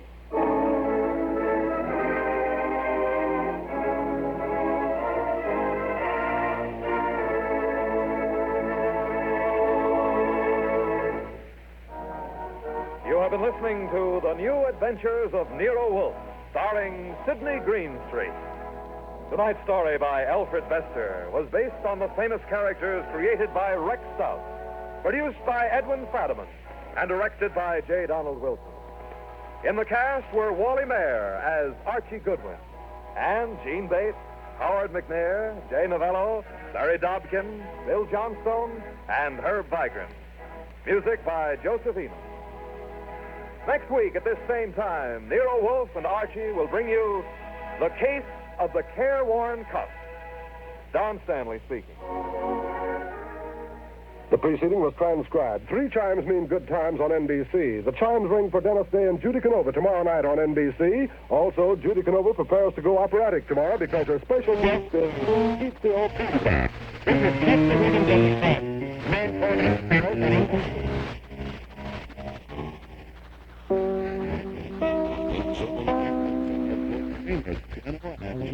Sneaking in there at the end of the Nero Wolfe program, you could see where radio was going by 1950. No commercial messages in there, just promotional announcements for other NBC programs. And, of course, CBS was like that, too. That's The Adventures of Nero Wolfe, starring Sidney Greenstreet, from October 20th of 1950. This is Chuck Shaden here with our Those Were the Days program on a Saturday afternoon in Chicago on WNIB. Monday through Friday mornings, you can tune us in on FM 106 WXFM as we open our hall closet. And next week, Monday through Friday, we have Spike Jones on the Spotlight Review. On Monday, Eddie Cantor's Show Business and the Easy Aces. Tuesday morning, it'll be Breakfast in Hollywood with Tom Brenneman, Captain Midnight, and Our Miss Brooks. Wednesday morning, a Boy Scout Girl Scout special. The Boy Scouts of America 37th birthday party from 1949 with Roy Rogers, Jimmy Stewart, and Red Skelton, followed by the Girl Scouts Anniversary Jamboree of 1949 with Gary Moore, Joe Stafford, and Dick Hames. Thursday morning in the hall closet, Betty Hutton, Frank Sinatra, and William Demarest on Mail Call, Meet the Meeks, and the musical salute to Danny Kaye. And Friday morning, the 21st of May, the Jack Benny program. It'll be Jack's last show of the 1954-55 season. We'll have Vic and Sade and Have Gun Will Travel. Next week, Monday through Friday, our friend Mike Schwimmer will be sitting in for us. We're going to take the week off in the mornings, and Mike will be there with some good old radio shows for you, these that I've mentioned, and he'll have a stack of his favorite recordings. Jazz and big band and ragtime. I'm sure you'll be able to hear a Fats Waller tune or two through the week. A lot of nice things that Mike has. We appreciate his subbing for us next week, Monday through Friday, so we get a few days off.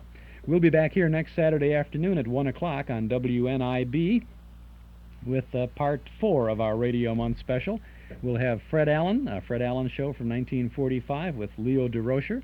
We'll have Lorenzo Jones with Carl Swenson. We'll have Inner Sanctum, The Vengeful Corpse, starring Carl Swenson. Our guest next week will be Carl Swenson and his wife, Joan Tompkins, a delightful couple, and I believe that if you join us for that chat, you will have a wonderful time because they are so nice, and we just sat down and chatted. A beautiful conversation we'll share with you next Saturday afternoon. Also next week, the Jimmy Durante Show with Jimmy's guest, Lucille Ball, and the Molay Mystery Theater, starring Everett Sloan in solo performance. No solo performance tonight. We're going to have help of Riverview at the Memory Club over in the community room at Northwest Federal Savings, 4901 Irving Park Road. We are going to remember Riverview. Many of the folks we talked with this afternoon will be out there tonight. We've got some slides of the park, a lot of color slides of Riverview Park in its heyday, and we're going to have a fantastic movie of the park, and I think you're going to have a good time if you'll join us in the Memory Club in the community room at Northwest Federal Savings, 4901 West Irving Park Road in Chicago. Plenty of free parking at the rear of the office over on Dakin Street. CTA Transportation will take you to the door. The doors to this Riverview night at the Memory Club will open at 7:30, and our program will begin at 8 o'clock. Dues are $1 a meeting, payable at the door, and you're a member of our Memory Club because you're a member of our listening audience. We'll see you tonight.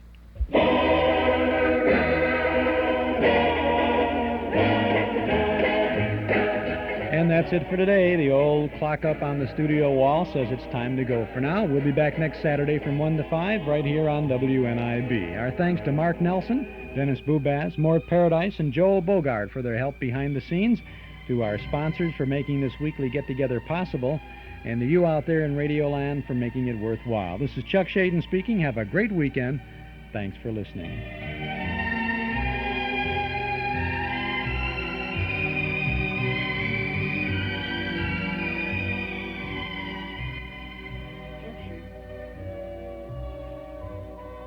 Chuck Shaden's Those Were the Days is a Hall Closet production. Today's program was brought to you with fond memories by Northwest Federal Savings and Loan Association of Chicago, Des Plaines, Norridge, and Arlington Heights, and by Nelson Hirschberg Ford, 5133 West Irving Park Road at Laramie. Costumes, scenery, and special effects for this program were provided by Your Imagination. This is Mark Nelson speaking.